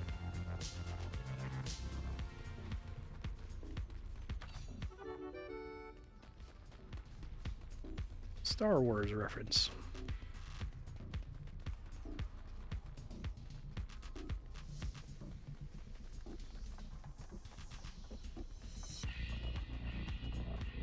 Undertale is very much a love letter to JRPGs, though. It has a bunch of sound fonts from a bunch of classic JRPGs. It has a bunch of sections that are obviously inspired by like Chrono Trigger and Final Fantasy VI. And Toby Fox played all the games that I played as a kid and made a game that's kind of a commentary or deconstruction of those. The deconstruction helps a lot because, like, you know, the superhero genre has been turbo saturated for so long that basically the only thing you can do now is a deconstruction, and we have like a dozen of those at this point. There's The Boys, there's Invincible, there's Deadpool, there's any number of comic books that have been doing deconstruction for years, like The Watchmen.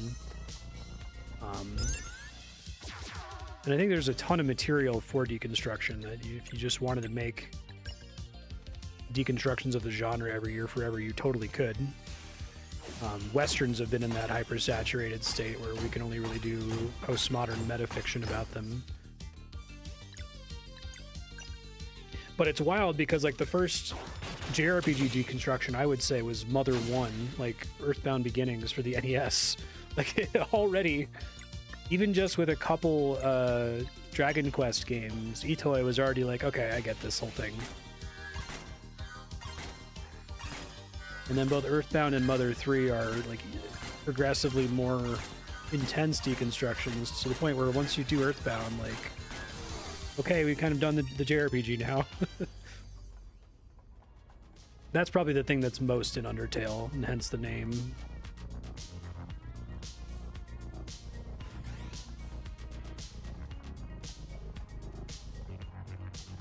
Okay, I can push these. Gotcha. It's a combination of Cave Story is Undertale and Earthbound is Undertale. Kyber Steel Daggers.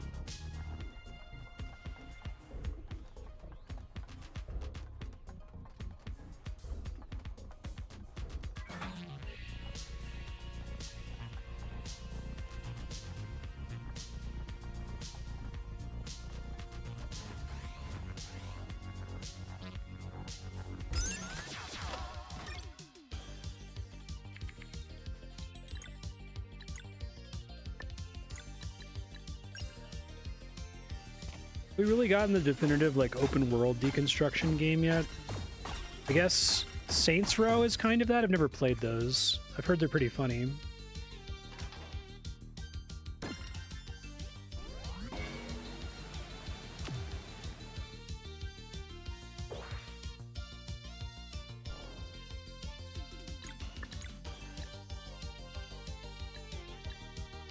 I guess it's not, like, particularly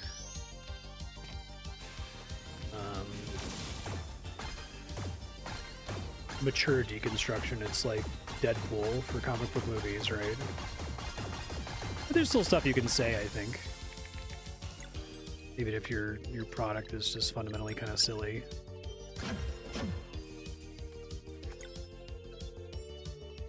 Do not like that shield. Not a fan.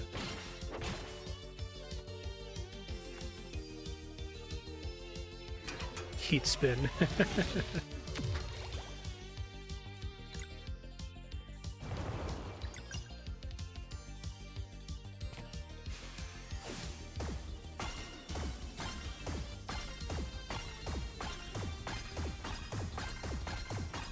Funny and kitschy, but it's kind of just an open world game played straight. Gotcha. I think there's a lot of really funny shit to say. I think there's a lot of good shit to say about open world. I'm sure there's been some, like, little indie games that have done a sequence that's bagging on them, but not something that has, like, the budget of a traditional AAA open world game.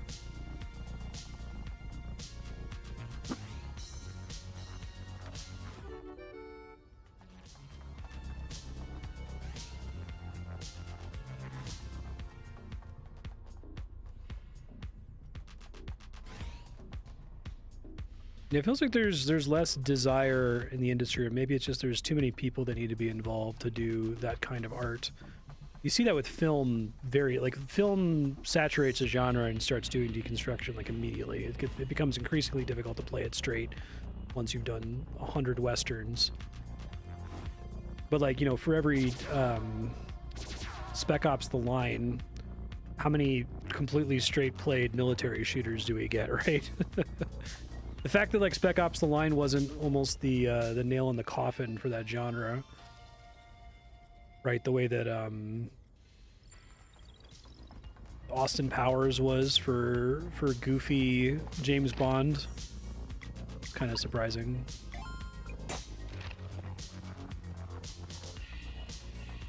The budget's part of the genre, yeah.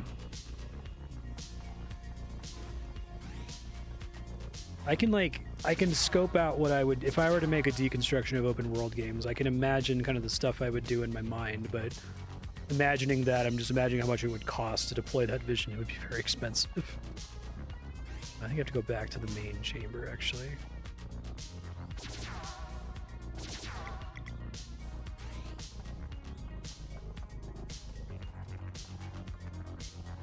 Yeah, Spec Ops line really entered the mainstream consciousness in the first place. I'd probably agree with that. Which is unfortunate, because that game is fucking incredible.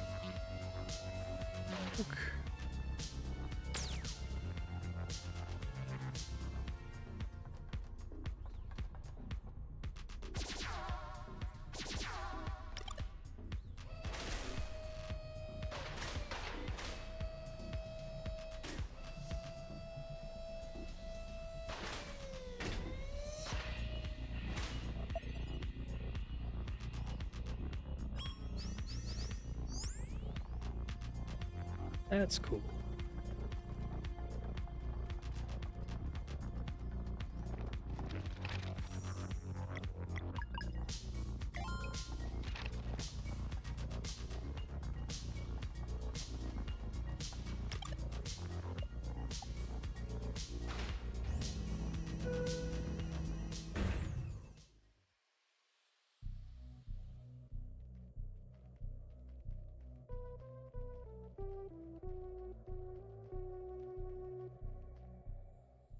Earthbound's like, I think it has so much to say about JRPGs, and it does so much that's interesting and unique.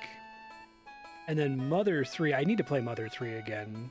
It was the second or third game I played on stream. I'm a very different person now than when I played that game. I did not get it when I played it the first. I still really enjoyed it, but I didn't get what it was trying to say. It's kind of a condemnation of nostalgia and a condemnation of the idea of a sequel. And none of that like passed completely through me when I played it. I kept getting annoyed that Lucas kept getting things that were increasingly approaching, but not quite a baseball bat. And then there's a section towards the end of the game where we're like commenting on this character who's like literally a man-child.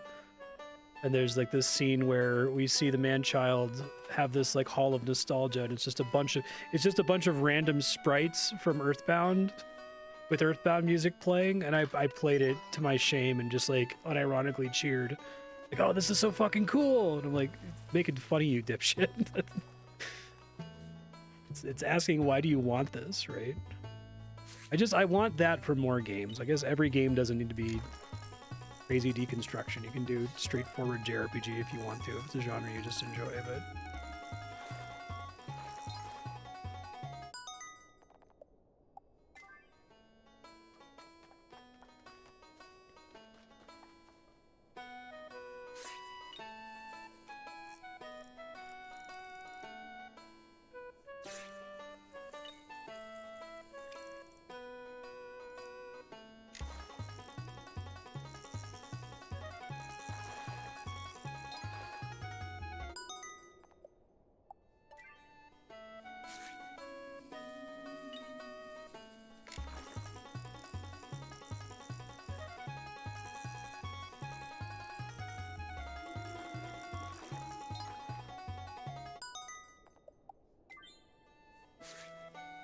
I have immense respect for Itoi. That dude's wild. Like he's like a Renaissance man in Japan.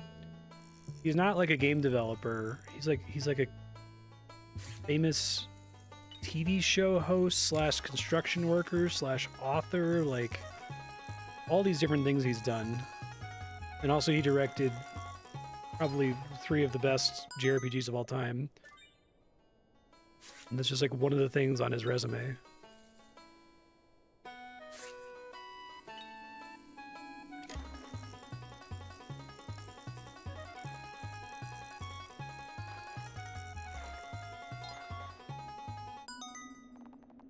Do we even really have like a polymath in the public consciousness in the English-speaking world? I'm trying to think. Like in the past, yes, but like someone on the level of Itoi. I guess you have a lot of like actors who are also musicians, but that doesn't really begin to approach it.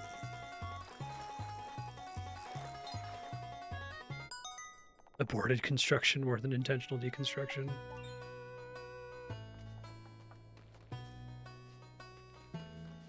Interesting.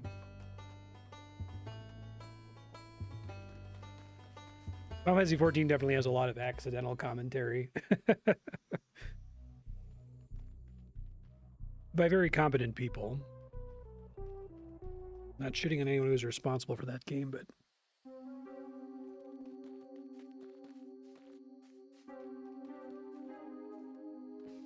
Oh yeah, they got like an EGOT, don't they? Well, no, I like Trey Parker a lot. I hate his politics, and I think his politics are partially responsible for the hell world that we exist in now, because it made it cool for a lot of people to be politically disengaged. But yeah, no, you're right. That's true. And he's made a video game, hasn't he? He's made a couple of video games. Him and Matt Stone. They've been pretty good. I haven't played the second one. Was it The Fractured Butthole? The Fractured Butthole?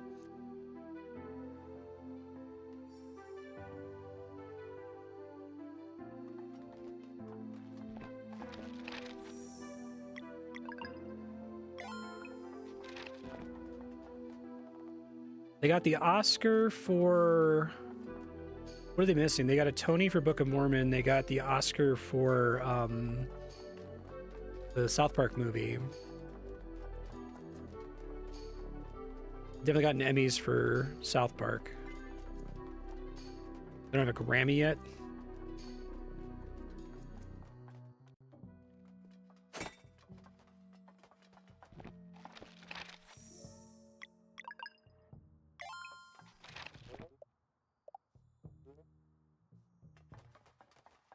Oh, they didn't? I thought they got something for Kyle's mom.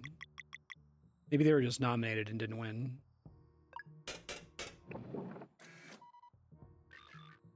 Not sweet enough. Feed me something sweet.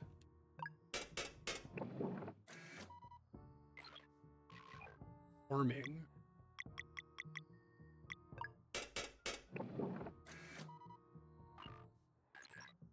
Meaty.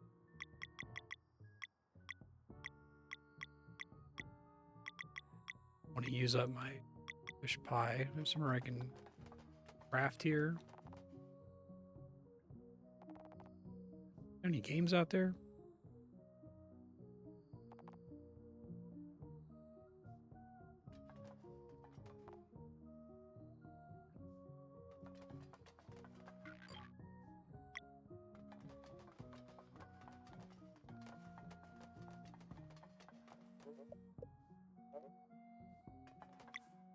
I'll do it.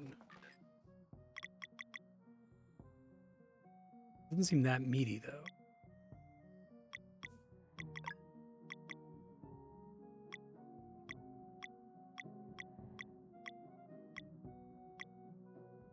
Probably a better one. Oh, really? That's wild.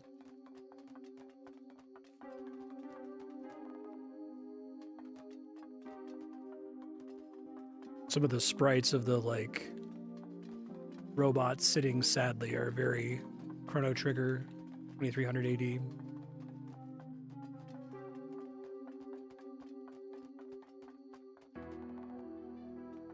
Are they gonna do the you're all rested up but you're still hungry?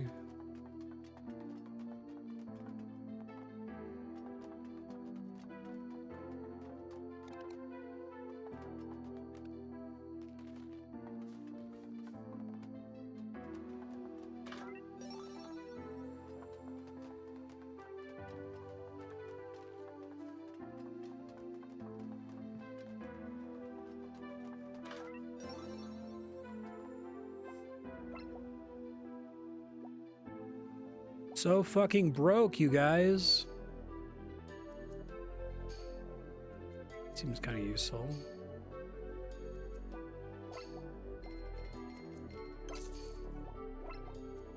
They really went full Dragon Quest with the money in this game, huh? Sealed using powerful encryption. Surprised they didn't have it play a sound like this. Ding, ding, ding, ding, ding, ding, ding, ding, ding.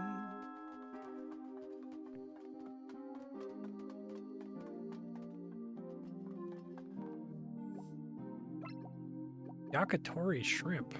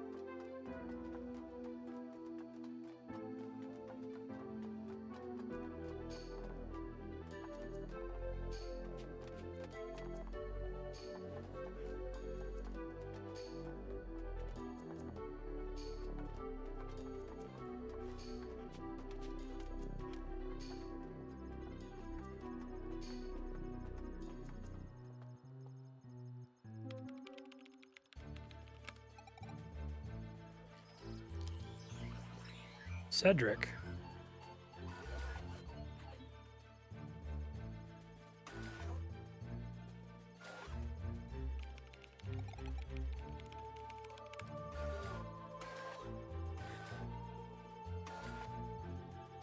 Dweller of Dread.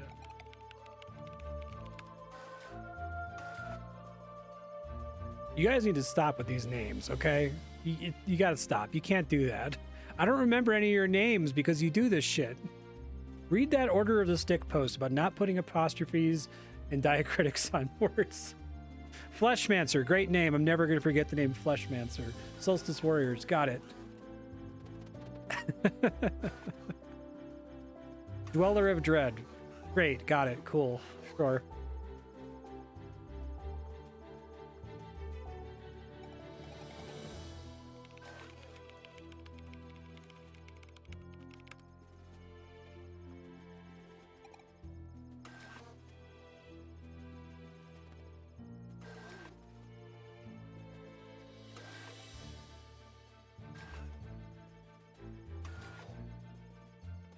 Shot analysis long.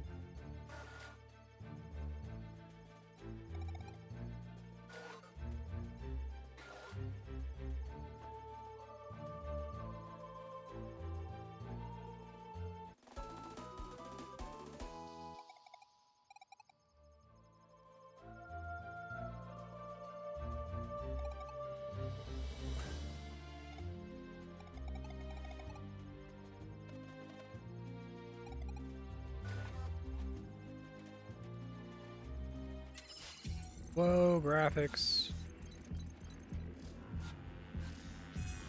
Now this is doing the kind of pseudo 3D.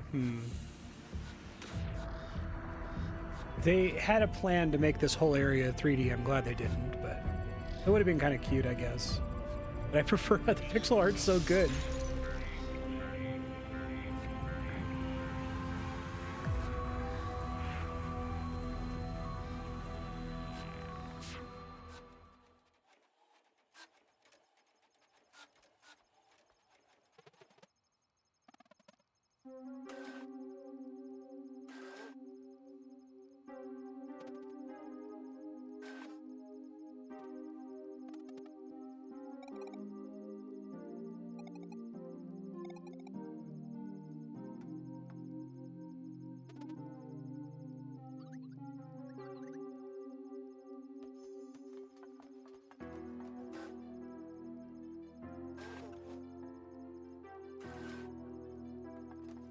And more data strips.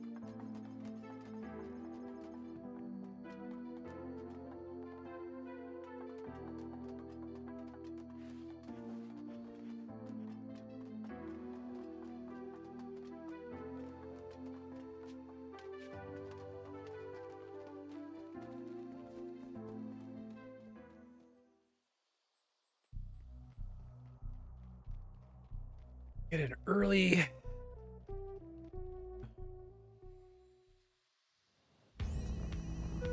Campfire, I think it's just southeast of me. Cook some stuff really quick. Didn't mean to waste that sashimi earlier.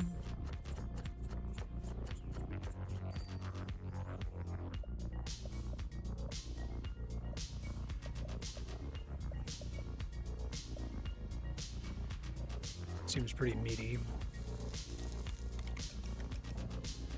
I think if I can get away with it.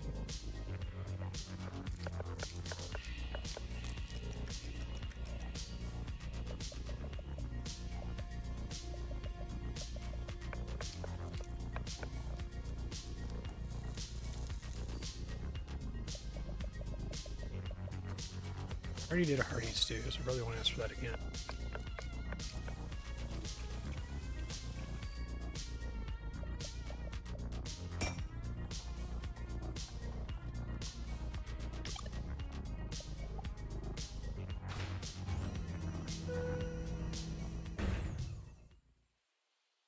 We've been stable for 2.5 hours. Driving me crazy earlier. I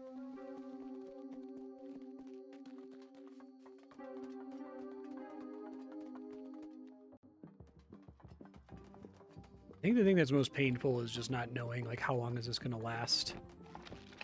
It popped up and it said you're having 20 minutes of disruption. Sometimes it's 20 minutes, sometimes it's 5 consecutive hours. We want to do roast sandwich. I think it's just based on the ingredients, I assume. Light.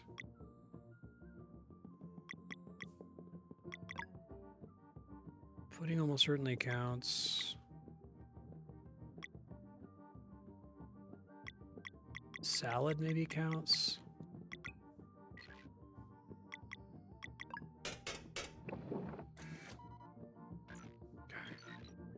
From the water. Well, that one's easy.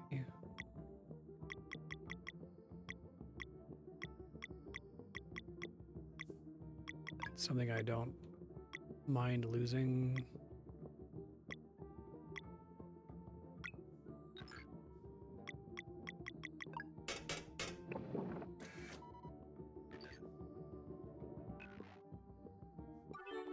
Nice.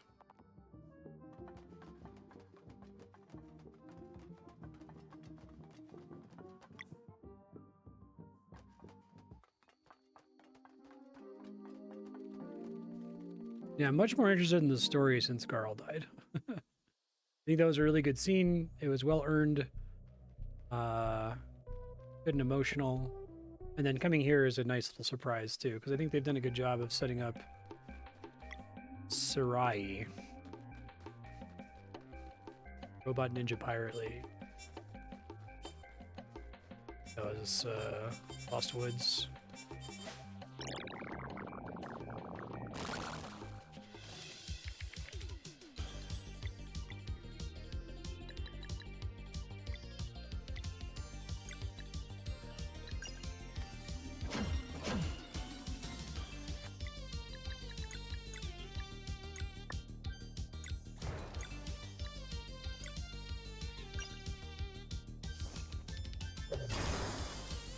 Alright, just kill him, I guess. Okay.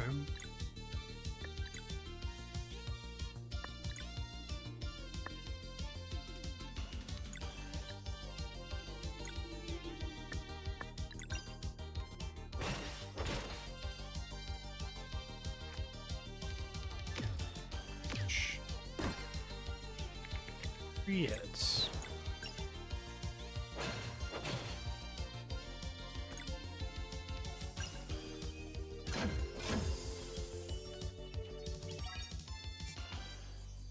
Yeah, that's cool.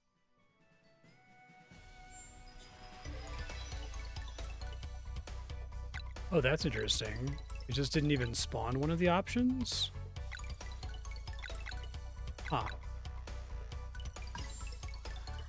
Maybe I've gotten it too many times. It must be MP.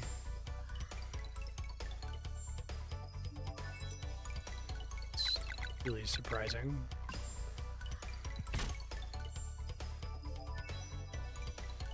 Same deal. Max HP does scale with certain things that heal, so... My parfait.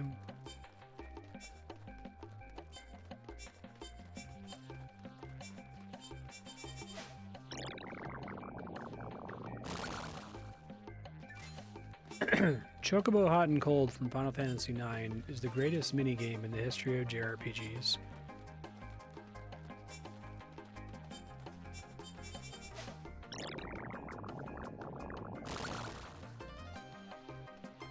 I see. It is Lost Woods. I think the thing that makes that minigame so amazing isn't obviously like the core loop is it's hot and cold. It's nothing special, right? But there's like so much content tied up in it and so many interesting ways to get better and better at the minigame with increasingly powerful chocobos.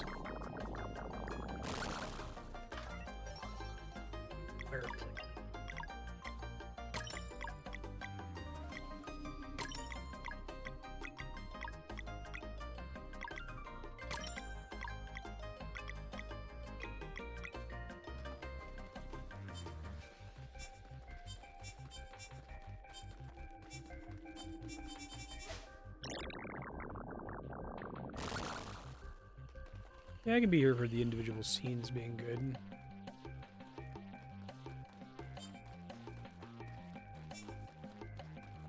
It's very likely I was incorrect when I thought that there was some cut content associated with the archivists. But it felt really abrupt and strange.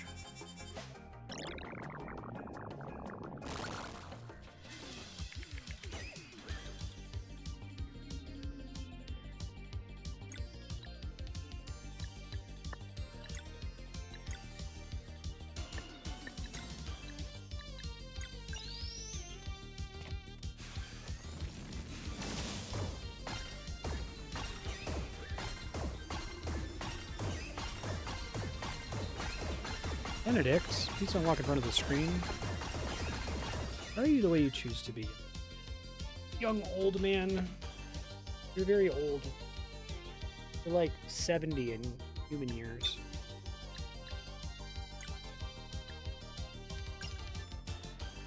Ben, I'll feed you right now if you can promise me that you will never die.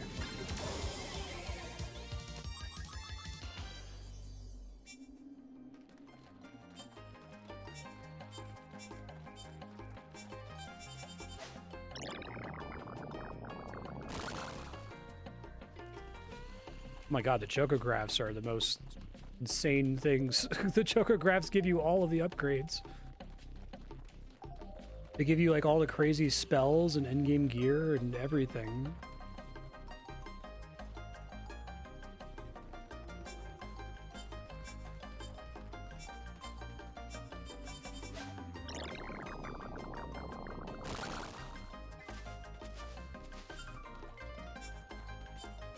All the extra chocobos, which make the minigame eventually very trivial. But if you're good enough at it, you can make a lot of progress really early.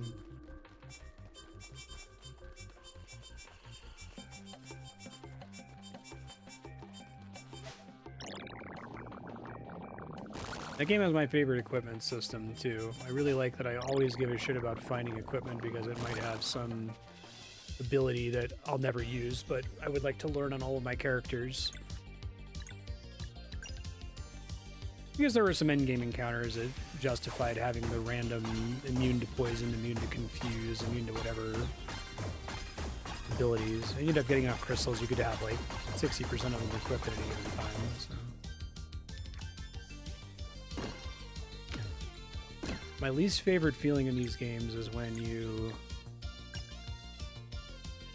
get like an early upgrade, like you grind out the load sword and Chrono Trigger, and you get like it's borrowing from your future self, right? Borrowing joy from your future self. You get like a big boost of dopamine, like, oh my god, this sword's like 3 hours ahead of the sword I should be getting at this point in the game. And then every time you get a sword after that, you're like, oh fuck, this is fucking useless. I shouldn't have gotten a load sword.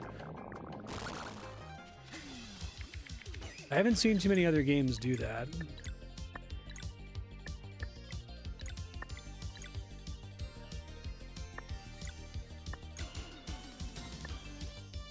Final Fantasy definitely tried to change it up. Sometimes to its detriment. Sometimes they were a little bit too experimental, which is how we got Final Fantasy VIII.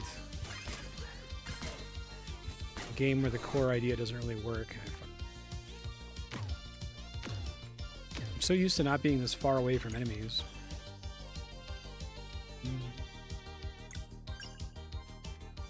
Oh shit, wrong ability. Fuck, goddammit. Oh, this is about to suck.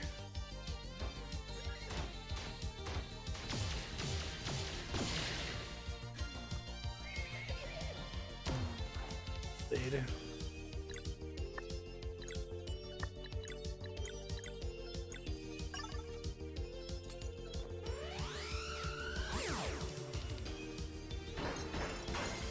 So that's 3 arcane hits. I wish it put a damage number every time.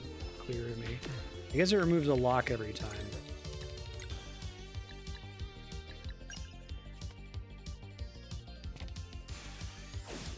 It's true. Triple triad's good.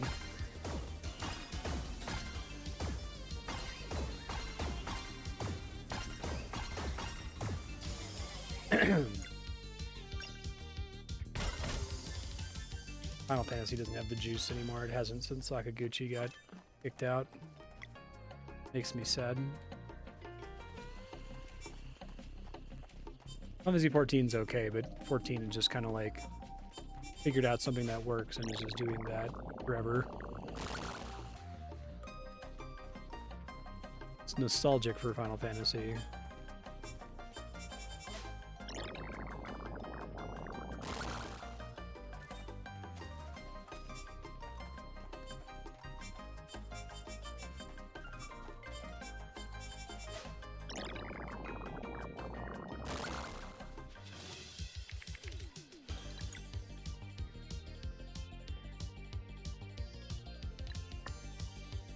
I do 4 bludgeon attacks. I don't think I have any way to do that without having Garl anymore.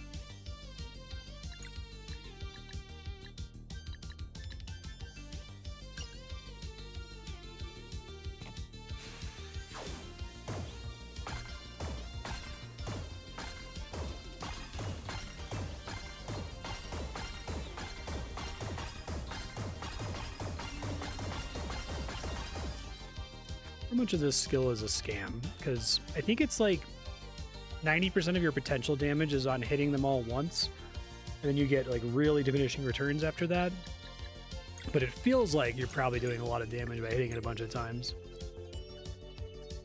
That's definitely how it works in Mario RPG. Like you get a lot of your damage from like the first 6 hits, and then after that it's fairly diminishing, but I think if you're a speedrunner and you're really good at landing the super jump, you can beat bosses you're not supposed to beat.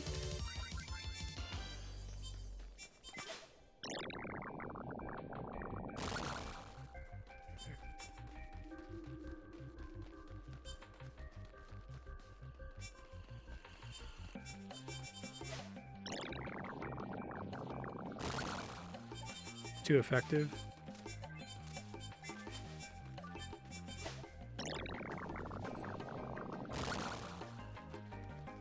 Or too ineffective when it's diminishing returns after the first couple hits.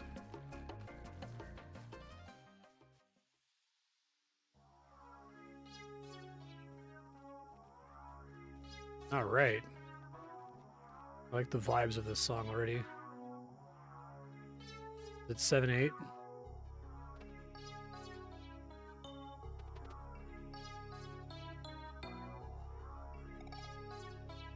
No, it's 4/4. Should be 7/8 though. Come on, guys.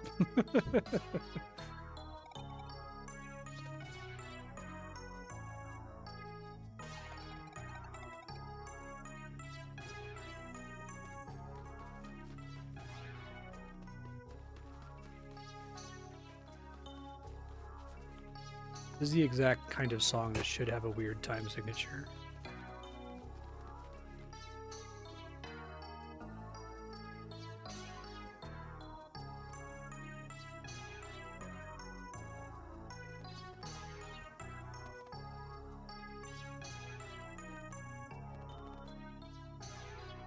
money or for souls?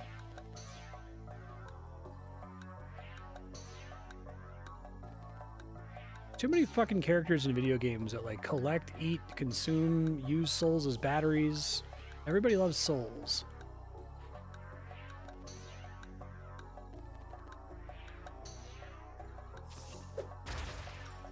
Whoa. That's spooky.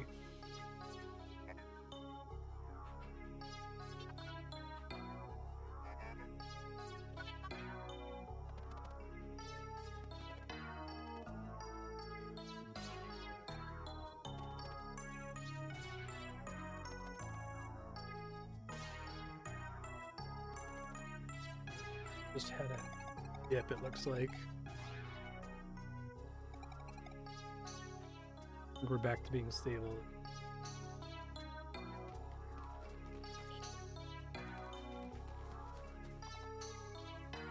The ghost merchant. I can't afford to pay these prices for food. Are you fucking kidding? You don't even tell me what it does. That's all my money.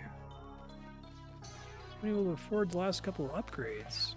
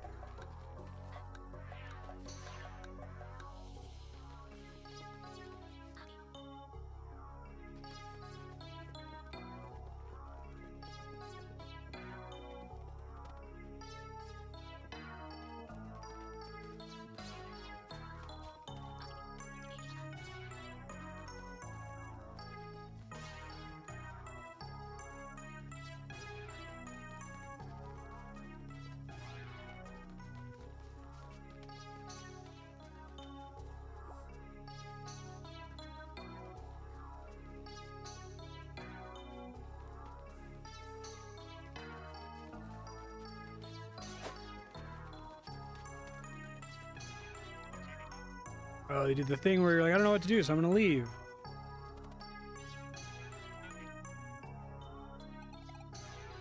Just be fast, man. You don't need an apostrophe in your name. I'll still respect you.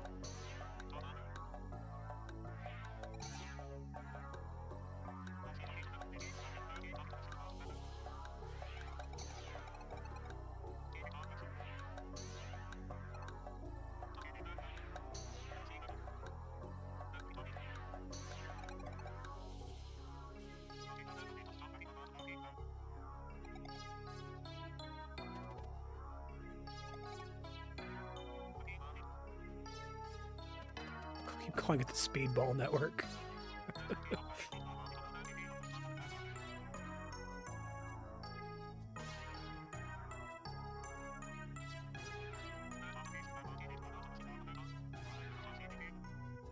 That's cool.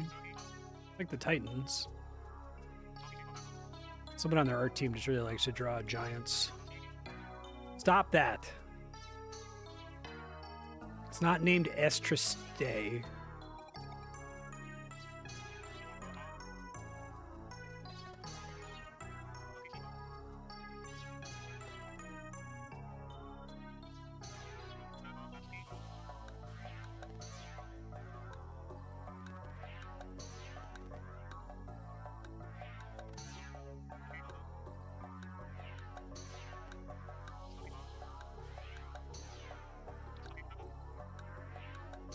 The only good way to eat. Hunter guy was pretty funny too.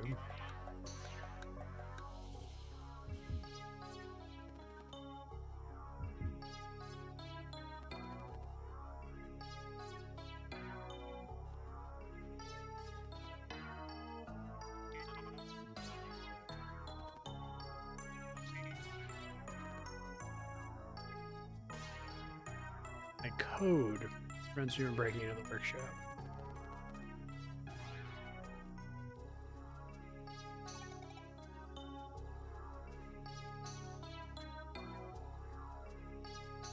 No, that's true. It's ya eat, not eat.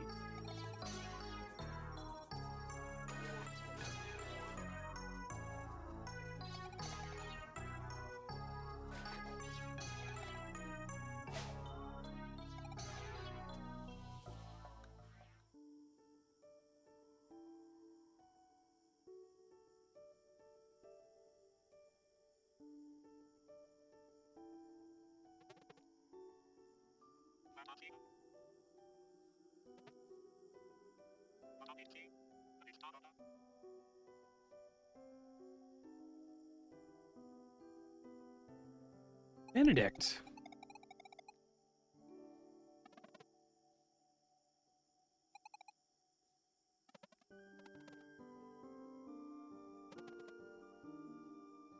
That's true. It's fine. It's it's actually kind of interesting because I haven't seen that in games since that Order of the Stick post. I think it was so viral with world builders. Everyone was like, "Oh my god, I should never."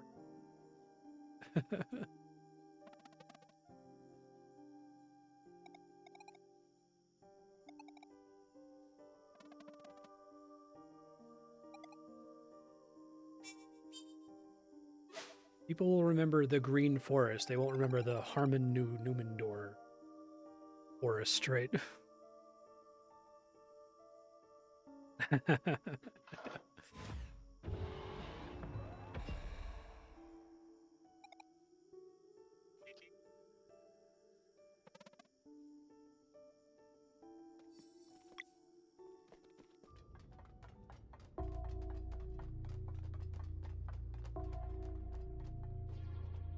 I need a place to rest, man.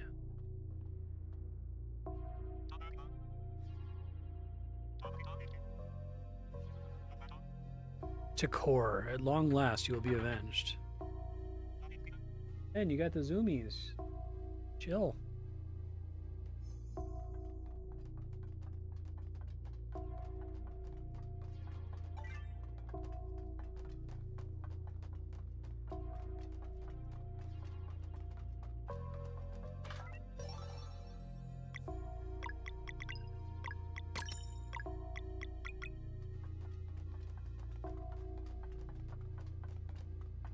You guys gonna give me a place to rest? I guess they topped me off there. Okay. They are. Kind of them.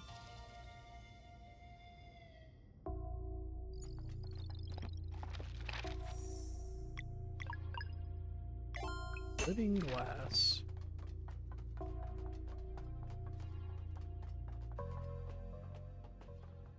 Whoa, creepy head.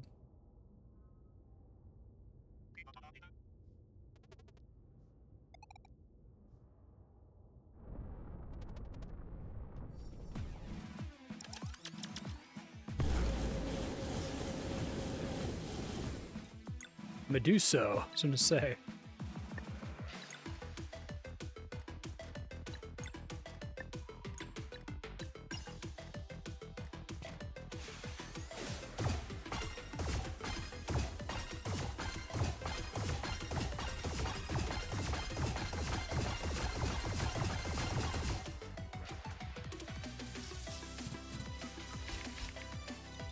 Interesting.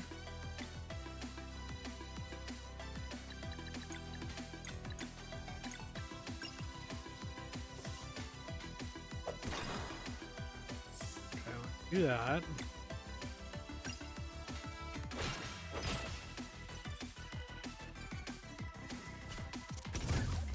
Shh.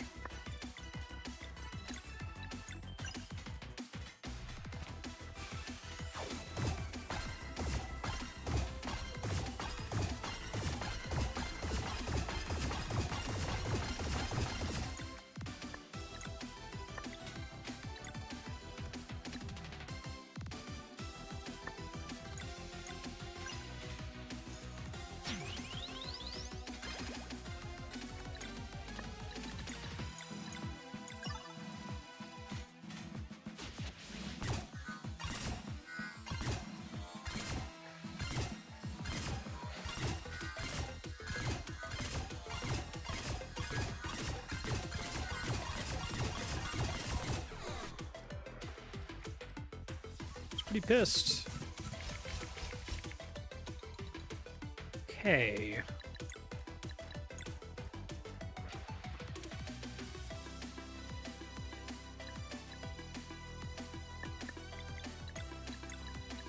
Play this one and then they'll all be active at the same time.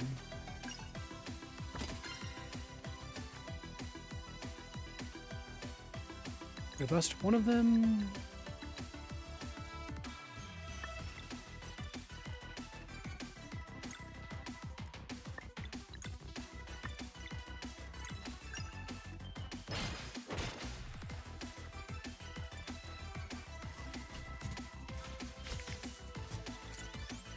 You motherfucker.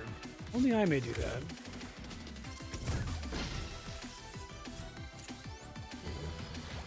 Cool animation.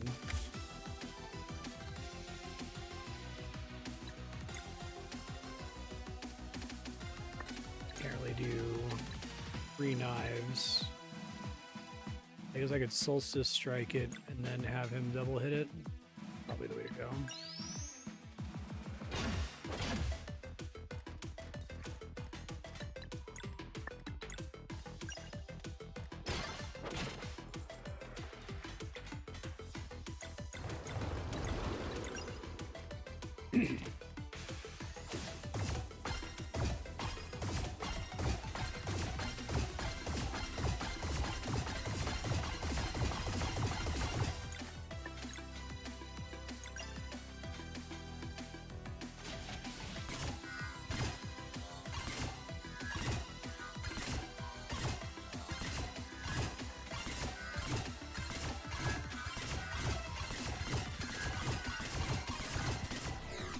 Nice.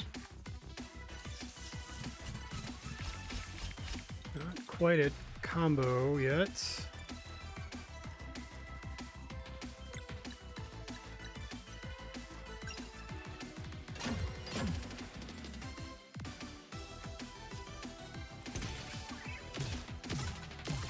Damn.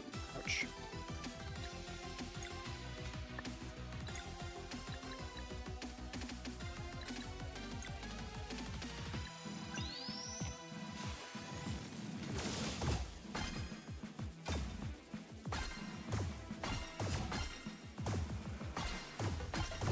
It's really hard to get the timing on that sometimes.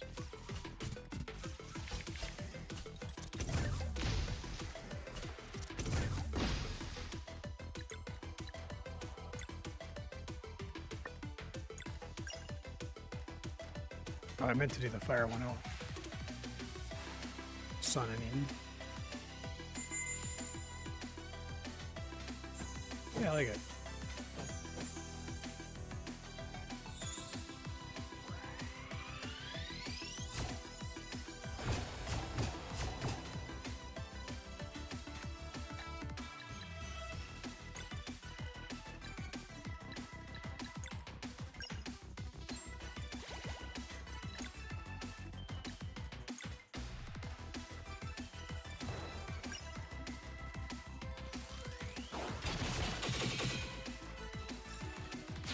Late. Shit.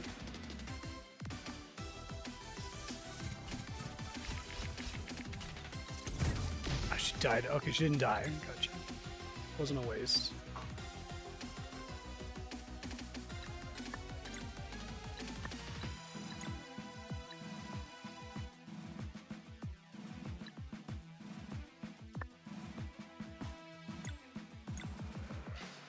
I want him to heal.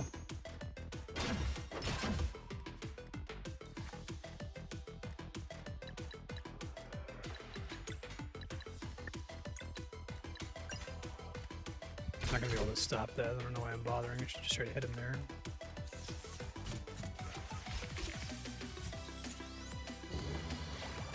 Suspect he might be close to dead anyway.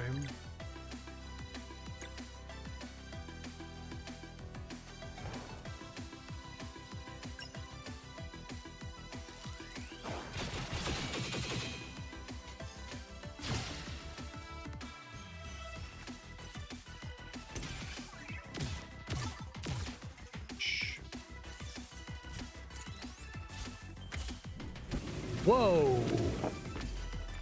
Okay.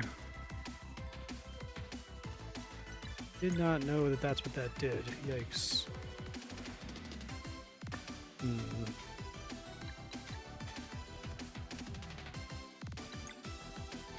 Have to pick one of them up.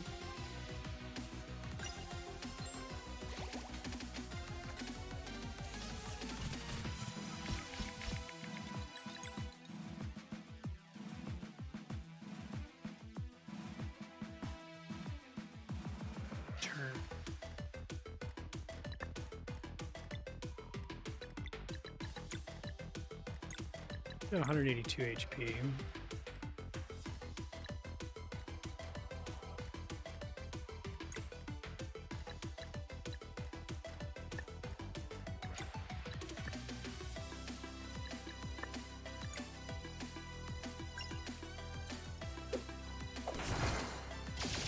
Nice.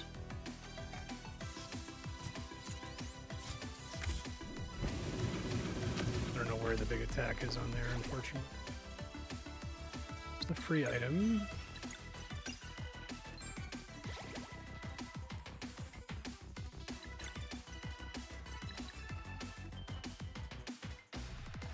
Sword, Sun, and Venom versus all enemies.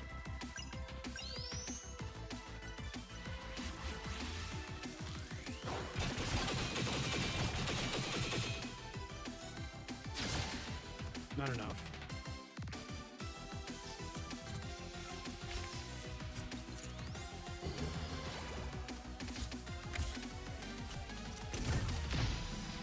Really need to disrupt that thing.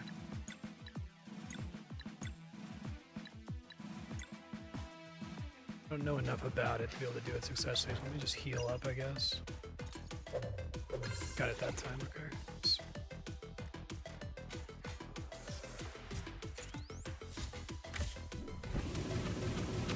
I think the attack only happens at the very end of that, actually. I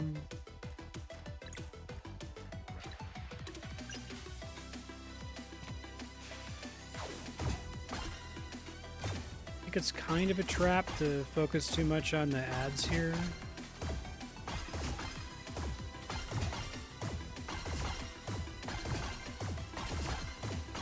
There you go. Yeah, that's smart.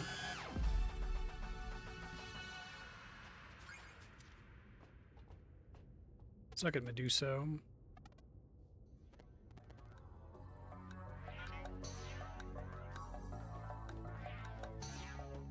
All right, we lost like 40 minutes to Comcast today, but it could have been worse. Glad I stuck it out and did the stream. Y'all know in the stream chat if I hear back from Francisco for the best. I'm really enjoying this game. It's getting much more interesting as it goes. I think that the first half is kind of weak and the back half is much better so far.